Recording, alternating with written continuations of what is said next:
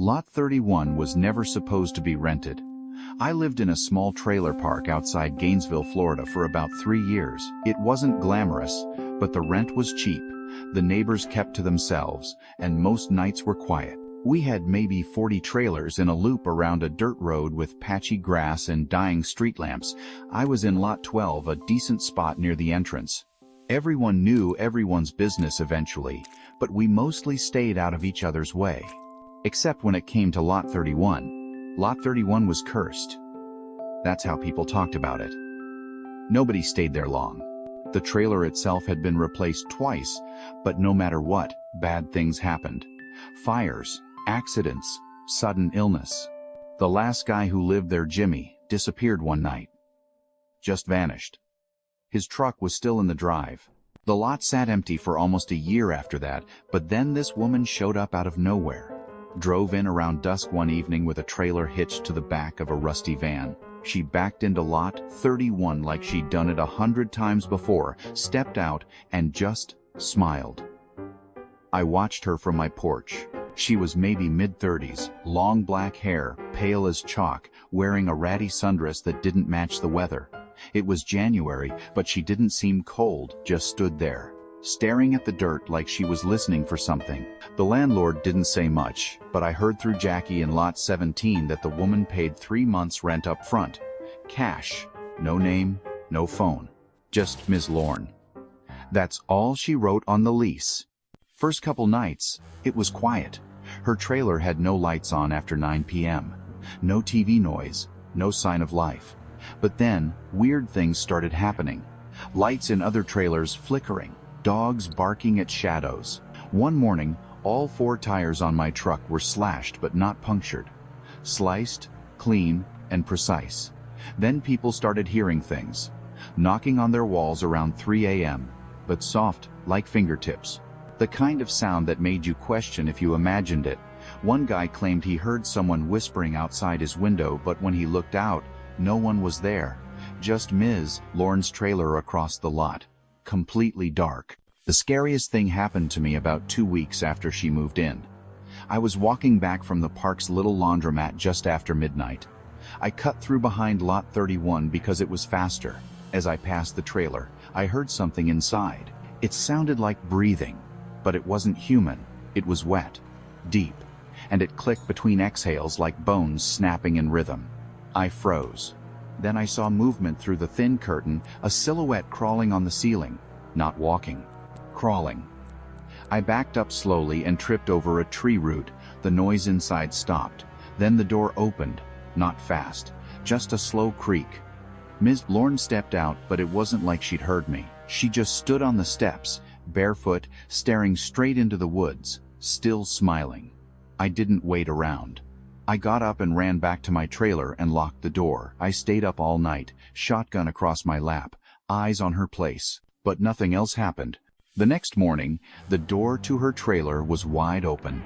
No sign of her. No furniture. No lights. I went to the landlord's office, but he was already there, pale, shaking, muttering that he'd found something inside Lot 31. He wouldn't say what, but later that day, a sheriff's cruiser pulled in and an unmarked black SUV parked behind it. 2 men in suits went into the trailer with duffel bags and Geiger counters.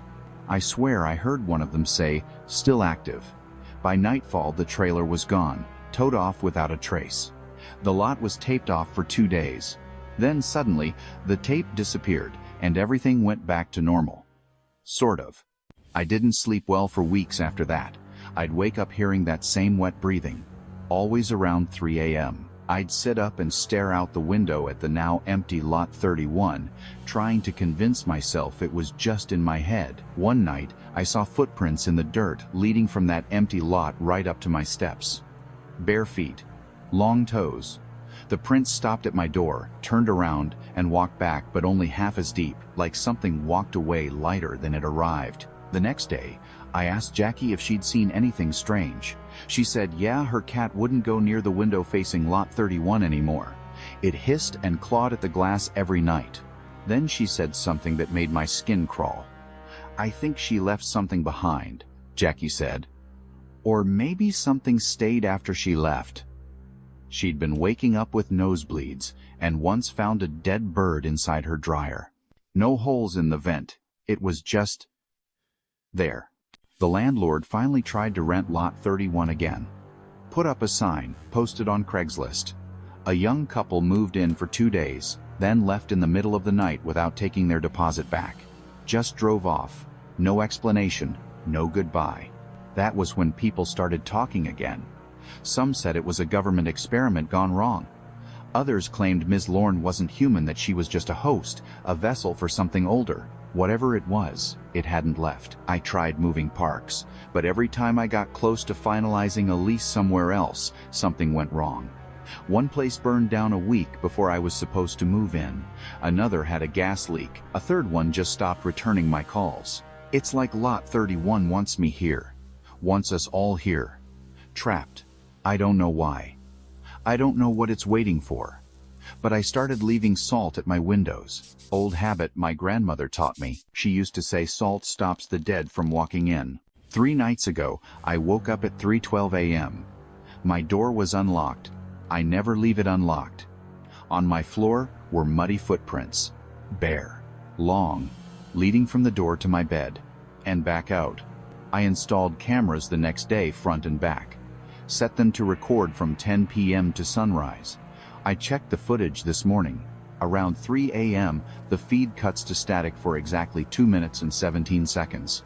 When it returns, everything's the same except a faint shape standing at the edge of Lot 31. Not a person. Tall, thin, featureless. Just standing there. Watching. And then, gone.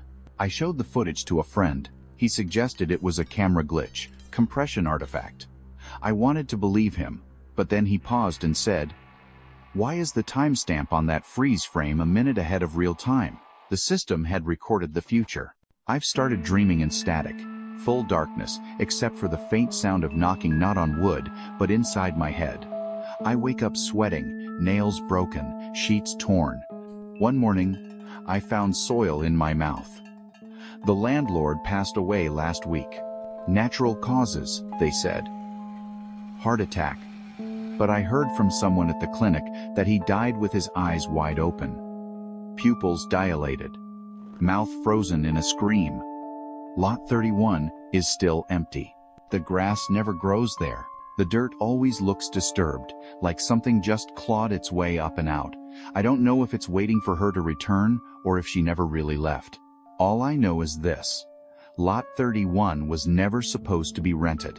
And someday soon, it'll pick someone new. I moved into Lot 6 of Miller Creek Trailer Park during one of the worst storms of the year.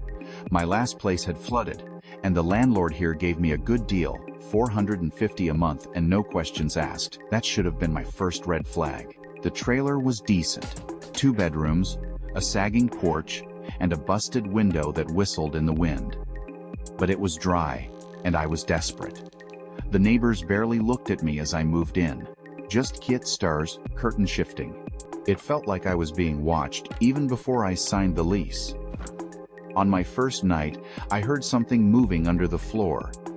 Not mice, not pipes. Something heavier. It scraped, shifted, then stopped. I figured it was plumbing, settling, or rats, but then it knocked. 3 knocks, hollow and sharp, like something rapping on the underside of the floorboards right beneath my bed. I grabbed a flashlight and went outside, shining it underneath the trailer's base. Nothing, just dirt and old cinder blocks. The second night, the knocking came back. Same time, 2:45 a.m., same rhythm. This time, I stomped on the floor. Whatever it was went silent. But then I heard it again, this time near the kitchen, like it was crawling under the entire length of the trailer. I asked my neighbor across the way, a guy named Bo who always wore sunglasses even at night, if he'd ever had rats or raccoons under his place. He looked at me for a long time and said, "You're in Lot 6? I nodded. He just shook his head and muttered, "Didn't think they'd rent that one again." I asked him what he meant, but he just went back inside. The door locked behind him with a metallic click. That night, I barely slept. I put my mattress on the living room floor, as far from the center of the trailer as I could. But around 2:45, the knocking started again. This time, it didn't stop. It traveled bumping and dragging beneath the floor like something was circling me from below. Then I heard a voice, not clear at first. Just a whisper, distorted, like someone trying to speak underwater. But I caught one word: feed. I turned on every light in the house and blasted music just to drown it out. Eventually, it stopped. I started noticing things missing. Small at first, a spoon, a sock, a battery, then larger things. A toolbox disappeared from the porch. The trash can was dragged 40 feet across the lot. But there were no footprints, just long drag marks in the dirt. The trailer park manager, a heavyset guy named Kurt, laughed when I asked if there were raccoons around. "Not around here," he said. "Not anymore." Then he walked away before I could ask what that meant. On the fourth night, I decided to stay up. I sat on the kitchen floor with my phone and a flashlight and waited. Right on time, 2:45, the knocking started. But now it was faster, closer. And then, right under me, I heard scratching, like long nails on metal. The scratching turned into banging. Then the cabinet under the sink burst open, and something launched out, not at me, but toward the floor vent near the fridge. I only saw it for a split second. Pale, hairless, with long limbs and black pits for eyes. I screamed and fell backward. By the time I got to the vent, it was gone. But the metal grill was bent, not from the outside, from the inside. I left that night, slept in my car at a Walmart parking lot, and called the health department the next day. I told them I thought there were dangerous animals in the crawl space. They promised to send someone out. No one ever came. Bo knocked on my door the next evening, said he saw my lights were off and wanted to check in. I told him what I saw. He didn't look surprised. "They say the land used to be a dumping ground," he said, "before the park was built. Chemicals, waste, some kind of lab." I laughed nervously, but he didn't. "That thing you saw?" he whispered. "You're lucky it didn't take more. Lot 6 has a history." Then he gave me something, a mason jar full of dark powder. "Salt and iron shavings," he said. "Line your windows and vents. It won't stop them, but it'll slow them down." I did exactly what he said. That night, the knocking didn't come, just silence, but that somehow felt worse, like it was waiting, like it was planning something. 2 nights later, the woman in Lot 8 went missing. No forced entry, no struggle. Just gone. Her back door was wide open, and her floor vent was twisted up like a soda can. Bo stopped answering his door. The manager's office was locked and dark. I was on my own. I started searching online, trying to find any history about the land, old maps, news clippings, and that's when I found it.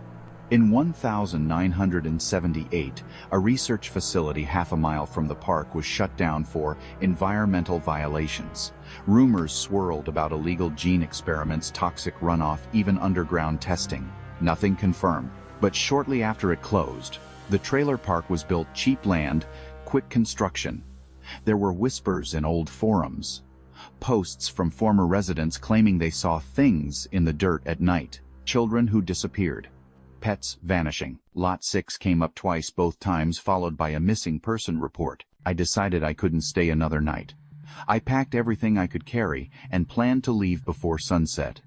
But just as I opened the door, I saw them claw marks on the steps.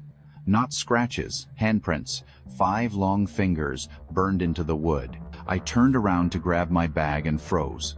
The floor vent near the hallway was wide open, and from the darkness below, I heard breathing, heavy, eager. I ran. Didn't even lock the door. I jumped into my car and floored it out of the park. Didn't look back. Didn't slow down until I hit the interstate. I drove straight to a friend's place 2 hours away and never returned. I tried reporting it. No one took me seriously.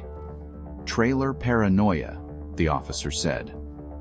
"Old pipes, bad dreams.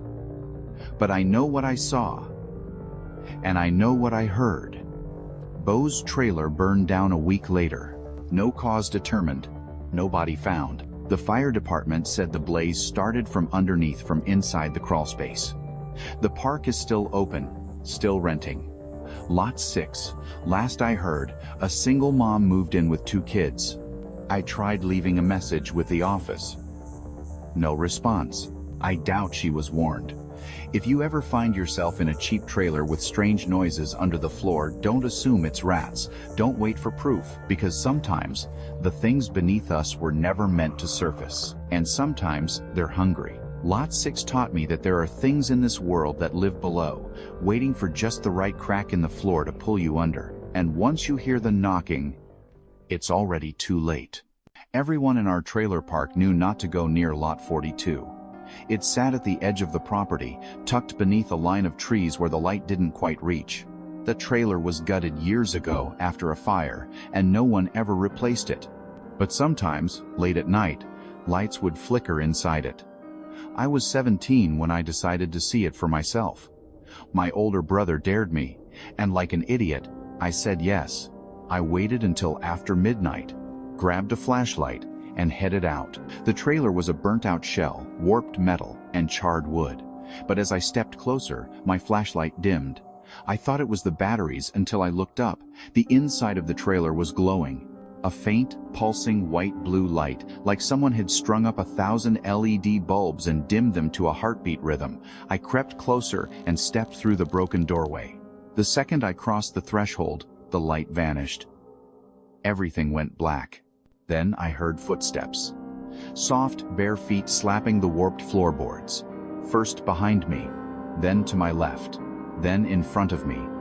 I held my breath. Something whispered my name. I ran. Didn't even look behind me. My flashlight flickered back to life once I hit the dirt path. I didn't tell my brother what happened. He would have laughed. But from that night on, I started seeing that blue light from my bedroom window. Sometimes it stayed on for minutes. Sometimes it blinked in patterns. Once, it pulsed in a slow, steady rhythm. 3 long flashes, 2 short ones. Over and over. I wrote it down. A friend told me it was Morse code for "get out." I started asking questions. Old neighbors, mostly. Most didn't want to talk. One woman finally told me the truth. A man had died in that trailer. Alone. Locked in. He was sick and started hallucinating. Said he saw light people watching him. Said they promised him peace. But when he was found, he'd clawed his eyes out. Walls covered in blood. No lights. No cameras ever caught anything. The lot was condemned after that, but the park never tore it down. 2 nights ago, I woke up to blue light inside my trailer. Not outside. Inside. It flickered across the hallway, coming from the bathroom. I walked over slowly, opened the door. No lights, but in the mirror, I saw something behind me. A shape, human but stretched. Long arms, no eyes, just light pouring from its face. When I turned around, nothing was there. But the light stayed in the mirror. Now it follows me. The lights blink even when I'm at school. In the rearview mirror, reflections in my phone. Always flickering. Always watching. And I think it wants me to come back to Lot 42. Last night, I found a note on my bed. Just 3 words, written in shaky block letters. Let it in. No one had been in my room. No one knew what I saw. I don't sleep anymore. The lights never stop now, and when I close my eyes, I see that face again. White, glowing, smiling without a mouth, waiting. I think I made a mistake. I think it followed me out. If you ever see a light where it doesn't belong, don't go near it. Don't follow it. And for God's sake, don't let it in. There's a trailer at the edge of the park that no one remembers arriving. It wasn't there one day, and then it was. Shiny, silver, and spotless. No car, no moving crew, no sound. Just suddenly. There. I noticed it on my way to work. I walk past that section every day. The lot had been empty for years, overgrown with weeds and broken fence posts, but now the grass was trimmed. A little porch light was on, even though it was mid-afternoon. I asked Mr. Harlan, who manages the park, about it. He squinted at me like I was crazy. We didn't rent out that lot, he said. "It's condemned. Power's been shut off there for a decade." I told him to come look, but when we got there, the trailer was gone. I know what I saw. I even remember the number. Lot 13B. But when I checked the park map, it stopped at Lot 13. No B. Nothing ever existed there officially, according to Harlan. But that night, when I came home from work, the trailer was back. I stared at it from the sidewalk. Every light inside was on. A silhouette moved past the front window, tall, slow, arms slightly too long. Then the porch light flicked off, like it was inviting me closer. I don't know what possessed me to walk up those steps. I just felt drawn in, like gravity had shifted toward the trailer. But when I reached the door, it creaked open on its own. Inside was pitch black, despite all the lights I'd seen seconds earlier. Something smelled off like copper and old wood soaked in rain. The floor felt too soft, like walking on a wet sponge. I stepped inside, whispered, "Hello." That's when I saw it. Dozens of shoes lining the hallway, all old, all different sizes, all facing the door. I turned to leave, but the door slammed shut behind me. The lights flicked on, blinding white, and I heard footsteps in the hallway, but I was alone. The shadows on the wall didn't match mine. They were taller, thinner, and moved, even when I stood still. Suddenly, a cold hand gripped my wrist. I yanked away and ran through the hall, kicking shoes aside. When I got outside, everything went silent. I turned back and the trailer was gone. Just a bare dirt lot with weeds again. I told my neighbor Darlene. She gave me a strange look and said, "That trailer shows up every few years. People go inside, most don't come out. And the ones who do?" She leaned closer. "They aren't the same anymore." I thought she was messing with me until I started seeing that silhouette in my window at night, just standing at the edge of my backyard, never moving, always watching. I set up a camera, left it running all night. The footage showed my backyard empty until 3:17 a.m. when the camera glitched. When the feed resumed, the camera had been moved. It was inside the trailer. It showed the hallway of shoes, the shadows on the walls. And then, just before the footage cut off, a face leaned into the lens, white, expressionless, mouth sewn shut with rusted wire. I moved out the next day, but before I left, I walked to the back of the park, just once more. Lot 13B was still empty, but there were footprints in the dirt, leading up to nothing, then back toward my trailer. Sometimes I still see that porch light in my dreams, flickering on, inviting me closer. And I know someday soon that trailer's going to show up again, and the next poor soul won't be so lucky. When I first moved into the trailer park, there was one lot no one ever touched. Lot 29. It was set back behind the others, with a rotting white trailer and faded pink streamers still clinging to the porch posts. People said it had been abandoned for years, since a little girl died there on her birthday. They said her parents threw her a party cake, candles, balloons, the works. But something went wrong. The girl wandered off. They found her in the woods behind the trailer the next morning. Eyes wide open, smile carved into her face. No sign of who or what did it. They buried her nearby. The trailer sat untouched ever since. Until last week, when someone decorated it again, pink balloons. A banner that read, "Happy Birthday, Emily," in peeling glitter letters. A small cake left on the steps, still warm. No one saw who left it. I walked by and assumed it was some cruel prank until I noticed the candles were lit. In the rain. That night, I heard giggling outside my trailer, high-pitched, playful. I looked out the blinds and saw a small figure skipping down the road. Her dress was soaked. Her head was tilted too far to one side. And when she stopped, she stared right at me from over 100 feet away. I closed the blinds and turned off all the lights. I didn't sleep. In the morning, there was a birthday hat sitting on my front step. Pink, with my name written on it in marker.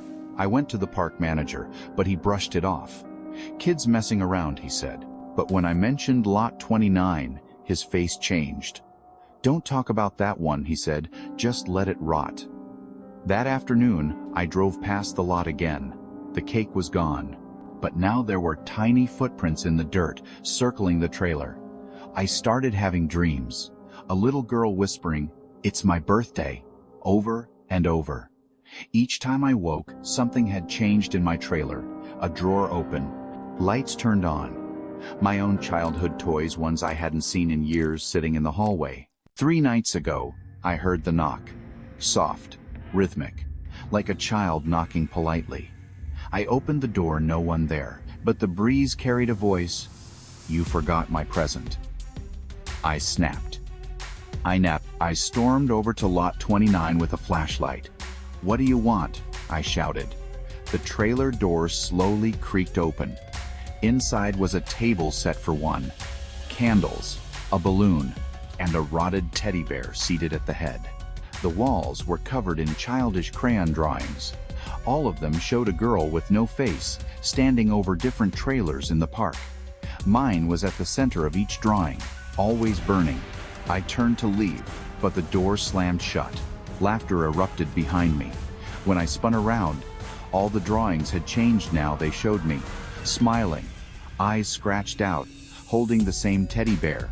The lights flickered, something cold touched my back. A whisper in my ear, "Now it's your party." I kicked the door open and ran back home, packed everything I owned, and left that night. But I still get birthday cards in the mail. No return address, just a single message written in a child's scrawl. "You promised you'd come back. If you ever see pink balloons in the middle of nowhere, turn around. Don't go near, don't smile, and never ever forget her birthday." I used to work nights at a cemetery. It was a part-time gig during my last year of university, and honestly, it sounded peaceful at the time. The pay was decent, and the job mostly involved checking that the gates were locked, walking the perimeter, and occasionally filing overnight maintenance logs. The cemetery was old, like late 1800s old, and sat just outside a rural farming town that hadn't changed much in 50 years. My supervisor, a guy named Stan, had been doing this job for over a decade. He looked like he hadn't smiled in just as long. On my first shift, he gave me the usual orientation where the keypads were, how to reset the cameras, how to report vandalism, but then he added one thing that stuck with me. "Stay away from Section 6 after midnight," he said, dead serious. "And never answer if someone calls your name out there." I thought he was messing with the new guy. "Is it haunted?" I joked. He didn't laugh. He didn't even blink. He just said, "You'll understand eventually." Then he handed me a flashlight, a 2-way radio, and disappeared into his truck like a ghost. The first few nights were fine, quiet. Occasionally, I'd see someone from town sneaking in to smoke or drink, but they'd usually scatter as soon as I clicked on the floodlight. Sometimes a cat or raccoon would trip the motion detectors, and I'd have to walk the perimeter and reset the sensors. Nothing creepy, nothing strange. Until my 7th shift. It was just past 1:00 a.m. when I heard it. My name, clear as day, called from somewhere near the old mausoleums. It wasn't loud, more like a whisper riding on the wind, but it stopped me cold. The voice was familiar. It sounded like my mom. That didn't make sense. My mom lived 2 hours away, and she definitely wouldn't be wandering through a cemetery at night. I told myself I was imagining it, just fatigue and wind through the trees. But as I passed the southern path leading to Section 6, I heard it again. Closer. "Daniel." I froze. I know every horror story says that, but I mean it. I literally could not make my legs move for a few seconds. My body wanted to bolt, but something about the voice held me still. It didn't sound like a recording. It sounded real and wrong. Like someone who had practiced my mom's voice but didn't quite get the cadence right. I radioed Stan, but there was no reply. Static. I checked my phone. Full signal. I turned on my flashlight, and against every instinct in my body, pointed it down the overgrown trail to Section 6. The beam caught nothing but fog and branches. Then I heard footsteps. Not animal footsteps. Human footsteps, slow, deliberate, crunching the gravel path toward me. Still, nothing in the light beam. I raised my radio again, voice shaking. "Stan, come in. I think there's someone in Section 6. The radio hissed, then crackled to life. "Get out of there," Stan said. "Now." Don't turn around.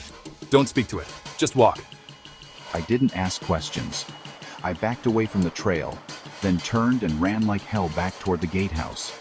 I didn't stop until I locked myself inside the maintenance room and slammed the deadbolt. Outside, I could still hear it, my name, over and over, growing quieter like it was drifting back toward the trees.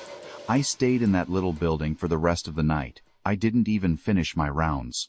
I kept the lights on, clutched the radio, and watched the live camera feed, though the signal kept flickering like something was interfering with it. At one point, the feed to the Section 6 camera just went black and never came back on. When the sun finally rose, I stepped outside and half expected to see something: footprints, disturbed ground, anything to prove I hadn't lost my mind.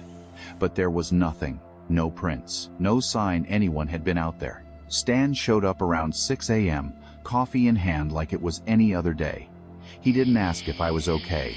He just nodded toward the trees and said, "You heard it, didn't you?" I nodded. "What was it?" I asked. He shrugged. It's not a person. Whatever it is, it knows things. Sounds like people you trust, but it ain't them. Then he leaned in close and added, "Don't let it in, ever." I didn't quit. I should have, but I didn't.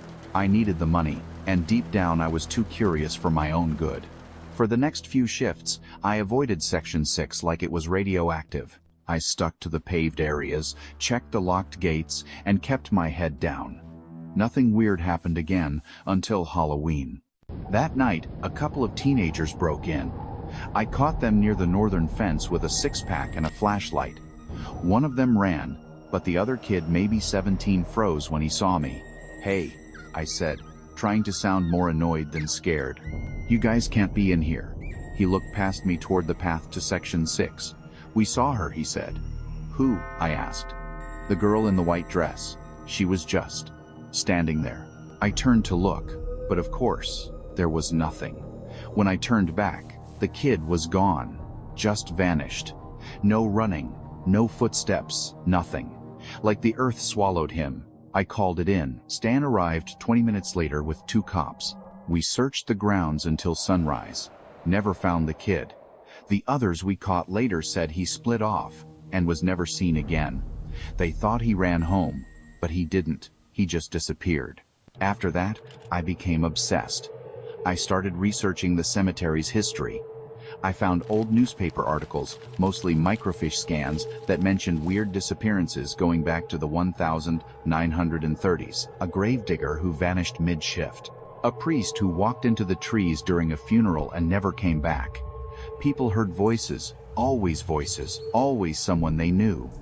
One article mentioned Section 6 by name. It wasn't supposed to exist. It had been unlisted on newer maps of the cemetery, overgrown, unmarked. The graves there dated back to before the Civil War. Unregistered burials, the kind that didn't get names or headstones. Just numbers, scratched into stones. If you could find them at all. That's when I realized, whatever was in Section 6 had always been there. It wasn't tied to one person or time. It had just learned to wait. And when it called your name, if you listened, really listened, you were already halfway gone. 2 weeks after Halloween, I made a mistake. It was a quiet night, clear sky, no wind. I felt bold. Stupid, really. I decided to walk into Section 6. Just once. Just to see. I thought maybe if I didn't listen, if I didn't engage, I could make it through and finally understand what had been haunting that place for decades. I stepped over the rusted chain marking the path, flashlight in hand. It was colder there, noticeably colder, like walking into a fridge. The trees grew thicker, lower, and the gravel path faded into packed earth. The deeper I went, the quieter it became. Not peaceful, smothered. Even my own breathing felt too loud. The graves were almost invisible. Half swallowed by roots and moss, the stones were cracked, some broken in half. I saw one marked only with X and another that had been shattered completely, as if someone had tried to dig it up and gave up halfway. The deeper I walked, the more wrong the air felt. It tasted like rust and smoke. Then I heard it. My name. Again. Daniel. But this time, it was my own voice. perfectly duplicated, from behind me. I stopped walking, heart hammering. "Daniel," it repeated, closer now, like a mocking echo. I clenched the flashlight and didn't turn around. Then I felt breathing on my neck, cold, wet, deliberate. "Daniel," it whispered again. I turned, I couldn't help it, and saw nothing. But the ground below me was moving, like something was crawling under the dirt beneath the graves. Fast, the trees shifted. Or maybe they didn't. But I swear, they began to curve inward, like they were leaning toward me, closing me in. I ran, not walked, not jogged. I sprinted toward the edge of the section, flashlight beam bouncing wildly. Behind me, the voice screamed my name in a dozen different versions. My mom, Stan, me, the kid who vanished. When I crossed the rusted chain again, it all stopped, like a switch had been flipped. The air was normal. The night sounds returned. The whispering gone. My flashlight flickered, then steadied. I stood there, just past the border, gasping for air. That was my last shift. I turned in my keys the next day, and never came back. Stan didn't ask why. He just nodded and said, "I wondered how long you'd last. I don't know if he still works there. I don't want to know. Some places don't let you leave easy." A few months later, I drove past the cemetery on my way to visit an old friend. I didn't plan to stop, but as I passed the front gates, my radio, which wasn't even on, let out a sharp burst of static. Then I heard it again. My name. Daniel. I floored the gas and didn't look back. I've never returned, but I still have dreams. Always the same. I'm walking among nameless graves, the trees leaning in, and someone I love is whispering just behind me. Sometimes I listen, sometimes I answer. I don't think I'm supposed to, but one night, I might not stop myself in time. I worked as a cemetery groundskeeper for 8 years in upstate New York, mostly doing basic landscaping, grave prep, and the occasional repair to old mausoleums. It wasn't glamorous, but I liked the quiet. Cemeteries didn't judge you. They didn't ask questions. And the dead didn't complain. Usually. It was a small operation, just me and one other guy, Jim, who'd been doing the job since before I was born. Jim had a limp and smoked constantly, but he knew every inch of that graveyard like it was his backyard. "Don't dig deeper than 6, he told me on my first day, no matter what. I assumed he meant 6 feet, grave digging protocol, right? But over time, I started to notice something weird. In the northwest corner of the cemetery, near the oldest plots, the ones with crumbling stones and names worn off, Jim always avoided working alone. And if we had to dig there, he brought a flask. One winter, Jim got pneumonia and was out for a month. The cemetery board still expected plots to be ready on time, so I was left to prep a site in the northwest corner by myself. It was an older burial, reinterment from an abandoned church plot. Just dirt and trees, nothing special, or so I thought. The ground was unusually soft. It hadn't rained recently, but the soil crumbled easy, like something had already broken it up.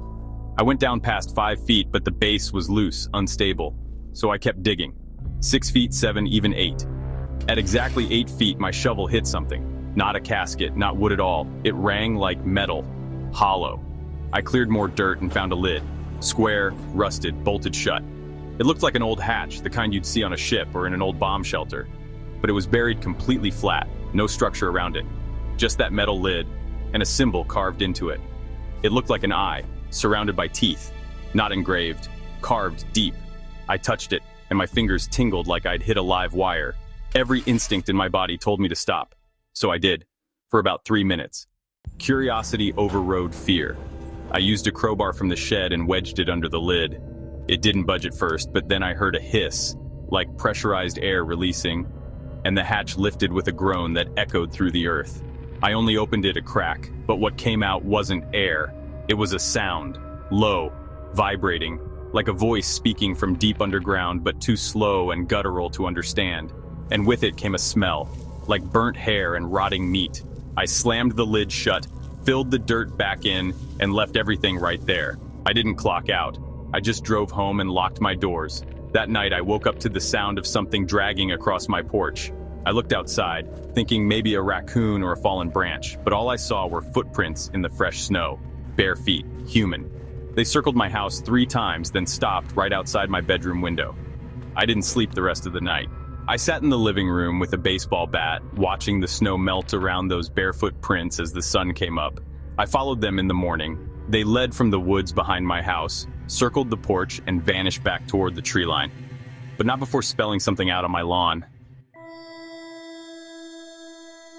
It wasn't a word, just that same eye with teeth symbol pressed into the snow like someone had knelt and traced it with a finger. I called Jim that afternoon and told him everything. He was silent for a long time, then said, "You opened the hatch, didn't you?" I told him I'd barely cracked it. He cursed under his breath, then said, "They buried it for a reason. It's not a grave, it's a lock." When I asked what was down there, he said something I'll never forget. Not who, what, and now it knows you. That night, I boarded up my windows and left every light in the house on. Around midnight, my power went out. Total silence. Then, tapping on the back door, not knocking. Tapping, rhythmic, deliberate, like fingernails. I didn't move. I didn't breathe. It stopped after maybe 10 minutes.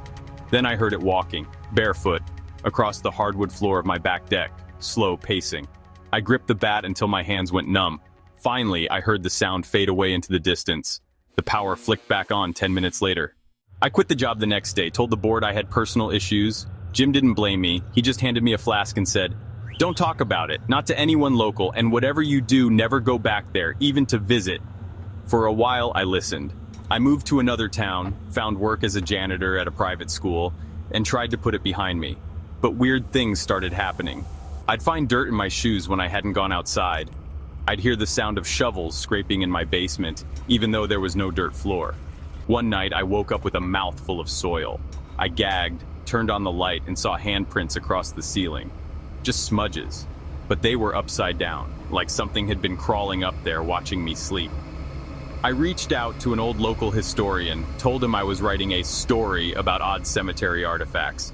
When I mentioned the northwest section and the hatch, he went quiet, then said, "There were rumors, something buried before the cemetery was even built, not a person, something older." He said the old property records listed the area as cursed ground. Native tribes avoided it, calling it a thin place, a spot where things could cross over, but only if someone opened the way. And the carvings? Those were warnings, not decorations. I asked the historian if he thought it was still active. He hesitated. "If something like that is stirred," he said, "it doesn't go back to sleep, not without a cost." He suggested I move far away. "Water helps," he added cryptically. "Deep, moving water. It can't follow easily through rivers." So I moved again, this time to Oregon. Rented a place near the Columbia River. For the first few months, things were quiet, peaceful even. But on the 94th night after I left New York, I counted. I heard it again. A knock on the window, same rhythm, same pressure in my chest. That same voice, slow and gravelly, whispering my name. I called Jim the next day. The number was disconnected. I looked up his obituary. He died 2 weeks earlier. Heart failure, alone in his house. His front yard had bare footprints in the dirt. His neighbors assumed it was teenagers. I knew better. I thought about going back to the cemetery, maybe sealing the hatch again, maybe burning the ground. But the hatch was buried. I'd filled it in myself. What good would it do? Whatever I'd awakened had already attached itself to me. I started keeping salt by the windows, left iron nails across my doorways, hung old iron keys above the bed, an old superstition I read online. It helped a little. The whispers stopped for a time, but the dreams didn't. In the dreams, I'm always digging. I don't want to, but I can't stop. My hands are bloody, nails cracked, but I keep digging into that black earth. I hear breathing beneath me, sometimes laughter, and every time I wake up, I swear there's dirt under my fingernails. Last week, I got a package, no return address. Inside was a Polaroid photo. It showed the northwest section of the cemetery, freshly dug. The hatch was open, wide open. The photo was dated 2 days prior. I hadn't told anyone where it was. No one should have known. I don't sleep much now. I've moved again to a basement apartment downtown. No yard, no soil, just concrete and steel. Still, sometimes I hear footsteps in the hallway at 3 a.m. slow. Bare, dragging. They never knock, but I know they're waiting. I've thought about turning myself in somewhere, maybe a psych ward, maybe a church. But what would I say? I opened something that wasn't meant to be found and now it follows me? No one would believe me. Hell, I barely believe myself. But I know what I saw. I know what I hear. So if you ever find yourself digging in an old cemetery and your shovel hits something metal, stop. Don't get curious, don't touch it. Just fill it in. Walk away and forget it ever happened, because there are things under the ground that aren't dead, they're waiting, and they remember who disturbed them. My family owns a plot of land in rural Kentucky, about 20 acres of wooded hills and thick underbrush that used to belong to my great-grandfather. It's been passed down for generations and most of us never go near it. It's not just remote, it's wrong. People say it feels heavier than it should, like the trees are watching. There's an old cemetery at the highest point on the land, about a dozen stones, most of them cracked or leaning, with dates going back to the early 1800s. All family, great aunts, distant cousins, children that died young. But there's one structure that's not like the rest. A stone vault built into the side of the hill, no door, no window.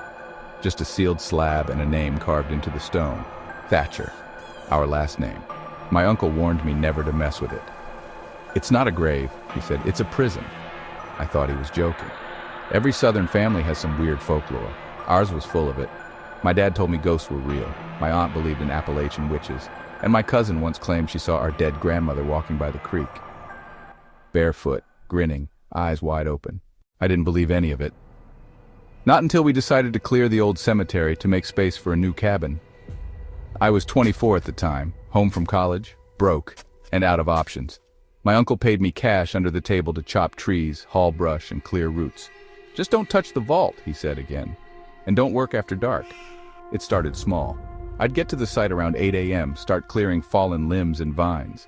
But every time I passed that stone vault, my tools would malfunction.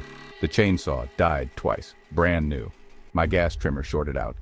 Even my phone shut off when I got within 5 feet of the slab. The strangest part was the sound.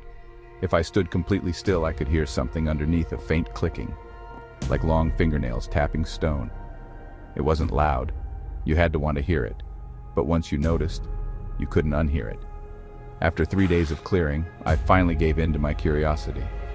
I waited until dusk, just enough light to see, but late enough that no one would bother me. I brought a crowbar and a flashlight, intending only to pry a piece of the slab loose, just enough to peek inside. Just enough to know. The stone was heavier than it looked. But the moment I wedged the crowbar under the corner, the air shifted. Everything got colder. The woods went dead silent. No bugs, no birds, not even wind. I felt pressure in my ears like I'd gone underwater. Still, I pried. The corner broke with a loud crack and a rush of dust billowed out. Not like old tomb dust. This smelled like sulfur, rotten eggs and old ash. I shined my light inside. The space wasn't big, maybe 6 feet deep, 4 feet wide. But I saw marks. Deep claw marks all over the stone walls, like something had tried to claw its way out. And in the center of the floor was a pile of bones. Not human. Too long, too thin, curved like insect limbs. And at the top, resting on the pile, was a skull, grinning, elongated with far too many teeth. I dropped the flashlight and stumbled back. The light landed facing the vault, and in that beam, I saw something move. At first I thought it was a trick of the light. Dust, maybe. But then I saw it again. Something shifting in the far corner of the vault. A ripple in the air like heat rising off pavement. Then a shape began to emerge. Thin, twitching. Pale gray skin stretched tight over a skeleton that didn't look quite human. It moved like it had forgotten how. Every limb bent wrong. Its head twitched with sharp, snapping motions like it was listening or smelling. I couldn't breathe. I couldn't look away. Then it turned its head and I swear to God, it smiled. I ran, full sprint downhill through brush and roots. I didn't stop until I reached the road, scratched and bleeding. I drove straight to my uncle's house, burst through the door and screamed, "There's something in the vault!" He didn't look shocked. He just sat down and said, "You let it out, didn't you?" He poured us both a drink. Then he told me the truth. My family had sealed something in that vault over a century ago, something they found in the woods, or something that found them. My great-great-grandfather was part of a group that practiced some kind of Appalachian blood ritual. They thought they could control it, but it got stronger. It fed on them. When they couldn't contain it anymore, they trapped it, buried it alive in a tomb of consecrated stone with symbols carved to suppress its hunger. The claw marks I saw were real. It had tried to escape for decades. And now, thanks to me, it had a crack to slip through. "We're not safe anymore," my uncle said. "Not you, not anyone with our blood." That night, the woods around our house came alive. Dogs barked all night, coyotes scattered and didn't return. We heard branches snapping, not like wind, like something big was moving just out of sight. Around 3 a.m., I woke up to footsteps on the porch. Not heavy, not stomping, but careful, intentional. Something sniffed the air through the screen. I held my breath. Then came a sound I can only describe as a chittering, like dozens of teeth grinding together just outside the window. The next morning we found the barn torn open, not collapsed, ripped, like something had dug claws into the wood and peeled it back. Inside, my uncle's goats were gone, all of them. No blood, no tracks, just scratch marks all over the walls and ceiling. We tried to reseal the vault, returned to the hill at noon, broad daylight. I brought bags of concrete, salt, and a rifle. The slab was cold to the touch, too cold for summer. I never looked back inside. I just poured the concrete, recarved the old symbols, and covered it in stones. My uncle said prayers in a language I'd never heard before. It's been 6 months. We haven't seen it since. But some nights the trees go quiet again. The clicking starts up under the ground, and every so often my trail cameras catch something at the edge of the cemetery, just out of focus, just beyond the light. Watching, waiting. Last month I found claw marks on my bedroom window. 3 long scratches deep enough to catch the moonlight. They weren't fresh, weeks old, but they weren't there before. I'm not sure how they got there. My uncle won't return my calls. I don't know if he's scared or if he thinks I'm cursed. But I don't blame him. I don't want to talk to anyone, not even my family, because once you wake something like that, it doesn't just stay buried. Sometimes, when the wind is right, I hear that clicking again. It's softer now, almost playful, like whatever's beneath the hill is toying with me, waiting for me to slip up, waiting for the slab to crack again. I've moved twice since then. No more woods, no more hills, just apartments and streetlights. But the shadows follow. At night, I feel eyes on me. Cold, empty eyes that don't blink, the kind that never leave. Last week, I dreamed of the vault. The slab cracked open and that creature crawled out. It whispered my name, slow and patient. "Thatcher," it said, voice like 1,000 nails scraping on stone. I woke up gasping, heart racing. I don't know if I'll ever be free of it. Maybe it's tied to my bloodline, or maybe it's just waiting for the right moment to come back. All I know is that every time I hear that clicking, I'm reminded, some things in this world aren't meant to be disturbed. I thought the vault was a prison, but now I'm not so sure. Maybe it was a warning. Maybe it was the only thing keeping the darkness at bay. And maybe, just maybe, the real terror isn't what's trapped beneath the hill. It's what happens if it ever breaks free. So if you ever find yourself near a forgotten cemetery or an old family vault, or a stone slab carved with symbols you don't understand, do yourself a favor. Walk away. Don't pry. Don't listen to the tapping or the clicking. Because whatever's waiting down there has been patient for a long time, and if it calls your name, don't answer, because once you do, it never forgets. It never lets go, and it always comes back. Hospitals are beacons of hope. They are places of healing, science, and life. During the day, their halls buzz with a controlled chaos. Doctors rush from room to room. Families wait anxiously in designated areas. Nurses orchestrate a symphony of care, their movements precise and purposeful. The air is thick with the sounds of life, the beeping of monitors, the rolling of carts, the constant hum of conversation. It is a world where every second is accounted for, where logic and medicine are the reigning kings. But when the sun sets and the visiting hours end, something changes. The hospital transforms. It becomes an entirely different world, one ruled by shadows and silence. The transition from day to night is subtle at first. The bright, clinical lights are dimmed, casting long, distorted shadows down empty corridors. The hustle and bustle fades into a low, persistent hum. Footsteps that were once lost in the daytime noise now echo with an unsettling clarity, each one a lonely note in the vast quiet. This is the world of the night shift. It is a time when the veil between the ordinary and the extraordinary feels thin. The stillness is not peaceful. It is heavy, charged with an unseen energy. It's a silence that seems to be listening, waiting for something to break its hold. This is when the stories begin. For those who work the solitary hours after midnight, the hospital reveals its hidden face. They are the guardians of this quiet, liminal space. They are doctors, nurses, therapists, and orderlies who navigate the darkened floors while the city outside sleeps.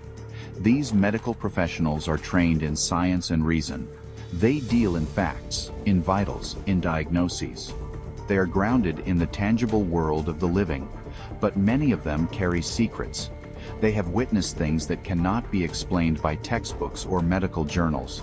They have experienced moments that defy all logic, moments that have made them question the very nature of life and death. These are not the kind of stories shared during morning rounds. They are whispered in hushed tones in empty break rooms or shared over a late-night cup of coffee.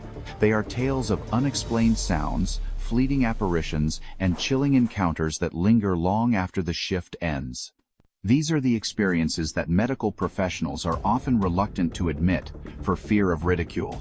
But the stories persist because they are real to those who live them. They are a chilling reminder that in a place where life and death are constant companions, sometimes the dead do not rest.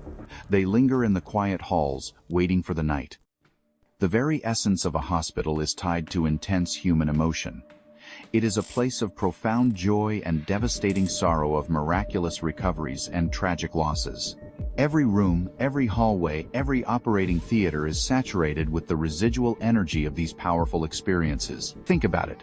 People are born there and people die there. They fight for their last breath in these beds. They say their final goodbyes in these rooms. This emotional residue doesn't just dissipate when a room is cleaned. It clings to the walls, it seeps into the floors, it becomes part of the building's very fabric, creating an environment ripe for paranormal activity. This is why so many ghost stories originate from hospitals. It is a place where the barrier between worlds seems most fragile. Medical staff are trained to be observers. They notice things others might miss: a subtle change in a patient's breathing, a flicker on a monitor, a shadow in the corner of their eye. They are attuned to the faintest signals of distress. So when they witness something that falls outside the realm of their training, it hits them with a unique force. They are not prone to fantasy. Their minds are sharp, analytical, and focused on reality. When they report seeing a figure standing at the end of a hall or hearing a voice from an empty room, it cannot be easily dismissed.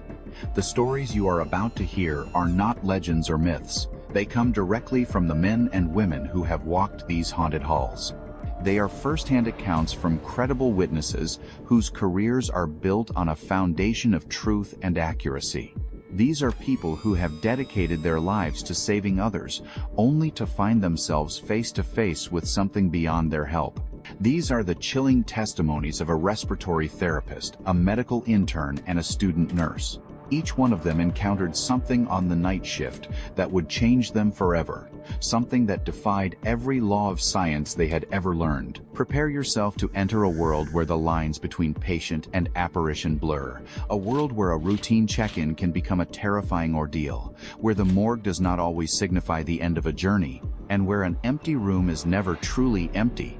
These accounts serve as a stark reminder that some places are marked by tragedy. They remind us that even in our most modern, sterile environments, the past is never truly gone. It waits patiently in the darkness, for the right moment to make its presence known, and it always chooses the dead of night. My name is Alex. For years, I worked as a respiratory therapist, specializing in the night shift at a large urban hospital. I preferred the quiet, fewer doctors making rounds, fewer family members crowding the hallways, and most patients were asleep, or at least trying to be. The night had a rhythm of its own, a slow, steady pulse that was a world away from the frantic energy of the day. But that quietness wasn't always peaceful. There was a certain kind of stillness that settled over the hospital after midnight, an unnatural calm that always felt deliberate, as if the building itself was holding its breath. It was a feeling I could never quite shake, a low-grade hum of anxiety that became my constant companion. It was a Tuesday, a little after 2 a.m., when the tranquility of my shift was shattered. The phone at my station rang, its shrill sound cutting through the silence like a knife. It was the nurse from the cardiac floor, a woman named Maria. Her voice was clipped, strained, a telltale sign of urgency that immediately put me on high alert. She told me a patient in room 313 was desatting, his oxygen levels dropping at an alarming rate. On the surface, it sounded like a routine call, something I dealt with almost every night. But there was an undercurrent of something else in her voice, a tremor of fear that went beyond medical concern. She wasn't just worried about his vitals, she was spooked. I grabbed my portable oxygen tank and a non-rebreather mask, my mind already running through the standard protocols. As I made my way through the labyrinthine corridors, the hospital seemed to grow darker, the shadows longer and more menacing. The third floor, home to the cardiac unit, always had a particular chill to it, a sterile cold that seeped into your bones. The lighting up there was notoriously bad, a series of flickering, yellow-hued fluorescent bulbs that hummed with a low, incessant drone. Every creak of the linoleum floor echoed unnaturally, and the walls themselves seemed to absorb sound, muffling the distant, reassuring beeps of the monitors into something faint and ghostly. As I rounded the final corner toward the nurse's station, I noticed something profoundly wrong. The station was completely deserted. There was no charge nurse hunched over paperwork, no aides milling about, not even the usual clutter of charts and coffee cups. It was just an empty desk under the sickly yellow light. A chilling silence had fallen over the entire floor, broken only by the faint, rhythmic beeps from distant rooms. This was more than unusual. It was unheard of. The cardiac unit was a high-risk floor. The nurse's station was the command center, the heart of the unit. It was never, ever left unattended. A knot of dread tightened in my stomach. Something was very wrong here. I approached the door to room 313, my footsteps feeling unnervingly loud in the oppressive silence. I knocked firmly, announcing my presence. "Respiratory," I called out. There was no response from within, not a sound. I waited a moment longer before pushing the door open, its hinges letting out a soft groan of protest. The air that billowed out from the room was shockingly cold, a stark contrast to the already cool hallway. It carried the familiar, sharp scent of antiseptic, but underneath it was something else, something metallic and old. It reminded me of dried blood, a coppery tang that clung to the back of my throat and made my skin crawl. The feeling of dread intensified, morphing into genuine fear. The patient, a man named Mr. Halperin, was lying motionless in the bed. His eyes were wide open, fixed on a point on the ceiling with an unnerving intensity. The monitor beside his bed confirmed the nurse's call, its display showing a dangerously low oxygen saturation level. Yet, his breathing appeared calm, almost unnaturally so. There were no visible signs of distress, no gasping, no labored chest movements, no panicked expression. There was only that unwavering, vacant stare. He looked like a wax figure, a perfect but lifeless replica of a man. The sheer stillness of his body was more frightening than any struggle for breath could ever have been. "Mr. Halperin?" I asked, my voice sounding small and thin in the cold room. I moved closer to the bed, my rubber-soled shoes making no sound on the floor. I reached out and touched his shoulder, hoping to elicit some response. A flinch, a glance, anything. His skin was like ice. A jolt went through my arm, a visceral shock that sent a wave of nausea through my stomach. Living human tissue should not feel like that. It was the cold, clammy touch of marble, the unmistakable feel of a body that had already lost its warmth, its life. My training kicked in, overriding the panic that was beginning to cloud my thoughts.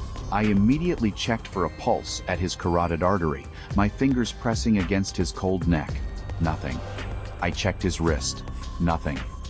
His skin was clammy, his body limp. He was gone. I reached over to silence the blaring alarm on the monitor and pulled out my radio to call a code blue, the emergency signal for cardiac arrest. But as I turned back to look at him one last time, something impossible happened. He blinked. It was not a twitch or a spasm. It was a slow, deliberate blink, his eyelids closing and then opening with a surreal calmness. His chest remained still. There was still no pulse, no breath. But I swear to God, he blinked right at me. For a second, I was completely frozen, my hand hovering over the call button on my radio, my mind struggling to process what my eyes had just seen. The room seemed to darken around me, the corners filling with shadows that hadn't been there a moment before. It felt as if the very air had grown heavier, pressing in on me. A man with no pulse, no breath, no sign of life, had just looked at me.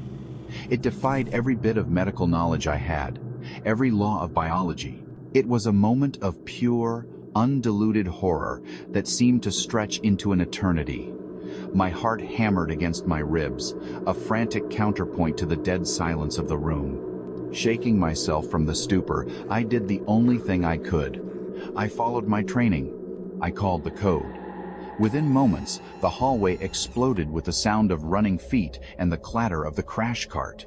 The code team, a doctor and 2 nurses, burst into the room, their faces grim and focused. I tried to explain what I had witnessed, my words tumbling out in a rush. "He has no pulse," I stammered. But he was conscious. He blinked at me. They gave me a brief, dismissive look, the kind you give to someone who is clearly overwhelmed. "Shock can do strange things, Alex," the doctor said curtly. "Sometimes the brain fires one last time." He brushed past me, his attention already on the body in the bed. The doctor performed a quick assessment, confirming what I already knew. Mr. Mady. Halperin was dead. Unquestionably. No heartbeat, no respiratory effort, pupils fixed and dilated. He was pronounced dead at 2:17 a.m. The team worked with a detached efficiency, disconnecting the monitors and preparing the body. I stood by the door, feeling like an outsider in my own experience, my heart still racing as I tried to reconcile the doctor's rational explanation with the chillingly deliberate blink I had seen. After they left, I lingered for a moment, glancing back at the empty bed. The monitor was off, its screen black, but I could still hear a faint beeping, a slow, steady rhythm like a distant heartbeat. The next night, I did everything I could to avoid the 3rd floor, but my pager went off for another patient in the same room. Room 313. This time, I wasn't going alone. I asked the assigned nurse, a woman named Clara, to come with me. She was new to the hospital, and I didn't want her to face whatever was in that room by herself. She was quiet as we rode the elevator up, but I caught her glancing at me nervously, as if she wanted to say something but couldn't find the words.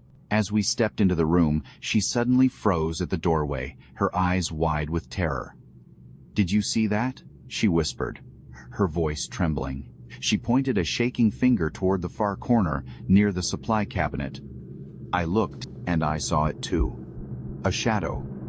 A dark, man-shaped void that wasn't cast by anything. The shadow was a patch of pure darkness, denser than the surrounding gloom. It had the distinct silhouette of a person standing perfectly still, watching us. It didn't flicker or fade. It just hung there in the corner. A silent, menacing presence. I instinctively reached for the flashlight on my belt and aimed the bright beam directly at the corner. The light cut through the darkness, illuminating a plain, empty space. There was nothing there. No person, no object, nothing that could have cast such a distinct shadow. But when I lowered the flashlight, I could still feel it. A cold spot in the room, a lingering sense of being watched by unseen eyes. Clara was pale, her face a mask of fear. She took a step back into the hallway, refusing to go any farther into the room. We tended to the patient as quickly as we could, the sense of dread making our movements clumsy and rushed. We barely spoke, the unspoken terror creating a thick barrier between us. Later that night, huddled in the relative safety of the staff lounge, Clara finally broke her silence. "I used to work in palliative care before I came here," she said, her voice barely a whisper as she stared into her coffee cup. "Room 313. It's not right. There are stories." She told me that a patient, a young woman suffering from severe depression, had hanged herself in that very supply closet about a year ago. It happened during the night shift. No one was supposed to talk about it. The hospital had covered it up to avoid a scandal. After my shift, I tried to look it up. As expected, there was no public record, no incident report I could access. Official hospital documents were clean, but the story gnawed at me. I found one of the older, semi-retired nurses who sometimes picked up shifts, a woman who had been at the hospital for over 30 years. When I asked her about a suicide in room 313, she hesitated, her eyes darting around as if to make sure no one was listening. Finally, she nodded grimly. "It happened," she admitted in a low voice, We don't assign that room anymore unless we're completely full. There are too many occurrences.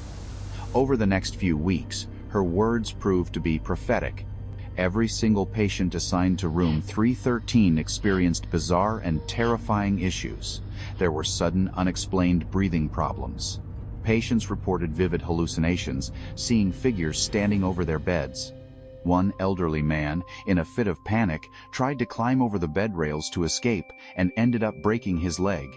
The most disturbing case was a young woman admitted for a minor arrhythmia.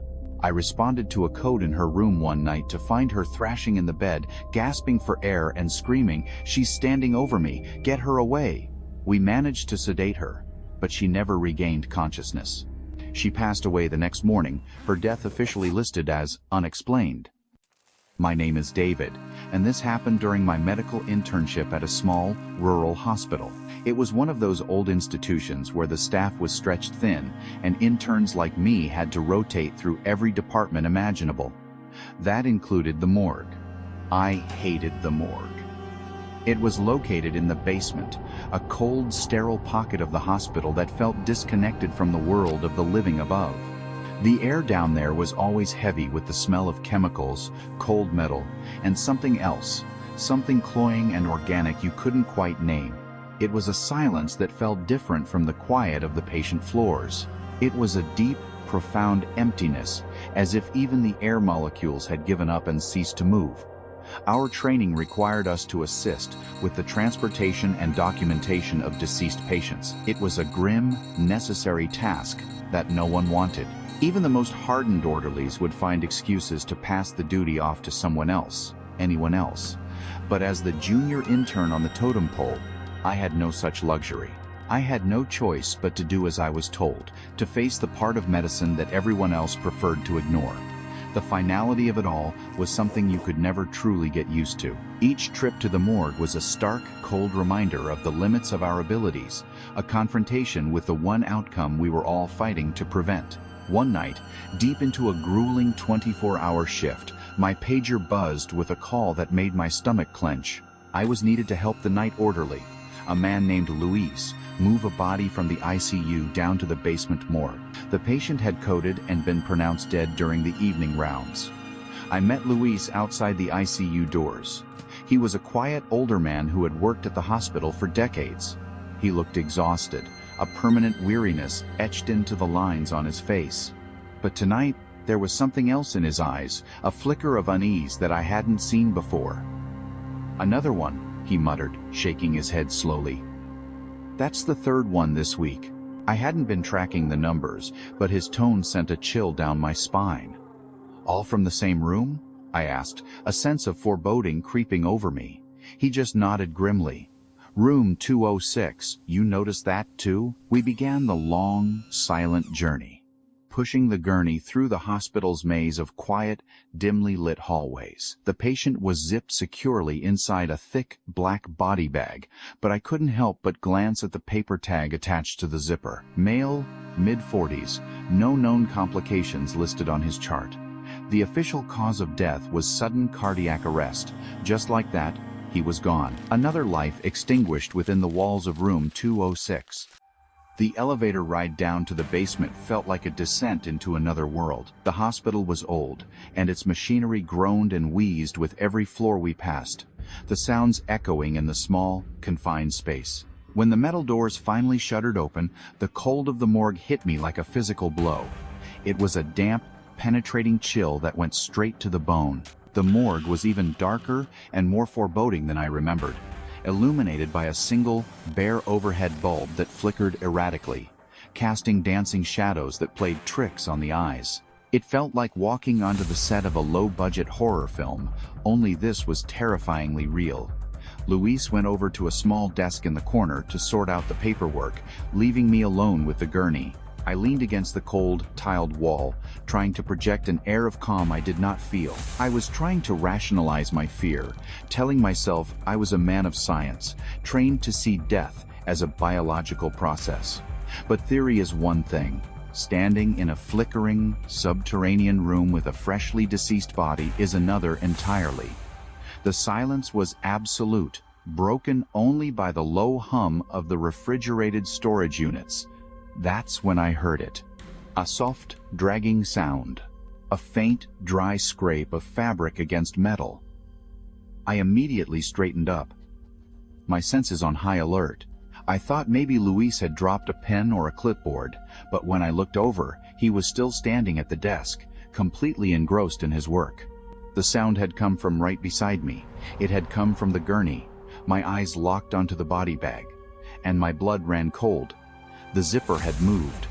It had only slid down by an inch, maybe two, but I knew for a fact that it had been zipped all the way to the top when we left the ICU. A wave of panic washed over me, my heart starting to pound in my chest. "Luis," I called out, my voice coming out as a shaky whisper. "Are you sure this guy was officially declared dead?" Luis walked back over, the completed form in his hand, a look of weary annoyance on his face. "Time of death was 8:16 p.m., he recited from memory. I was there. No heartbeat, vitals were flat for over 20 minutes. "He's gone." He frowned, sensing my panic. "Why do you ask?" I couldn't speak. I just pointed a trembling finger at the zipper. "I didn't touch that," I managed to say. He followed my gaze, and his expression hardened. He stepped forward and, without a word, zipped it firmly back up. "Sometimes air escapes the lungs," he said gruffly. "Muscles twitch post-mortem. It's normal." But his eyes betrayed him. It didn't feel normal. Not at all. We slid the gurney into one of the empty, refrigerated chambers. The heavy, stainless steel door closed with a loud, definitive clang that echoed through the cold room.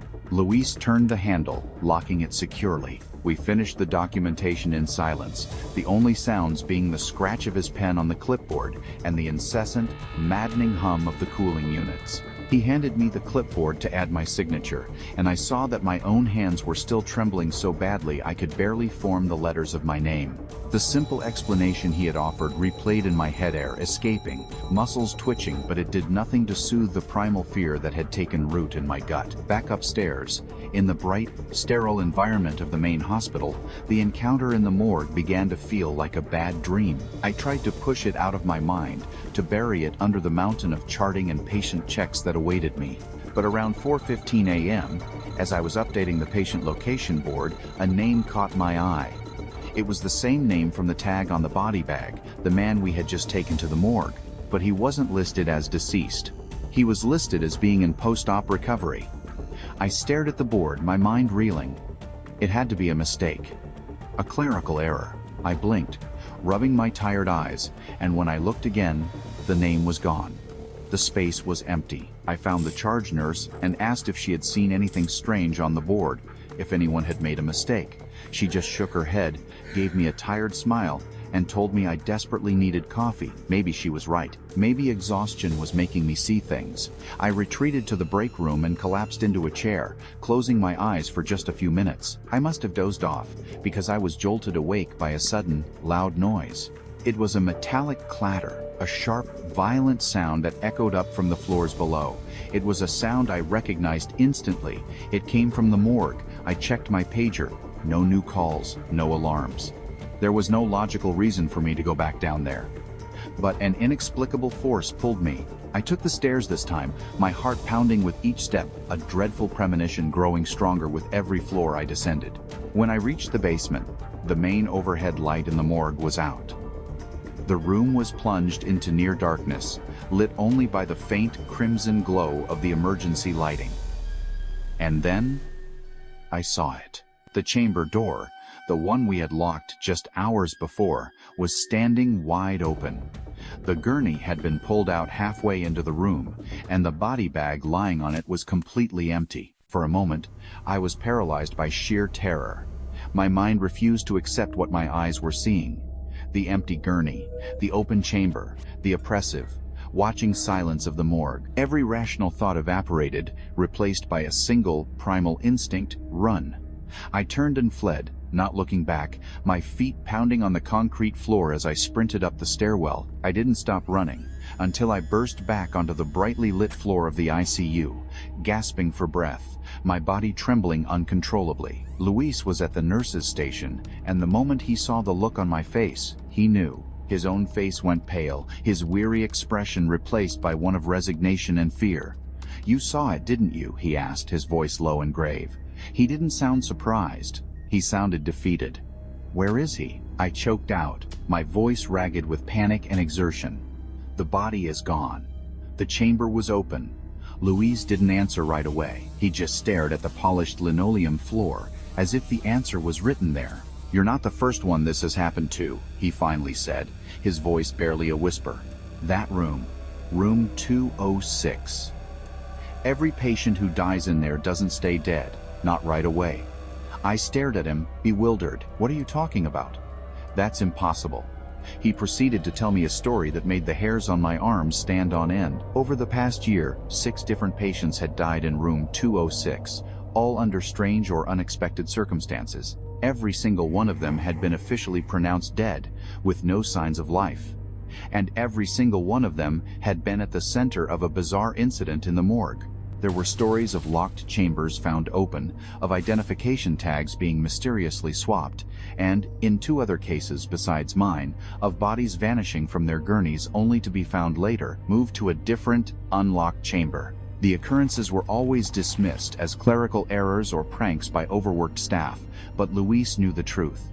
A week after my terrifying experience, a memo was circulated. Room 206 was being closed indefinitely for renovations. Hospital staff were told it was due to issues with the plumbing and ventilation systems, but we all knew the real reason. The room was never renovated. The furniture was removed. The number was taken off the door, and it was sealed shut. They never reopened it. It remains an empty, silent void in the middle of the 2nd floor. The official story is that the hospital simply didn't need the space. But those of us who worked the night shift, those of us who had made that long walk to the basement, we knew why that door would remain locked forever. Some places hold on to death, and whatever was in room 206 refused to let its victims rest in peace. My final year of nursing school included overnight shifts at a long-term care hospital, mostly elderly, mostly silent. The administration called it character building. They promised quiet. They didn't warn us about the kind that presses in on your mind. My supervisor, Mrs. Chuma, was all business. She told me, "Walk the East Wing every hour. Check vitals. Don't deviate." As she left, she paused. "If you see someone in the halls who shouldn't be there, stay put. Don't follow, don't ask." I thought it was a joke. Her face said otherwise. Alone under the desk lamp, her warning echoed in my head. All the patients here were bedbound. Who could possibly be walking? At 2 a.m., I started my rounds, the only sound, my shoes squeaking. Room 118, Mr. Nikosi, 6 years in a coma, unresponsive, unchanged. His room was frozen in time, the monitors beeped steady as ever. As I passed, I heard something impossible, a whisper. Not the hum of a machine, not the sigh of an old building. Whispering, from a room where no one should speak. I stopped, heart pounding. Listening to the dark, I froze, listening. The door to 118 was ajar, darkness inside. No TV, no radio, no visitors. But I heard 2 voices sewn near the bed, one farther away, frantic and conspiratorial. Mr. Nkosi couldn't talk. No one should be in there. I pushed the door open. The whispering stopped. Silence, except for the monitor's glow. Mr. Nkosi lay motionless except his eyes were open, focused, tracking me. His chart said, non-responsive, eyes always closed. This was impossible. He stared, aware, as if warning me. I stepped back. The monitor's steady beep flatlined into a shrill whine. I ran for help. Mrs. Chuma met me. Already knowing, "Room 118? I nodded. She muttered. "3rd time. Every time they wake, they die within minutes." The code team revived him briefly, but he died again at 2:19 a.m. I stood in the corner, haunted by those knowing eyes. Some awakenings are final. After the code, we moved Mr. Nkosi's body. The memory of his stare lingered. The next night, I walked the same rounds, anxiety twisting inside me. Room 118 was empty, but the whispering returned louder from inside the walls. My name, repeated in a chilling whisper. I stumbled back. The lights flickered, then blazed painfully bright. At the end of the hall, a figure in a hospital gown stood, unmoving. I called out, but it didn't respond. I approached, cautious. 10 feet away, the hallway plunged into total darkness. I fumbled for my phone's flashlight. When I shone it, the figure was gone. The light snapped back on. Mrs. Chuma stood behind me, face grim. I told you, she said, don't follow them. Some warnings are meant to be obeyed. I never forgot. In the lounge, Mrs. Chuma told me the truth. Every coma patient in 118 woke up and died within minutes. After each death, staff saw a silent figure in the east hallway, sometimes a nurse, sometimes a patient, always watching. Why use the room? I asked. Not enough beds, she said, and it always comes back to 118. The next night, a new patient was moved in. I did my rounds, dread heavy in my chest. At 2:12 a.m., the whispering started. I kept walking, eyes forward, remembering the warning. The lights went out. Bare feet shuffled behind me. I didn't look back. The whispers grew louder, then stopped. The lights returned. The hall was empty. The new patient died the next day. No cause, no warning. I finished my rotation and vowed never to return. On my last night, the intercom crackled as I passed 118.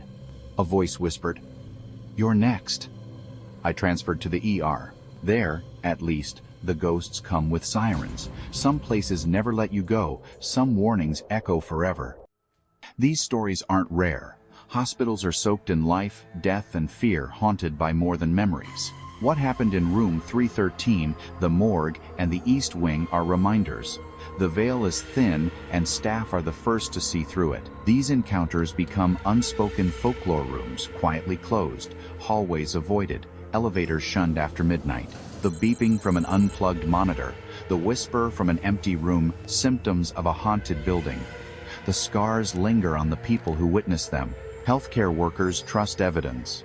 But what if the evidence is impossible?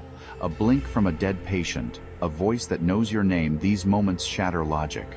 They force us to face the unknown. The persistence of these stories proves, even in a world of science, ancient fears survive. At night, hospitals become primal spaces where barriers crumble. Haunted rooms and restless spirits are more than tales, they're testimony from those who've seen the other side. Where life ends, the story isn't always over. Sometimes it's just beginning.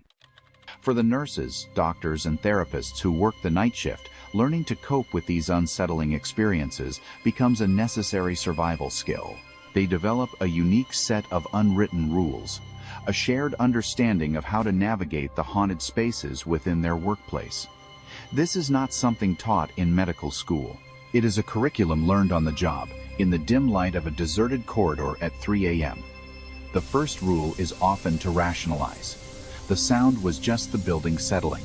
The flicker of movement was just a trick of the light, a product of exhaustion. This is the mind's first line of defense, an attempt to fit the inexplicable into a logical framework.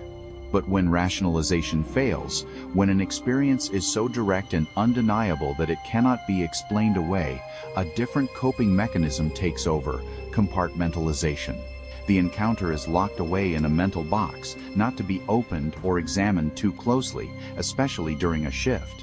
To dwell on the terror of seeing an apparition or hearing a disembodied voice would make it impossible to function, to provide care to the living patients who depend on them. They learn to push the fear down, to operate with a detached professionalism even when their hearts are pounding with primal dread. It is a testament to their resilience that they can continue their duties in the face of such profound and personal horror. Sharing the experience with trusted colleagues is another crucial coping strategy. The hushed conversations in the break room, like the one between Alex and Clara, serve a vital purpose. They are a form of validation. Knowing you are not alone, that others have seen or felt the same thing, is a powerful antidote to the fear of being dismissed as crazy or unstable. These shared stories build a silent support network among the night shift staff. They create a bond forged in shared fear and mutual belief, a silent acknowledgement that says, "I know what you saw and I believe you." This camaraderie makes the long, dark nights more bearable. Ultimately, however, many medical professionals cope by simply accepting that there are things they cannot control or explain. They learn to coexist with the unseen residents of their workplace. They might say a quiet word of acknowledgement when entering a notoriously active room, or avoid looking too closely into the dark corners of the morgue. It becomes a delicate dance of respect and avoidance. This acceptance is not a sign of defeat, but a form of wisdom. It is the understanding that in a place so deeply intertwined with life and death, one must be prepared to encounter both, sometimes long after the heart has stopped beating. It's the quiet truce they make to get through the night. The stories of Room 313, Room 206, and Room 118 all end in a similar way, with a door being closed for good. A room is converted to storage. A wing is sealed off for renovations. A number plaque is removed from the wall, erasing the location from the hospital's official map. This act is the ultimate admission of defeat. It is the hospital administration, the embodiment of science and order, tacitly acknowledging that there is a force at play within their walls that they cannot diagnose, treat, or eradicate. It is a silent surrender to the supernatural, an unspoken agreement that some places are too broken, too saturated with tragedy, to be reclaimed by the living. These closed-off spaces become monuments to the stories that haunt the hospital. They are physical reminders of the events that staff are forbidden to discuss openly. For the new hires who ask what lies behind the unlabeled door, the simple answer of storage is a protective lie. It shields them from a truth they are not yet ready to face. The real warning is not spoken aloud. It is conveyed in the averted eyes of the senior staff, in the sudden change of subject. The warning is clear: do not ask, do not look, and do not try to open that door. Some knowledge is a burden, and the history of these rooms is the heaviest of all. These stories serve as a powerful reminder of the profound impact that place can have on paranormal phenomena. It's not just about a ghost being tied to a person. It's about the energy of an event being imprinted onto a physical location. The suicide in the supply closet, the string of unexplained deaths, the final, desperate moments of a coma patient. These events create a psychic wound on the environment itself. The room becomes a focal point, a tear in the fabric of reality where the past continuously bleeds into the present. Closing the door does not heal the wound. It simply quarantines it, hoping to contain the infection. In the end, what these chilling accounts teach us is a lesson in humility. They remind us that for all our medical advancements and scientific knowledge, we remain profoundly ignorant about the true nature of consciousness and what, if anything, comes after death. The men and women who walk the hospital halls at night are witnesses to this mystery. They stand on the border between two worlds, and sometimes something crosses over. The stories they tell are not meant to simply scare us. They are a testament to the enduring power of the human spirit, and a chilling warning that some doors, once opened, can never truly be closed again. And if you ever hear a code alarm from behind one of them, the best advice is always the same: do not answer it. I took the job because I needed to get away. Away from people, from noise, from my own mistakes. When the Coast Guard called offering me a 6-month post as lighthouse keeper on Fenmore Isle, I didn't hesitate. They said it was an easy gig: one light, one generator, and a simple weather report to transmit daily. Quiet as the grave, the agent joked. I should have paid more attention to that part. Fenmore was 15 miles off the coast of Maine, a jagged rock with a single crumbling cottage beside the old lighthouse. The last keeper, a guy named Palmer, had retired early. No explanation. Left in the middle of the night, according to the Coast Guard. I figured maybe he went stir-crazy. I was wrong. My first week was uneventful. I settled into a routine: check the light at dusk, log the weather, drink coffee, read, sleep. The only sound at night was the wind and the distant crashing of waves. But on the 8th night, I heard something new, knocking. It wasn't at the door, it was from inside the lighthouse tower itself. Hollow, deliberate, like someone tapping on the inside of the walls. I grabbed my flashlight and climbed the spiral steps, calling out. Nothing. But the moment I stepped onto the top deck beneath the lens, the knocking stopped. Over the next few nights, the pattern repeated. Knocking always 3 short taps followed by silence. I checked the tower every time, empty. Until the 12th night, when I found something carved into the inside of the metal hatch. I'm still here. I radioed in to the mainland. The signal was fuzzy. They dismissed it as isolation getting to me. "Don't go writing ghost stories out there, Collins," the officer said with a laugh. But I hadn't told him what the message said. I tried to ignore it. Blamed the wind. The structure settling. But then came the dreams. Always the same. I was standing at the top of the tower, looking out over the sea, and behind me, someone was breathing. Heavy. Close. When I turned, there was no one there, but the door would always slam shut, trapping me inside. I started sleeping with the radio on, desperate for human voices. But one night, around 3 a.m., the radio went dead, then crackled back to life. A voice came through. Not a broadcast. A whisper. It said, "Third keeper. Still here." Over and over. I did some digging.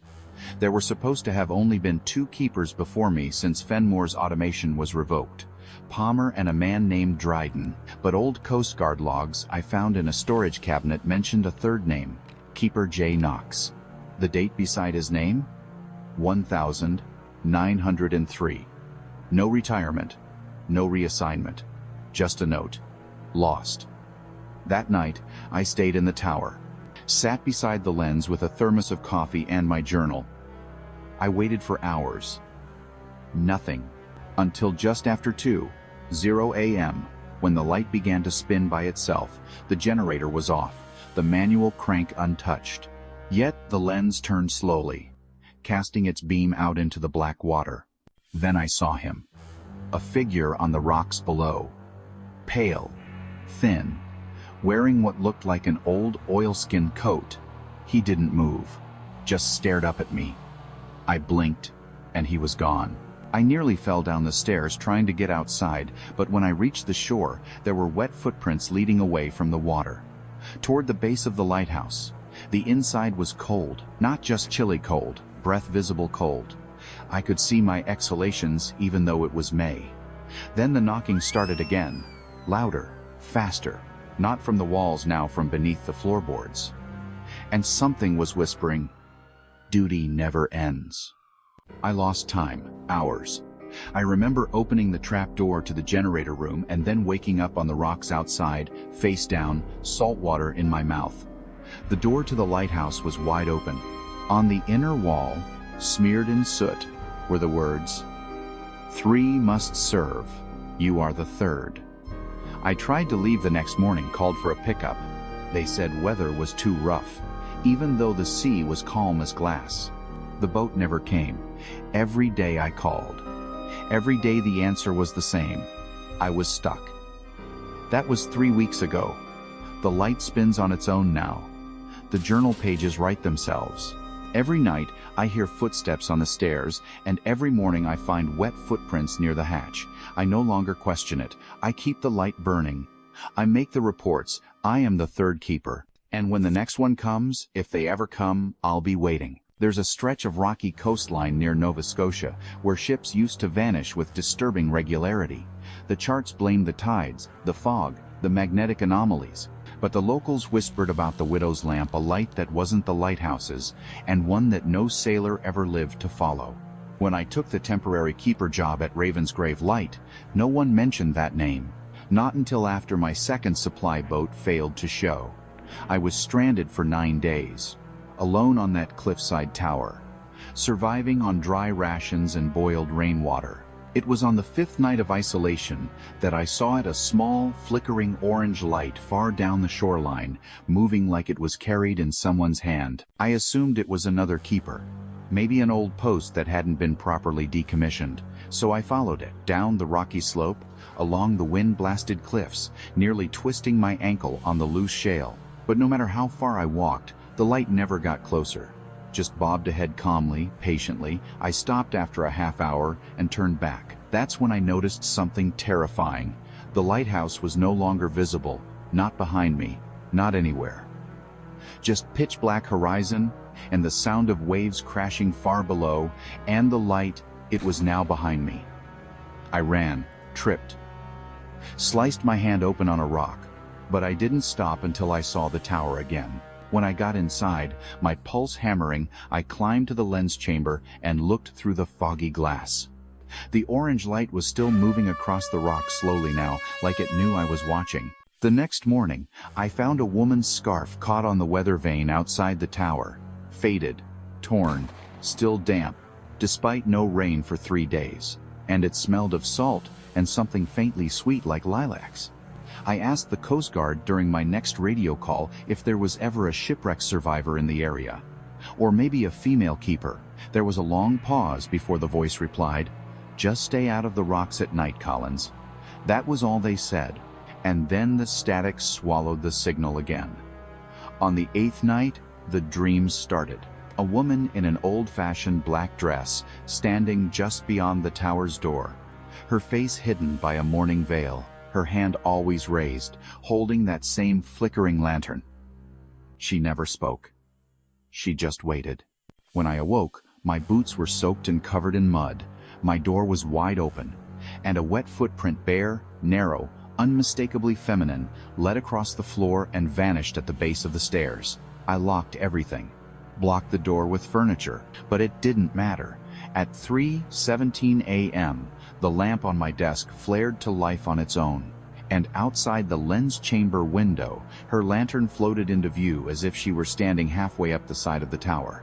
Desperate for answers, I broke open the storage hatch and pulled out the old logbooks.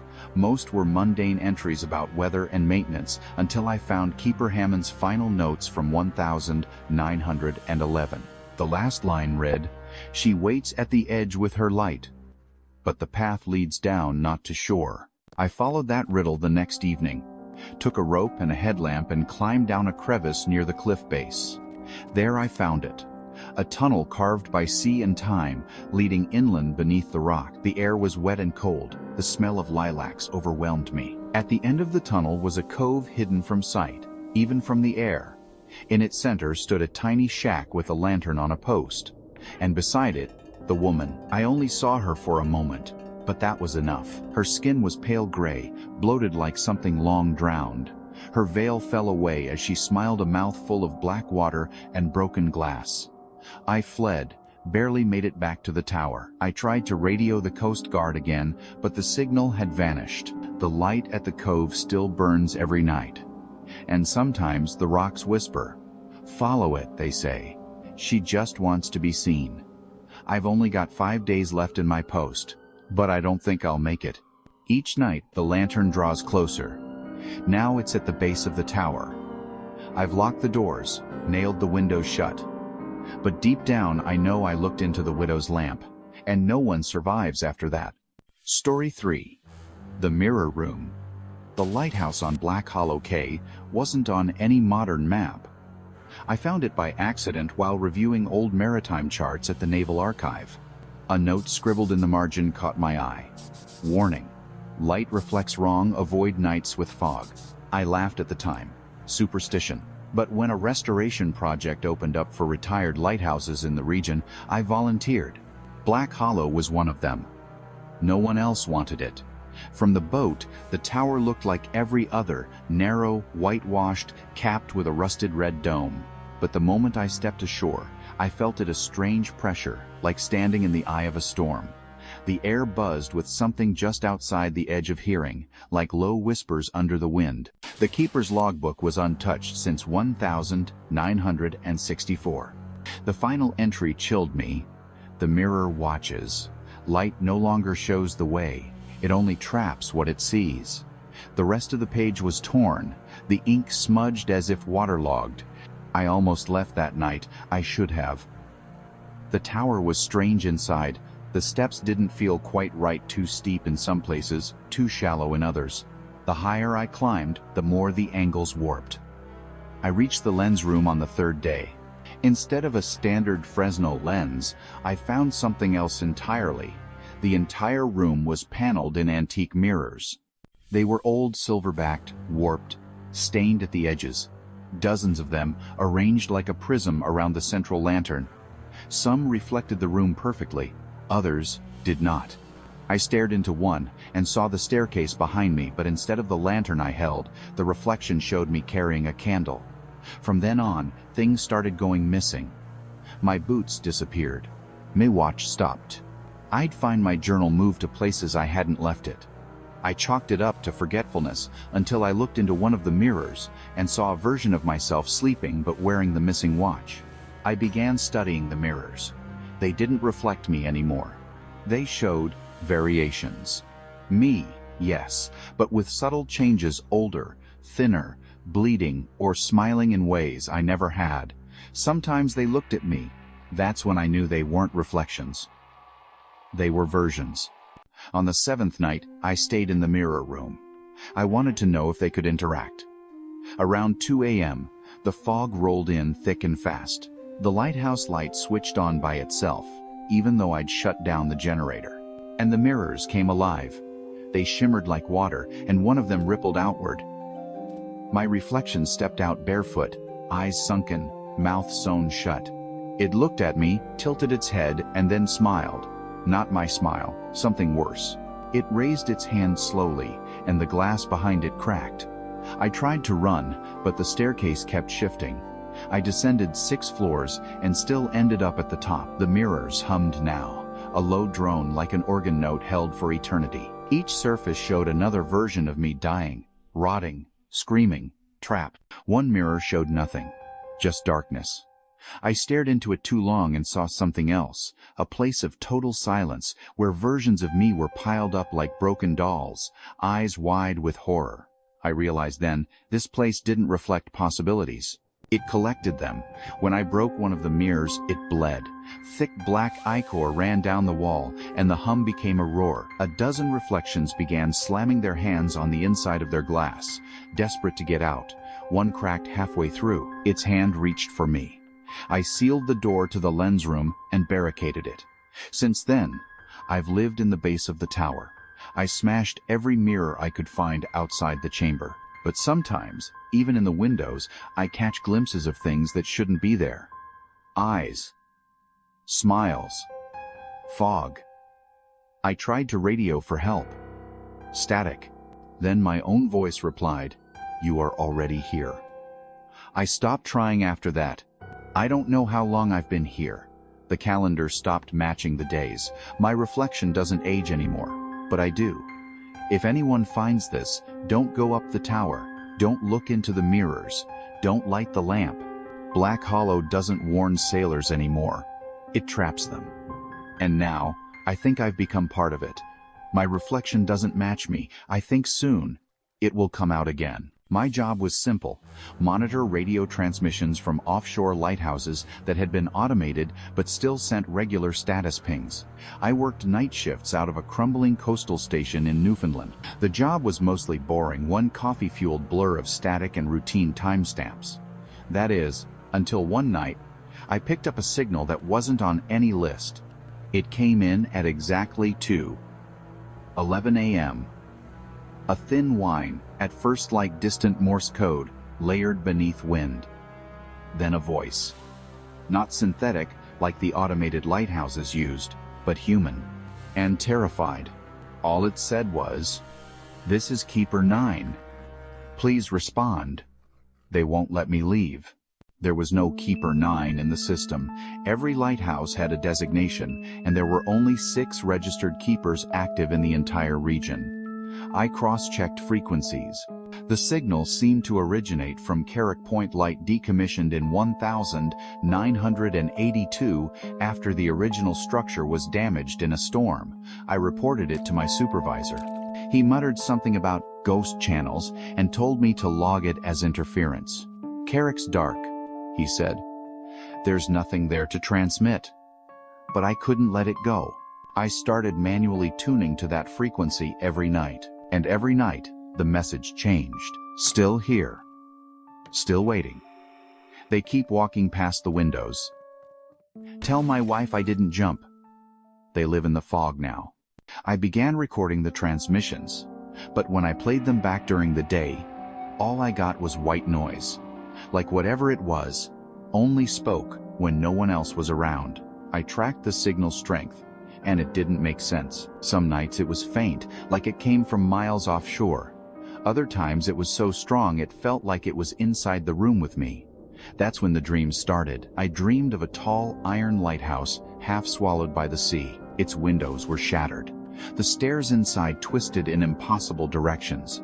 And always there was a man calling from the top, but when I reached him, he had no mouth. By the second week, I started seeing things during my shift. Shapes moving behind the glass door. Shadows crossing the floor where no one walked. And always that same voice crackling through the speaker. Please come. It's so cold, so dark. They wait in the light. I snapped on the 14th night. Rented a boat under a fake name and motored out to where Carrick Point Light was supposed to stand, a jagged rock island barely wide enough to hold a tower. But there it was, the lighthouse, standing tall, intact, and the light was spinning. That couldn't be. The Coast Guard removed the lens in 1990, but I saw it bright as a spotlight. I docked on the rocks and climbed the steps. The door was open. Inside, the walls were covered in scratches, names, dozens of them, all etched in desperate handwriting. I recognized one of them, Jack Moreau, a keeper who went missing in 1974. His name was never cleared. He was assumed drowned. I found his signature next to the words. They said I had to stay, one for every decade. I climbed to the top. The light spun lazily, casting long beams into the clouds. The lens was intact, and beside it stood a man in a faded keeper's coat. He looked right at me, and I saw my own face, pale, hollow, eyes red-rimmed with tears. He opened his mouth, but instead of words, a rush of radio static poured out. I stumbled back down the stairs and fled to the boat. As I pulled away from the rocks, the lighthouse light shut off behind me, the fog closed in, and for a moment, the whole thing vanished from sight. Back on land, no one believed me. The station logs from that night were erased. The recording I made? Blank. But every night, just after 11 a.m., the signal comes back, stronger, clearer. And now it calls me by name. I haven't gone back yet, but I know the truth now. That signal wasn't a warning, it was an invitation. And one day soon, I'll answer it. Because you don't hear Carrick Point. You join it. Story 5. The Storm That Never Came. They warned me about storms before I took the job. The Gulf weather changes fast, they said. You'll see lightning on the horizon and have 30 seconds to prepare. But what no one told me was that sometimes the storm doesn't come at all, and that's worse. I learned that at Arliss Point Light, a lonely tower that hadn't seen a keeper in 40 years. Until me. The place wasn't even on the modern logs. I found the posting buried in an old NOAA job board. 6 weeks, emergency coverage while the new systems were installed. A boat dropped me off with a radio, enough food to last, and a warning. If you hear thunder without wind, get inside. Don't look out the window. The first 2 weeks were calm. Boring, really. I watched the skies, kept the beacon rotating, and read old novels. The light spun perfectly. The waves crashed like clockwork. But on the 14th night, I woke up at 3:33 a.m. to a single, deafening crack of thunder. The air was still. No rain, no clouds. Just that one massive sound, like the sky splitting open. I rushed up to the beacon chamber and looked out. There were no ships. No waves. In fact, the water was glass flat, perfectly still in all directions. And then I saw them. Lights. Dozens of tiny white lights just off the horizon. They weren't boats. They didn't move. They flickered like candles, floating in air. I leaned closer to the glass, and one of them blinked red. Then, another. Then all at once, they vanished. The next morning, I found water dripping from the inside of the windows. The salt crust patterns looked like rune symbols I didn't recognize. That night, I saw the lights again. Closer this time, and I swear I heard voices not carried on the wind, but from inside the tower. The thunder returned on the 18th night. No rain, just that same terrible crack and a low rumble that went on for over 20 minutes. It wasn't thunder. It was a chant. A droning sound like hundreds of people humming in unison, vibrating the walls of the tower.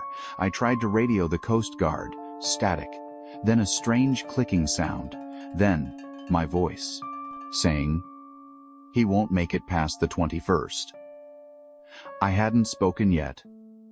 The voice was predicting me. On the 20th night, the lights reached the base of the tower. I watched from the top as the sea rolled back like it was retreating from the shore, and figures walked across the ocean floor. Pale, shimmering, dozens of them, maybe more. They surrounded the base, never looking up, just standing still, watching the tower, waiting. I turned off the beacon light, hoping to make them leave. That was a mistake. The very moment the beam stopped, every single figure looked up at the same time. Their eyes glowed with the same white light I'd seen offshore. I collapsed onto the floor, praying. And then, they moved, crawling up the outside of the tower. Not climbing, crawling like insects on glass, their limbs bending at impossible angles. I ran, locked myself in the generator room. I don't know how long I stayed there, long enough for the sun to rise. When I finally came out, the tower was empty again, but the light was back on. I hadn't touched the switch. I packed that day, called the boat. They didn't answer. But I heard the horn from offshore that night, long and deep. When I looked out to the horizon, the sea was gone again. And this time, the storm was inside the lighthouse. Lightning flashed in the stairwell. Salt water flowed up from the floorboards. The beacon spun wildly, lighting figures not outside, but in the corners of every room, whispering, watching. I tried to leave, but every door now opened into the same place, the light chamber. That was 7 days ago. I don't think time passes here anymore. The storm didn't come to the island, it came from inside it. It's in the walls, in me. If you ever take a lighthouse job and they mention Arliss Point, don't go. It's not a building. It's a beacon for something else. Something waiting just beneath the still water. It was supposed to be the perfect weekend getaway. My friends and I, 6 of us in total, had been planning this camping trip for months. We'd chosen a remote forest near the edge of a national park in the mountains. None of us had ever been there before, but the allure of the isolation and the promise of a relaxing weekend in the great outdoors seemed like the perfect escape. We rented an RV for convenience and packed our gear. Tents, sleeping bags, food, and enough beer to last the weekend. The first day was everything we had hoped for. The weather was perfect, not a cloud in the sky, and we spent the afternoon hiking and gathering wood for the fire. As night fell, we set up camp around a large clearing surrounded by dense trees that stretched up into the dark sky. We cracked open some beers, built a fire, and settled in to tell stories. It was all so peaceful, so idyllic, until we heard the first scream. At first, we thought it was part of the night's ambiance, the cry of a wild animal, maybe a coyote or a mountain lion. But the sound wasn't quite right. It was human sharp, desperate, the kind of scream that freezes you in place. I looked at my friends, but they didn't seem to notice. They were too busy laughing, talking, and poking at the fire. I shook my head, chalking it up to the wind playing tricks on me, and tried to push it from my mind. But then we heard it again, louder this time, closer. "Did you guys hear that?" I asked, my voice wavering slightly. My friends stopped mid-sentence, looking at me in confusion. "What?" one of them asked. I strained my ears and listened intently. The silence that followed felt oppressive.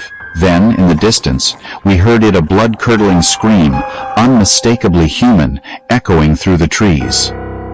"I'm not hearing things, right?" I asked, my voice almost a whisper. One of my friends, Ben, stood up and grabbed a flashlight. "I'll go check it out," he said, trying to sound brave. I didn't think it was a good idea, but before I could protest, he was already disappearing into the woods. The rest of us stood around the fire, unsure of what to do. The screams kept coming, more frequent now, like someone was in genuine distress, calling out for help. It felt wrong. Something didn't sit right. Ben had been gone for nearly 20 minutes when we decided we needed to go after him. I grabbed a flashlight, and the others followed suit. The forest was eerily quiet, save for the crunch of leaves under our boots and the occasional crack of a branch in the distance. We walked for what felt like hours, but the screams kept leading us further into the woods. Just as we were starting to lose hope, we saw Ben's flashlight beam in the distance.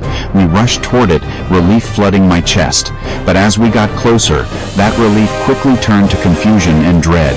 Ben was standing by a tree, his flashlight pointed to the ground. His face was pale, his eyes wide with terror. We asked him what was going on, but all he could do was point. There, in the dirt, were two sets of footprints.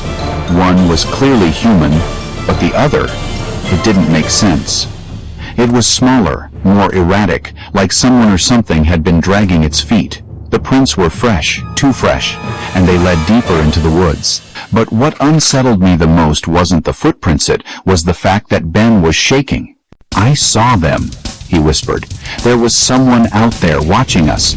I don't know how, but they were watching." "Ben, what are you talking about?" one of my friends asked, clearly unsettled.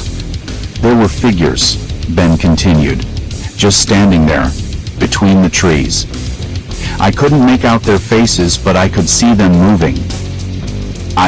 I couldn't move. I don't know how long I stood there. They were just standing, staring at me.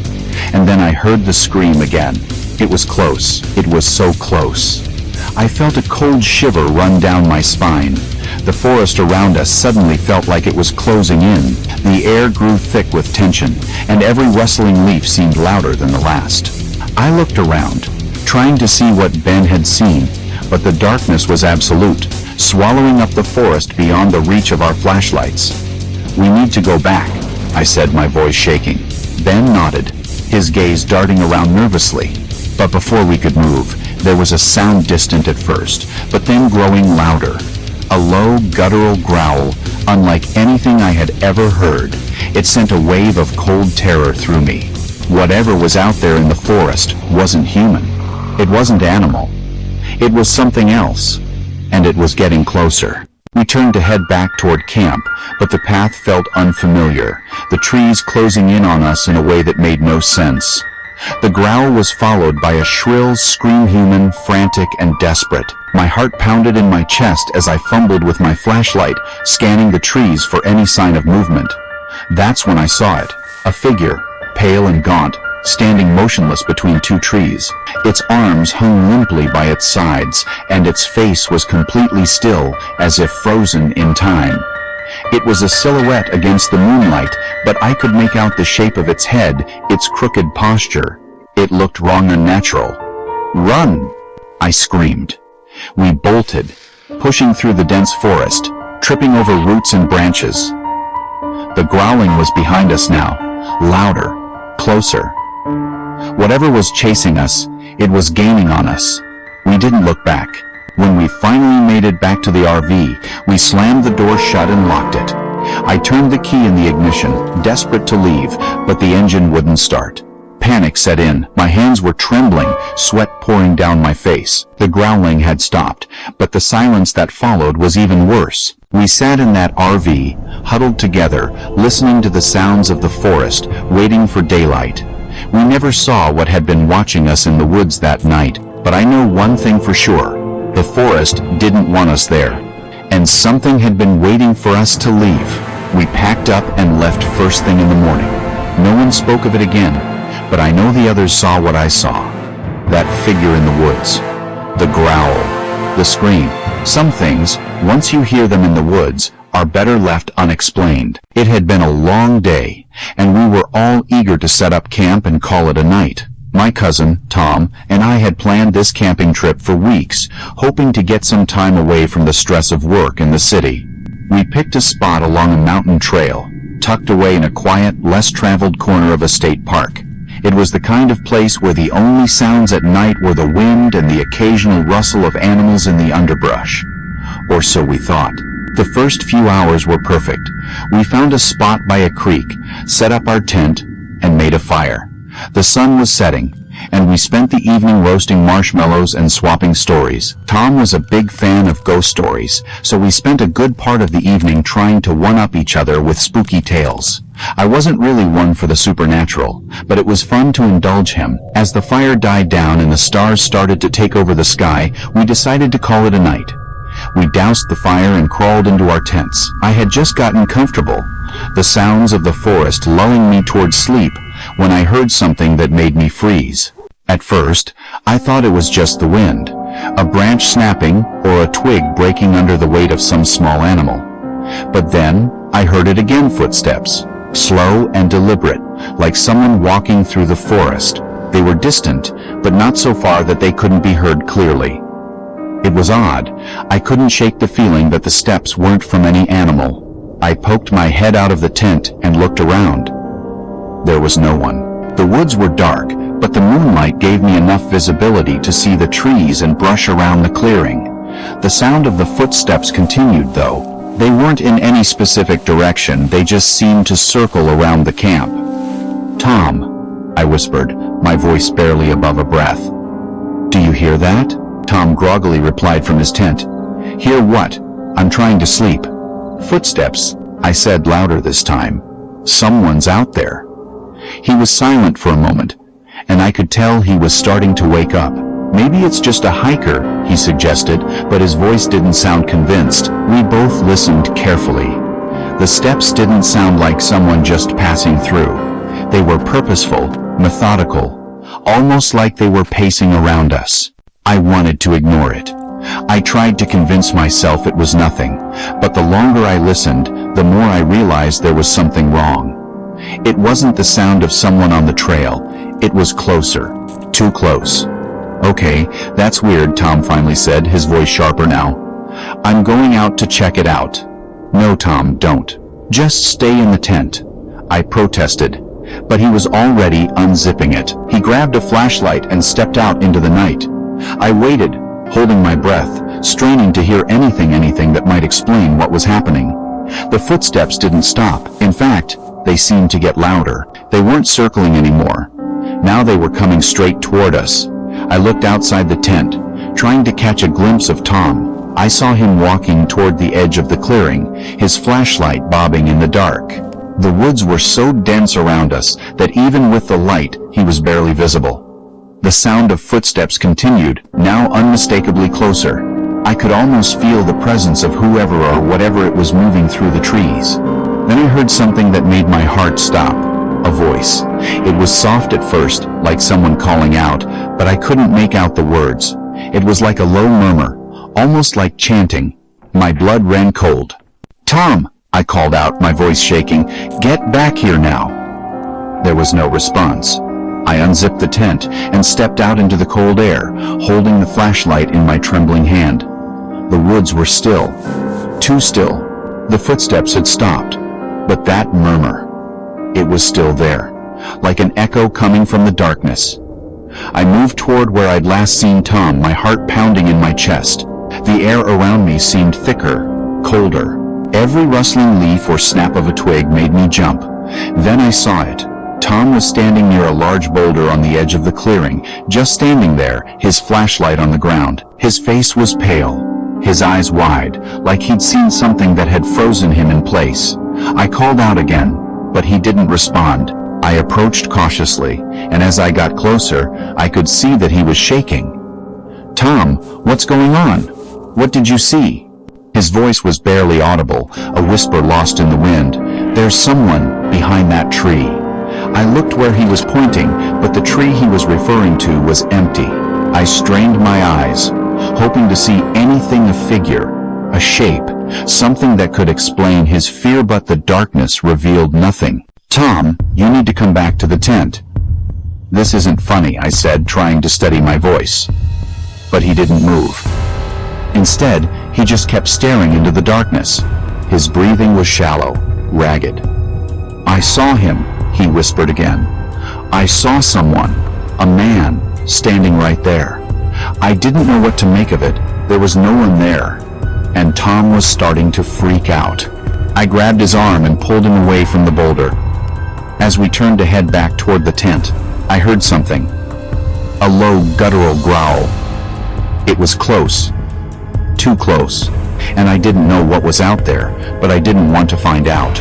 My body went into autopilot. I yanked Tom's arm and ran, not even looking back, just praying that whatever we'd encountered would stay behind us.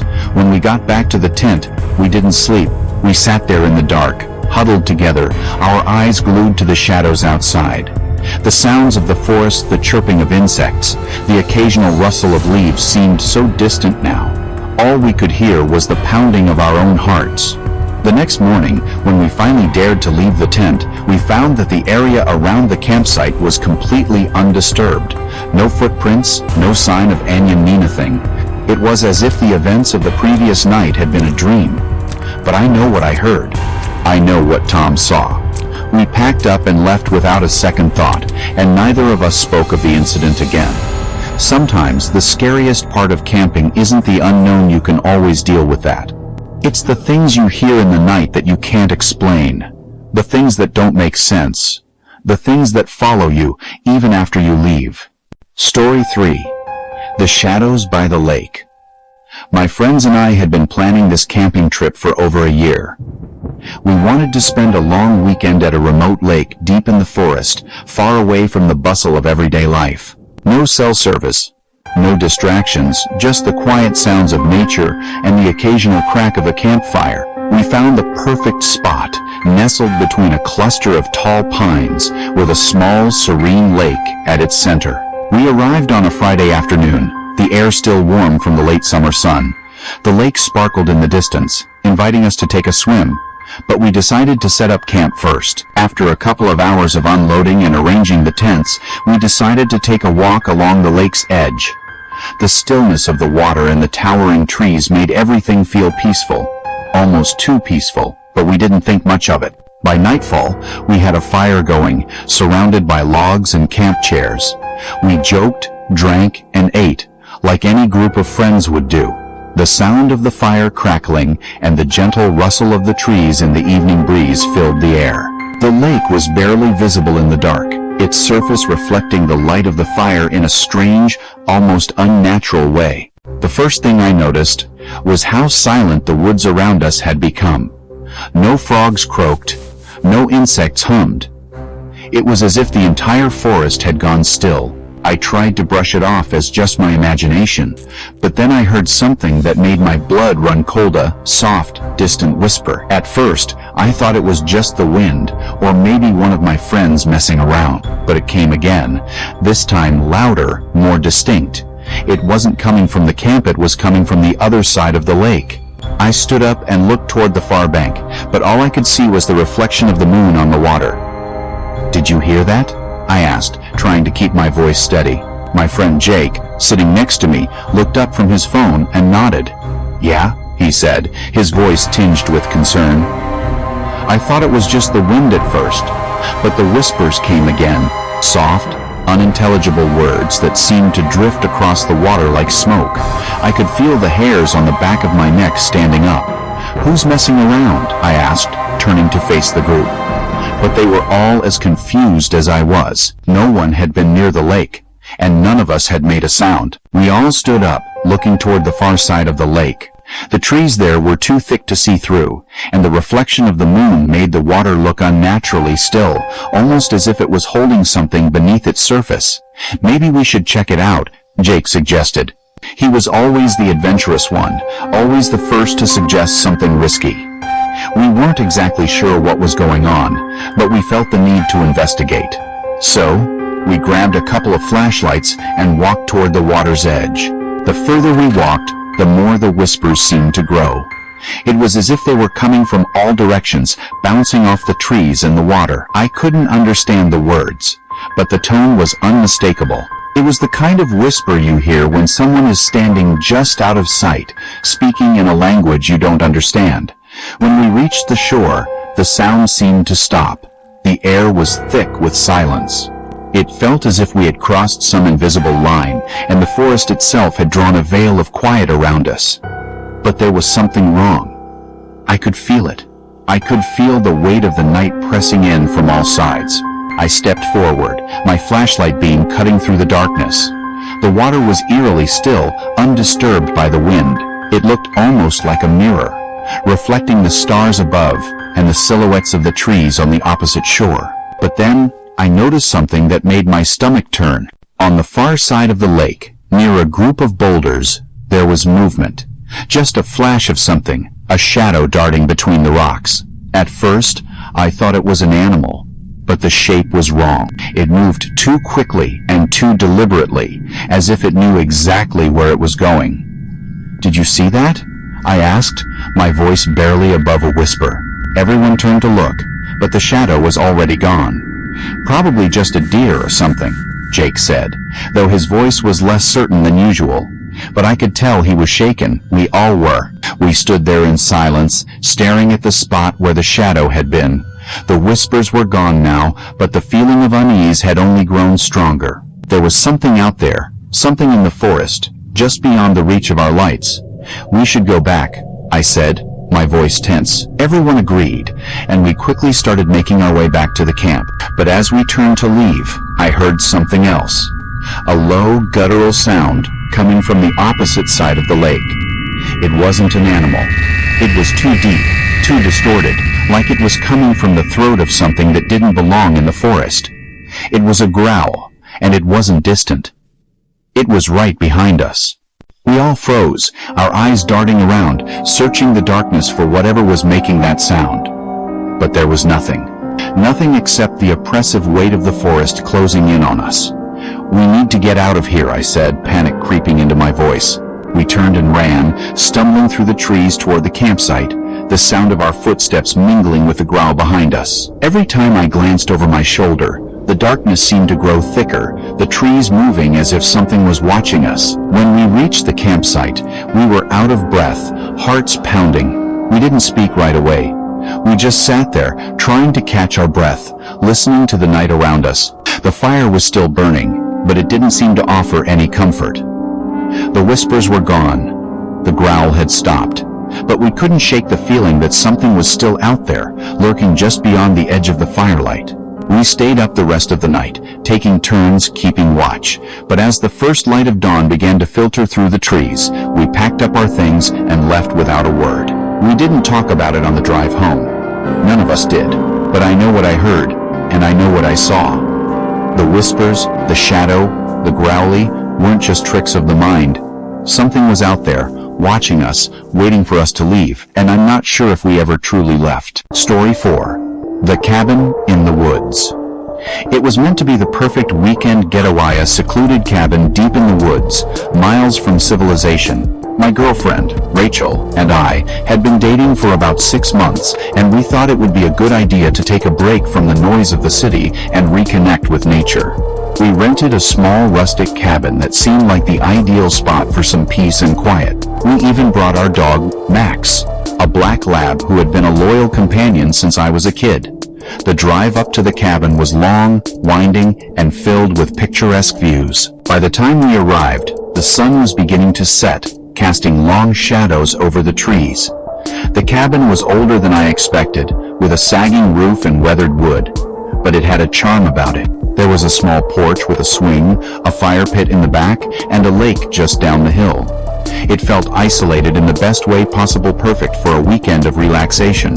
We spent the first evening unpacking and settling in. Max ran around the yard, sniffing at the trees and chasing sticks, while Rachel and I enjoyed a bottle of wine on the porch, watching the sun dip below the horizon. There were no sounds except for the occasional rustle of the leaves and the distant call of a bird.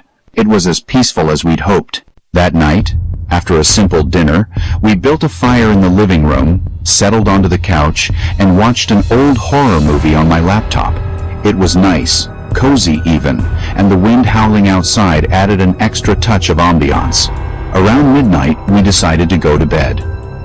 I took Max outside for his last walk of the night while Rachel got ready for bed. The cool air had a bite to it, and the wind was picking up, causing the trees to creak. It was getting late, and I could feel the weight of the isolation pressing in on me. As I walked down the small trail toward the woods behind the cabin, Max's ears perked up, and he began sniffing the air intensely.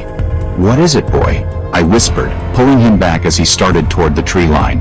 Max barked once, low and deep, and I felt a cold chill run down my spine. The wind had died down suddenly, and there was an eerie silence that filled the air. I could no longer hear the sounds of the trees or the distant birds. It was as if the forest had become dead quiet.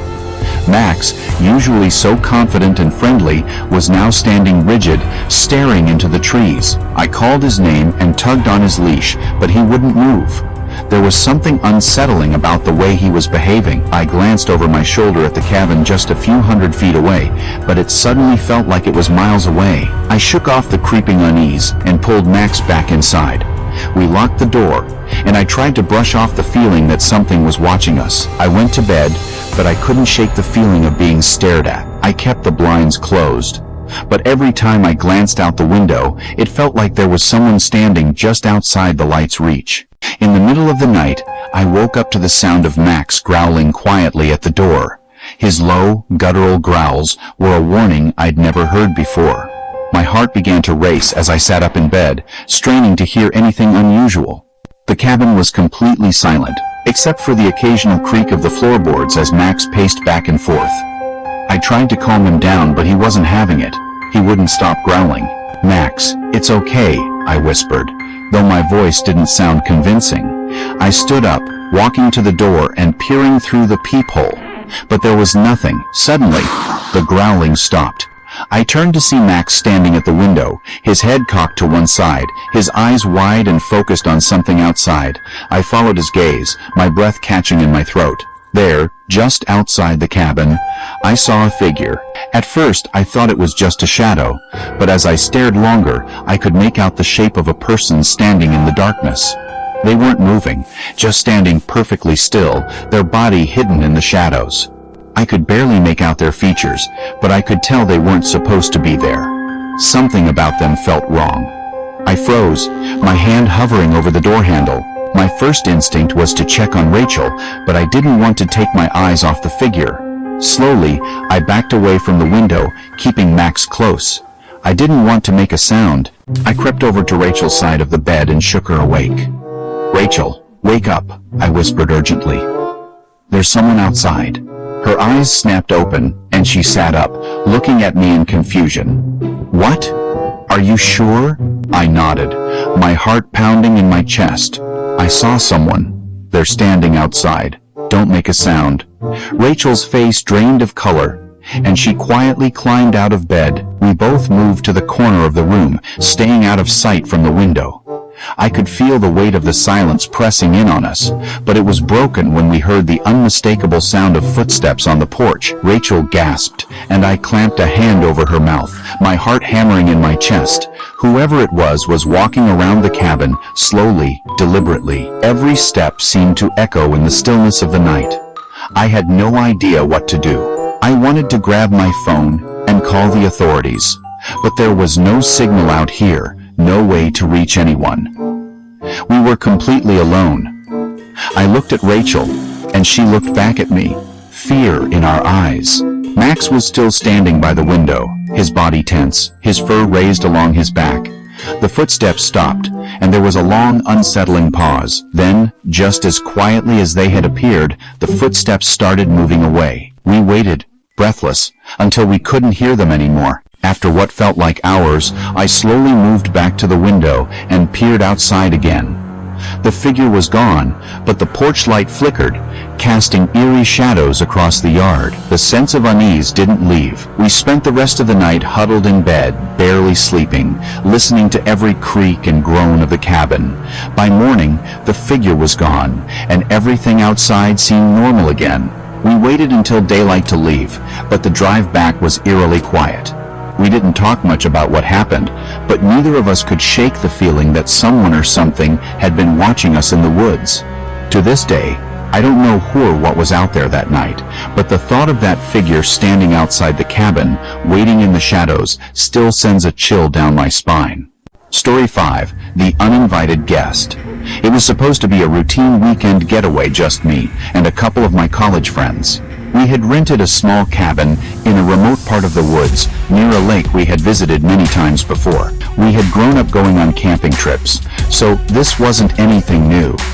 In fact, it was supposed to be relaxing, a chance to unwind and reconnect. But as we soon learned, nature has a way of turning even the simplest plans into something far darker. We arrived on a Friday afternoon, and the weather was perfect clear skies, a light breeze, and just the right temperature for a cozy evening by the campfire. After unpacking, we decided to take a walk around the area. The cabin was nestled deep in the woods, far from the nearest town, so the only sounds you could hear were the occasional rustling of leaves and birds singing from the trees. We weren't alone, though. There were other cabins nearby, but they seemed abandoned. Old, weathered structures with overgrown lawns and broken fences. They didn't give off an inviting vibe, but we weren't worried. We were here to relax, not to look for ghosts. That first night, we built a fire, roasted marshmallows, and sat around talking.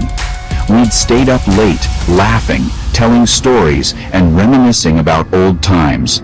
As the fire burned low, we decided it was time to call it a night. I went to bed in the small bedroom at the back of the cabin, while my friends Emily, Jake, and Matt settled into the other rooms. I was half asleep when I heard a faint scratching sound coming from outside the cabin. At first, I thought it was just the wind or an animal. But then it came again, closer this time. It was rhythmic, almost deliberate. It didn't sound like an animal at all. More like someone or something was tapping gently on the side of the cabin. I sat up in bed, my heart racing. I glanced at the clock too. 13 a.m. I tried to shake it off, telling myself it was just my imagination, but the scratching continued, faint but constant. The hairs on the back of my neck stood up, and I knew something wasn't right. I grabbed my flashlight from the nightstand and went to the window.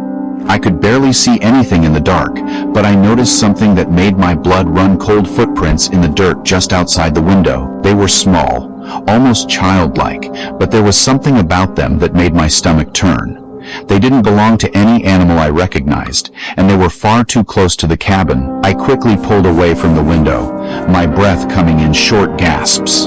I didn't know what to do. I wanted to wake my friends, but part of me didn't want to acknowledge what I had seen. What if it was just an animal? What if I was overreacting? But the scratching, that was real. I sat on the edge of the bed listening to the silence. The scratching had stopped, but the unease remained. I tried to fall asleep, but my mind kept racing. What if someone was out there? What if they had been watching us all night? Just as I was about to drift off, I heard the unmistakable sound of a door creaking open. It was faint, but it was enough to make my heart stop. The door to the cabin had been locked. I grabbed my phone, but there was no signal. My friends' rooms were silent, and I didn't want to disturb them unless I was sure something was wrong.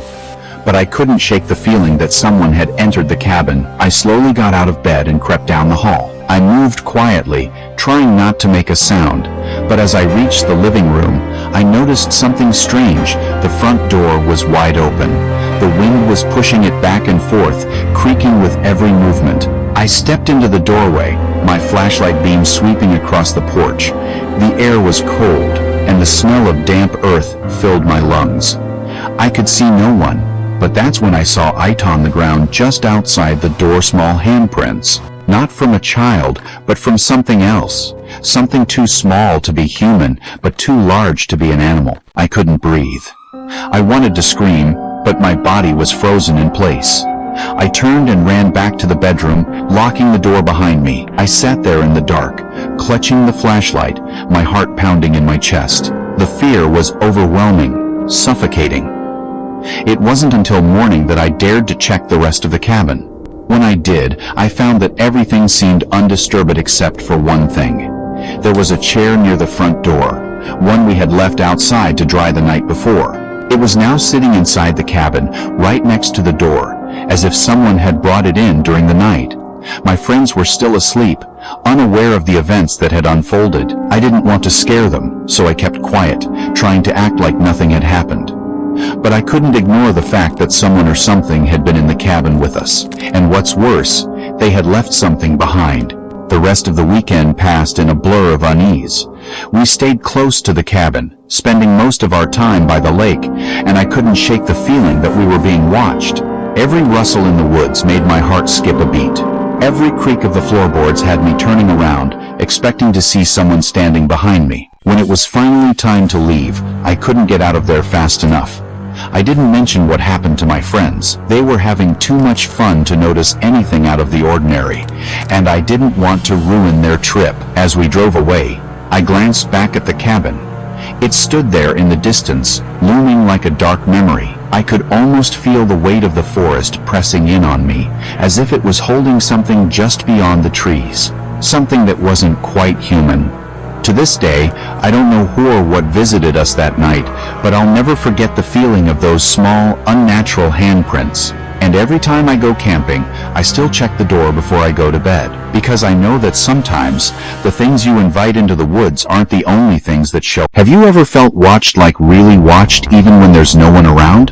That kind of awareness that starts in your spine and trickles down until your hands start to sweat and you can't explain why? That's what I felt every night on the late shift at Walmart, but I always brushed it off, until the night it almost got me killed. I worked the overnight stalking shift at a 24-hour Walmart in a small town outside Atlanta. It's a boring, quiet job perfect for someone like me who prefers solitude and hates customer interaction. Most nights are dead quiet by 2 a.m., just a few weirdos wandering the aisles or sleeping in the parking lot. But starting around mid-July last summer, something changed. Something started watching me. It began subtly. I'd be stocking cereal and feel like someone was behind me, only to turn and see nothing but a long, empty aisle. A shopping cart would be pushed just slightly out of place, like someone had moved it while my back was turned. Cameras caught nothing. Security shrugged. I thought maybe I was just tired. But then, I started finding things. Personal things. Once, I found a Polaroid photo of myself, not from work, but one taken from across the parking lot when I was getting into my car. Another night, I found a napkin tucked behind a display of soup cans, scribbled with my name and my license plate number in shaky handwriting. I reported it, obviously. Management reviewed footage. Still nothing. Could be a prank, they said. Maybe a coworker. But it wasn't funny. I stopped parking in the same spot. Started locking my car the second I sat down. My manager let me carry a box cutter just in case. I started keeping it in my hoodie pocket instead of my belt. It all came to a head 2 weeks later. It was around 3:15 a.m. I was restocking the frozen food section, earbuds in, listening to a podcast, when I caught movement out of the corner of my eye, someone darting behind the row of freezer doors. My heart dropped. I pulled one earbud out and listened. Nothing. The store was supposed to be empty. I crept toward the end of the aisle, heart pounding, gripping my box cutter. As I rounded the corner, I caught a glimpse of a man, skinny, pale, wearing a hoodie with the hood up, and no shoes. His eyes locked onto mine before he bolted down toward the garden center. I dropped everything and ran after him. By the time I got there, the sliding doors to the outdoor section were wide open. I stepped into the dark, cold air and scanned the parking lot. Nothing but fog and silence. That's when I heard my name whispered. Not yelled, not spoken, whispered. From behind the pallet of mulch bags. I spun around and saw him again, closer this time. So close I could see his face, half covered by a filthy cloth mask. I didn't even think. I just ran. Back into the store, toward the front where I knew the security guard would be. I didn't even look back. I just ran like my life depended on it. When I got to the front, the guard was slumped over in his chair, headphones in, half asleep. I grabbed his shoulder and practically screamed, "There's someone in the store!" He jumped up, dazed, and called the cops. We waited together while they searched the place, aisle by aisle. Nothing. No sign of the guy. No footprints in the mulch. No one on the cameras. It was like he'd never been there. But I knew he had. I could still smell the sweat on his hoodie, the sour stink of his breath from when he whispered my name.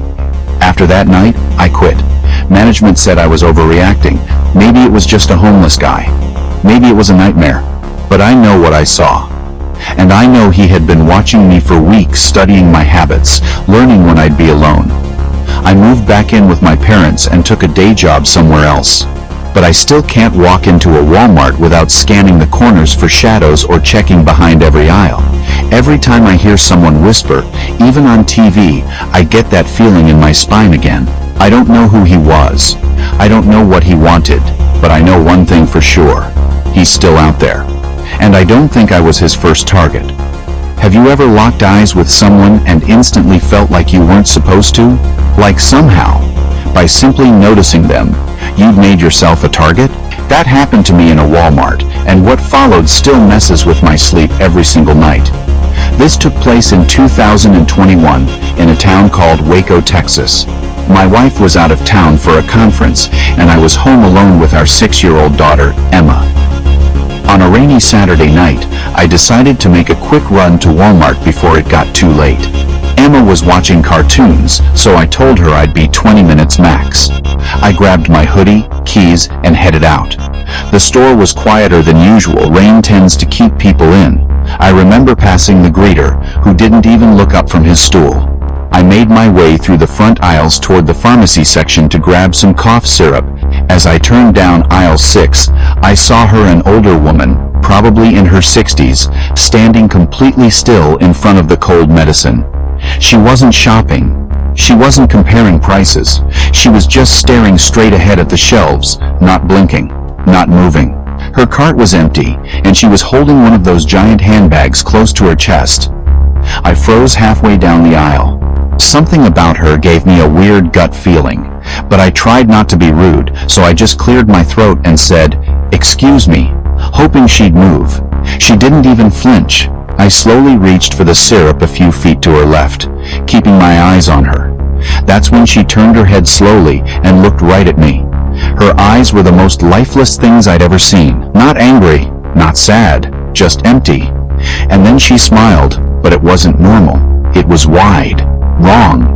Like her skin didn't quite fit her face. I grabbed the bottle and backed away, mumbling, "Have a good night," and practically power walked to the self-checkout. When I turned to look, she was still standing there, holding her bag, staring at me. I paid, bagged my items, and hurried out to the parking lot. The rain had picked up and thunder was rolling in. I unlocked the car and climbed in, trying to shake off the weirdness. That's when I saw her again through the glass of the automatic doors. She was standing just inside the entrance now, still staring, still smiling. I floored it out of the lot and kept checking my rear view, but no one followed. I felt a little silly by the time I got home. Maybe she was just mentally unwell or confused. I tucked Emma in, double-locked the door, and went to bed. That should have been the end of it, but it wasn't. At around 3:12 a.m., I woke up to a sound. Not from inside the house, but from my driveway. A soft metallic click, followed by the sound of slow footsteps on gravel. I looked out my bedroom window, and my stomach dropped. That same woman, same clothes, same bag was walking slowly up to my porch. She wasn't carrying an umbrella. Her hair was soaked and hanging in her face, but she moved with purpose. I grabbed my phone and called the police immediately. I watched as she reached the door, and just stood there, staring, not knocking, not speaking, just waiting. Then she did something I'll never forget. She slowly lifted her hand and placed her fingers over the peephole in the front door, like she knew I was watching from upstairs. I backed away from the window and grabbed a baseball bat from under the bed. My heart was pounding so loud I could barely hear anything else. 10 minutes later, the police showed up, sirens, lights, everything. But by the time they checked the porch, she was gone. No footprints, no trace. They asked if I had any enemies, or maybe upset someone. I told them no. They checked our security cam. Guess what? Static. The footage cut out from 3:11 to 3:25 a.m. Just a blackout. The officer looked uncomfortable but chalked it up to a power surge. The next day, I went back to Walmart to ask the manager if they had any other complaints about that woman. He looked confused and said, "There was no woman here last night. We close at 11 now, have for months." I told him I'd been in the store at 10:30. He shook his head. No way. Doors were locked. Only staff were here. I pulled up my receipt, It showed a purchase time of 10:37 p.m., but from 2 weeks earlier. I still have it saved in my phone. I showed him, and he just walked away, saying, maybe try a different store next time. I don't know who or what she was, but I never saw her again after that. I moved to another town within the month, and I don't shop alone at night anymore. But sometimes, when I'm driving at night, I swear I see a woman standing by the side of the road, empty cart, empty eyes, waiting for someone to notice her again. You ever work a job so quiet at night that you start to wonder if you're the only person awake in the whole city? That's what the graveyard shift at Walmart feels like sometimes. But the worst thing I've ever seen on the job didn't happen in some loud moment. It happened during complete silence. In aisle 12 at exactly 3:33 a.m. I was hired in late 2020 as overnight security for a 24-hour Walmart in Flagstaff, Arizona. I was used to quiet nights, maybe the occasional drunk college kid or shoplifter, but for the most part, people were polite, or just too tired to cause trouble. I had my routine: walk the floor once every hour, check the loading dock, review the cameras, simple stuff. Everything changed after the store upgraded our surveillance system. We got these newer cameras, motion activated, heat sensing, infrared. I could even pull up specific aisles with a tap. I loved it at first, made my job easier. But about a week after the install, I noticed something off. The cameras in aisle 12, the cleaning products aisle, would randomly trigger between 3:30 and 3:35 a.m. every single night. The first few times I figured it was a glitch. Maybe the HVAC kicking on, or some product reflecting light, oddly. But then the heat signature started. At exactly 3:33 a.m., the sensor would register a human-shaped figure for 3 seconds, just standing there, no movement, then gone. I finally decided to check it out myself. I brought a flashlight and made my rounds as usual. Then, at 3:32 a.m., I walked toward aisle 12. My walkie crackled for a second. Dead static. Then nothing. As I turned the corner, my stomach dropped. The air felt thick, heavier. I know how stupid that sounds. It's a Walmart, not a cave, but I swear the whole place felt off. I scanned my light down the aisle. Nothing. Bleach bottles, detergent, paper towels.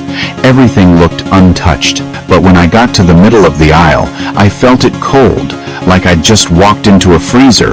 Then, one by one, the overhead lights above me started dimming. Not all at once, one at a time, like something was walking behind me, killing the lights as it passed. I turned around and saw nothing. I'm not a jumpy guy. I've done security at bars and festivals, but in that moment, I honestly thought I was going to pass out. I took one step back toward the front of the aisle, and then bam, the mop bucket at the end of the aisle rolled out and tipped over like someone had kicked it hard. I ran. I don't care how I looked. I ran straight back to the security office and locked the door. Pulled up the camera feed for aisle 12, rewound the last 2 minutes. What I saw made my skin crawl. At 3:33 a.m., the feed showed a figure, tall, blurry, grayish, standing exactly where I had been. But here's the part that broke me. It was staring directly into the camera, even though it was mounted 12 feet up in the ceiling. I didn't say a word to my manager the next day. Who'd believe me? I made a decision then. I'd just avoid aisle 12 during my shifts. Let the ghosts have their 3 minutes a night. One night, about 2 weeks later, the new guy, Jason, showed up for his first solo shift. I gave him the rundown and mentioned jokingly, "Hey, don't go near aisle 12 around 3:30, unless you want to meet the building's other resident." He laughed it off. The next morning, I came in early to hand off keys. Jason wasn't at the security office. I checked the cameras. Nothing for the last 30 minutes. I called his cell, no answer. Walked the store, empty. Finally, I checked aisle 12, and there he was. Jason was standing there, frozen, stiff, facing the shelves. Not blinking, not talking. I approached slowly and asked, "Hey man, you okay?" He slowly turned his head to me. His eyes were bloodshot, like he hadn't blinked in hours. Then he whispered, whispered my name. In my head, it knows me now. We had to call his fiancée to come get him. He didn't speak the whole drive home. He quit the next day. Didn't even pick up his final paycheck. The store still won't close aisle 12 at night. It's just a camera glitch, they say. But every time I work the overnight shift, I skip that aisle. I turn the volume off on that feed, and I never stay past 3:30 a.m. if I can help it. If you're ever shopping at night, and you find yourself in the cleaning aisle around that time, don't stop. Don't look around. And whatever you do, don't answer if you hear your name. Have you ever seen someone in a place they just didn't belong? Someone who looked almost right, but not quite human? I used to think the lost and found was the most boring part of Walmart until I saw her sitting inside it, and she smiled at me like we'd met before. I was working customer service late one Friday. It was one of those 24-hour Walmarts in southern Illinois, just off a lonely highway. Dead quiet after 2 a.m., no customers, only a few stalkers in the back, and me manning the returns and lost, found desk. Most nights, I scrolled through my phone, occasionally logging in a left-behind purse or someone's kid's jacket. That night, someone left behind a woman. At 2:47 a.m., I heard a soft knock. That was already weird. Nobody knocks at Walmart. I looked up from the counter and saw a woman standing inside the lost and found cage. We keep it behind a half door, with a latch. It's never locked, but no one goes in there except employees. She was barefoot, wearing an old blue sundress, her long hair hanging over one side of her face. She was just standing among the bins of lost scarves, old toys, and plastic bags, looking around like she was browsing. I walked over, asking, "Ma'am, can I help you?" She turned her head slowly and smiled, not wide, just a small, twitchy smile. "I lost something," she whispered. Her voice was thin, like someone trying to talk through static. I asked her what she lost, and she just said, "I can't remember, but it's important. It was mine first." Something about her tone chilled me. She didn't sound confused or scared. She sounded angry, but like she was trying to hide it. I reached over and gently motioned for her to step out of the cage. She didn't move, just stared. Then I noticed her feet were dirty, filthy, like she'd been walking barefoot down a gravel road for miles. There were small scratches on her ankles too. I radioed for my manager. While waiting, I kept my eyes on her, but the moment I looked away to check the time, she vanished. Gone. I walked into the cage. Empty. I looked behind the counter, behind the bins. No one. The latch hadn't moved. I even checked the hallway to the bathrooms. Nothing. My manager came over, and when I explained, he said I probably nodded off and dreamt it. But I wasn't tired. I wasn't hallucinating. I saw her, smelled her like wet flowers and mold. That might have been the end of it, but a few nights later, a woman came to the counter in tears. She said her daughter had wandered off while she was looking at candles. Security helped her search. 10 minutes later, the little girl was found sitting calmly inside the lost and found cage, holding a yellow flower. No one had seen her walk in. When asked where she got the flower, she said, "The lady in blue gave it to me." I nearly quit that night. But the final straw happened a week later. I was closing out a return with a guy who looked like he was on something scruffy, twitchy, kept looking over his shoulder. He paused mid-sentence, staring behind me. I turned and saw nothing. He backed away and whispered, "She's standing right there." I asked, "Who?" His eyes were huge. "The barefoot woman in the blue dress. She's looking through the bags." I turned again. Still, nothing. The guy refused his refund, dropped his item on the floor, and left the store without another word. I checked the cameras from my terminal. At 2:47 a.m., the same time I first saw her, the feed showed the customer at the counter, staring past me. But in frame, near the lost and found bins, was movement. Not a full figure, just the edge of a blue dress, fluttering like someone had walked by, except no one else was on shift near me. I haven't seen her since, but every night that I work the desk, I get this feeling around 2:45 a.m. Like someone is standing just out of sight. I don't turn around anymore. I don't check the bins after dark. And if you're ever at a Walmart late and you see someone barefoot in the customer service area, Don't ask her what she lost. She's not looking for an item. She's looking for you. You hear all kinds of strange stories when you drive for Uber at night. Drunk passengers, awkward rides, flirty weirdos, sometimes even creepy ones. But what happened to me on a rainy Tuesday in March wasn't just strange. It was wrong in a way that I still can't explain. I've moved cities since then. I don't drive anymore. And sometimes I still wonder if he's in here with me somehow. It started like any other night. I had a stretch of insomnia going on, and driving gave me something to do besides lying in bed staring at the ceiling. I logged on around 9:30 p.m. and figured I'd work until maybe 2 a.m. if the rides kept coming. The weather wasn't great low, dragging rain clouds and a mist that turned every headlight into a blur. Business was slow, but steady. I was parked near a gas station off Route 47 in Jersey, sipping on a bottle of orange Gatorade when the ping came in. Pickup. No name, cash ride. Just an address near the edge of a residential development. The pin was weird. It wasn't quite on a house, more like near a wooded shoulder. I almost declined it, but I had just filled up, and I figured if it was sketchy, I could always cancel when I got there. When I pulled up, I saw him standing in the shadows under a flickering streetlight. He was wearing a black hoodie with the hood up, dark jeans, hands in his pockets. He didn't wave. He just walked up to the passenger side and got in without a word. My windows fogged slightly from the temperature difference. He smelled like wet dirt. Not sweat, not BO, just earth. I said, "Hey man, how's it going?" No answer. He just mumbled, "Drive straight. I'll tell you where to turn." No location on the app, no destination listed. I probably should have insisted he enter it, but something in his tone made me uneasy about pushing. I told myself maybe he's just high, drunk, or autistic. Whatever. One ride, then done. We drove in silence for about 10 minutes. He kept giving me soft, one-word directions. Left. Straight. Right at the fork.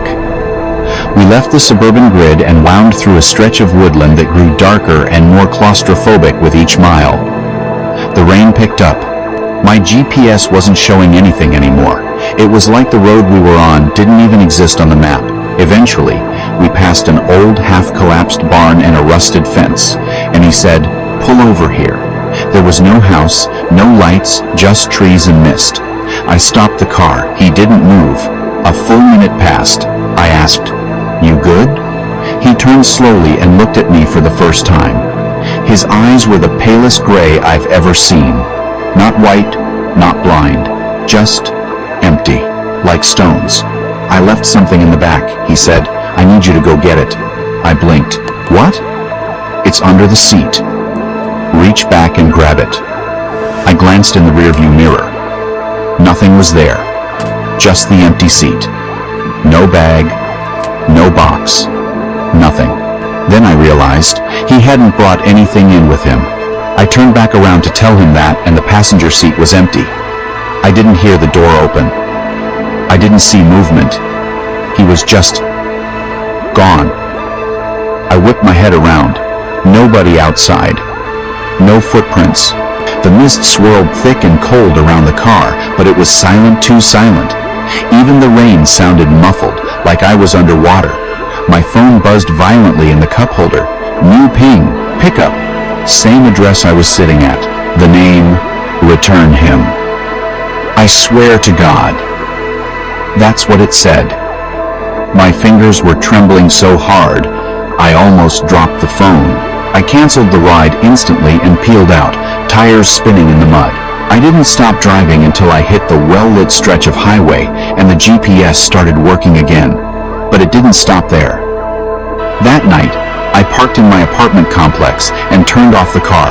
I sat there for a second, trying to breathe, trying to make sense of what happened. When I finally worked up the nerve to go inside, I turned around, and the back seat wasn't empty. There was something in the middle seat. A depression. A shape. I opened the door, nothing there. But every time I got into the car after that night, the same thing would happen. No matter how often I cleaned the seats, or how many times I shined a flashlight back there, at some point, I'd feel that presence again. The seatbelt would be slightly pulled, like someone buckled in, The air would turn cold, just behind me. I stopped driving Uber a week later. But things didn't get better.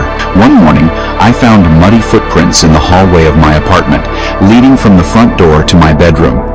Just one pair. Heavy. Like someone walked in and vanished. Another time, I heard the Uber app open on my phone in the middle of the night by itself. It buzzed. When I looked at it, the map was open, and the little car icon was driving itself, tracing a route into some nameless gray forest with no streets or labels. Then there was the voicemail. A week after the ride, I got a missed call from unknown. When I checked the message, it was just static, followed by my own voice whispering, "Return him.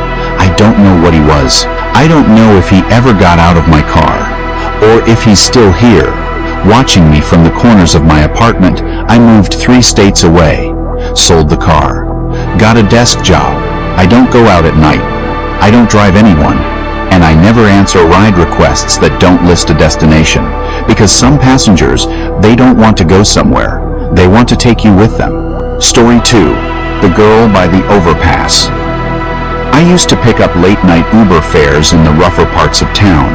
Not because I liked the danger nobody really does, but because that's where the money was. Surge pricing after midnight meant every ride was worth double, sometimes triple, what it would be during the day.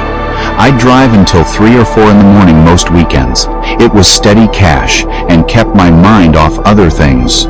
Most of the time, the worst I encountered were drunk frat guys vomiting into a paper bag, or couples in the middle of screaming matches. I had pepper spray in the glove compartment and a mini bat wedged beneath the seat, just in case. But I'd never had to use either. Not until the night I picked up that girl under the overpass.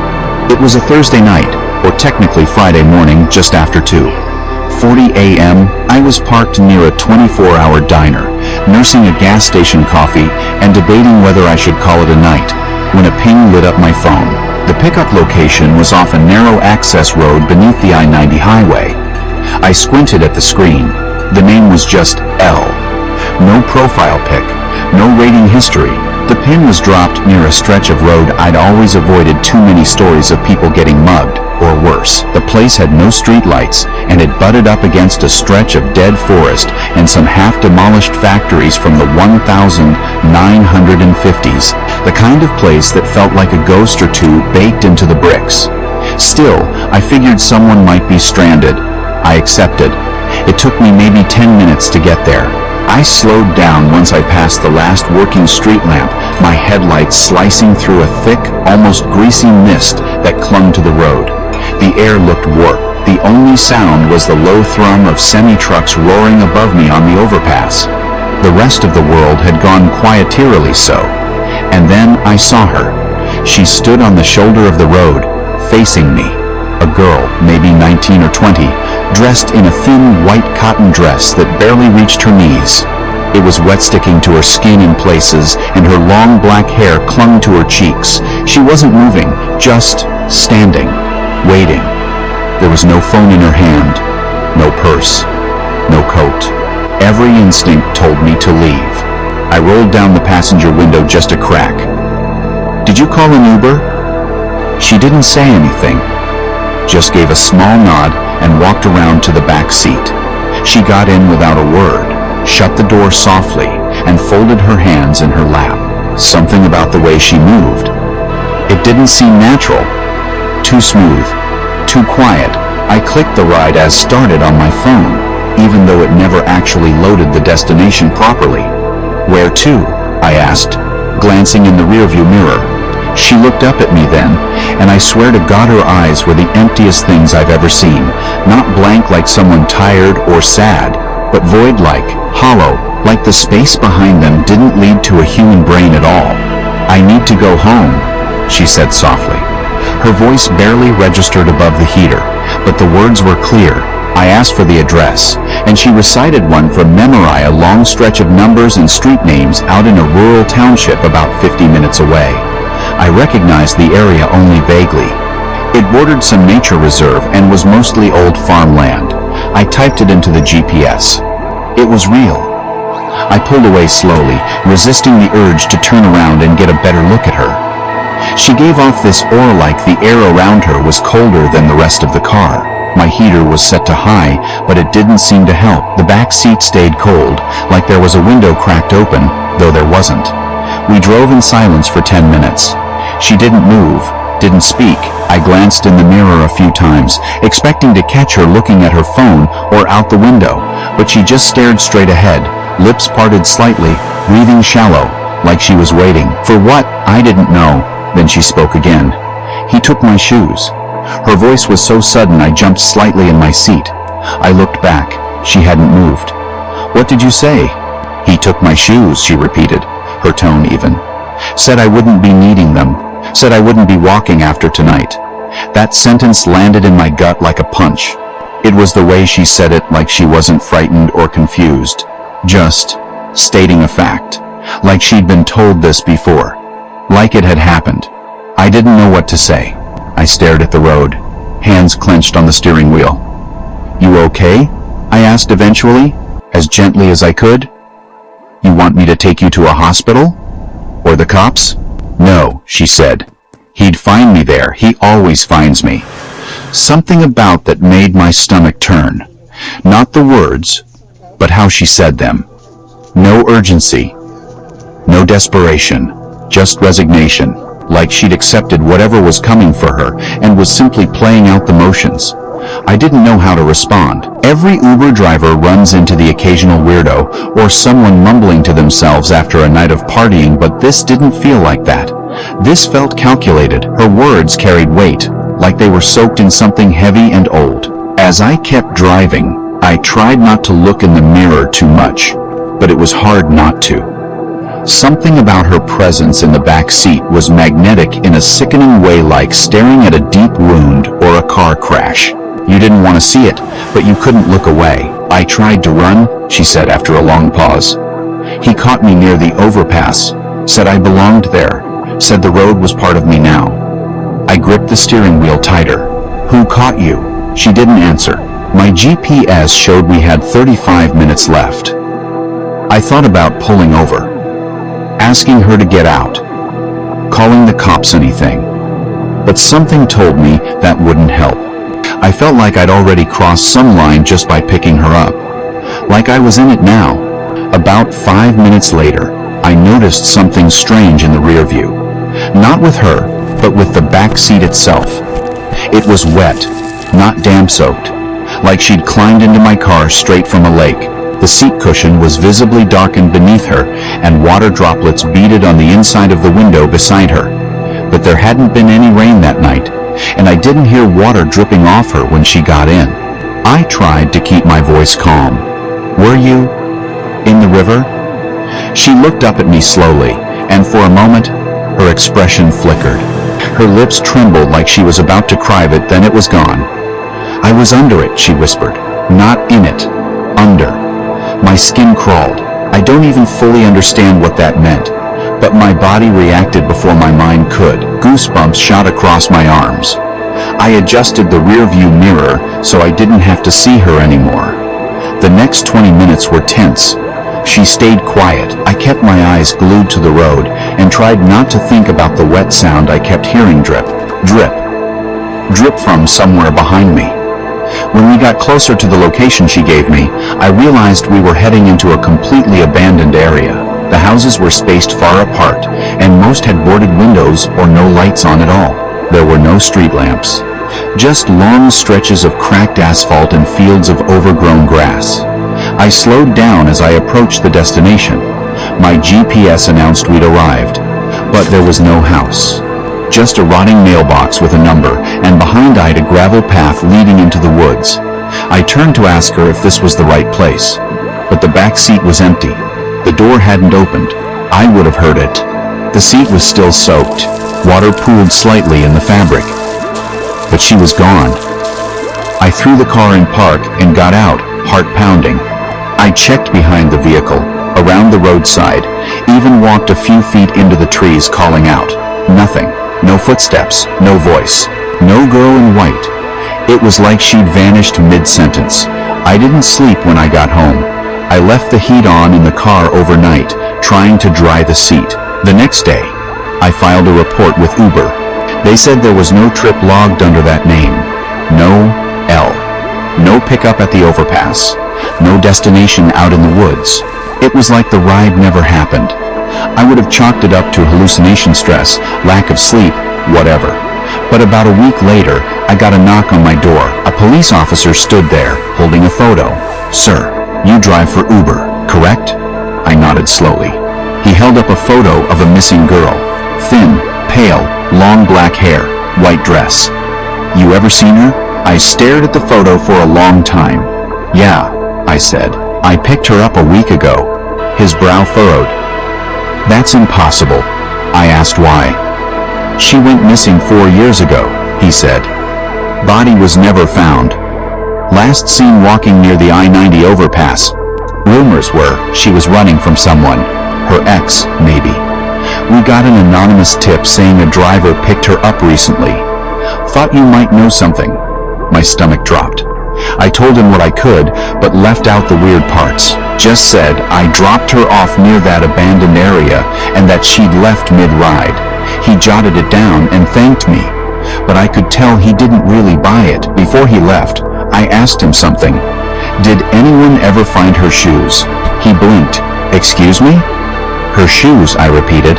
"She told me. Someone took them. Said she wouldn't need them." The officer stared at me for a few seconds too long, then said quietly, "That was in the report.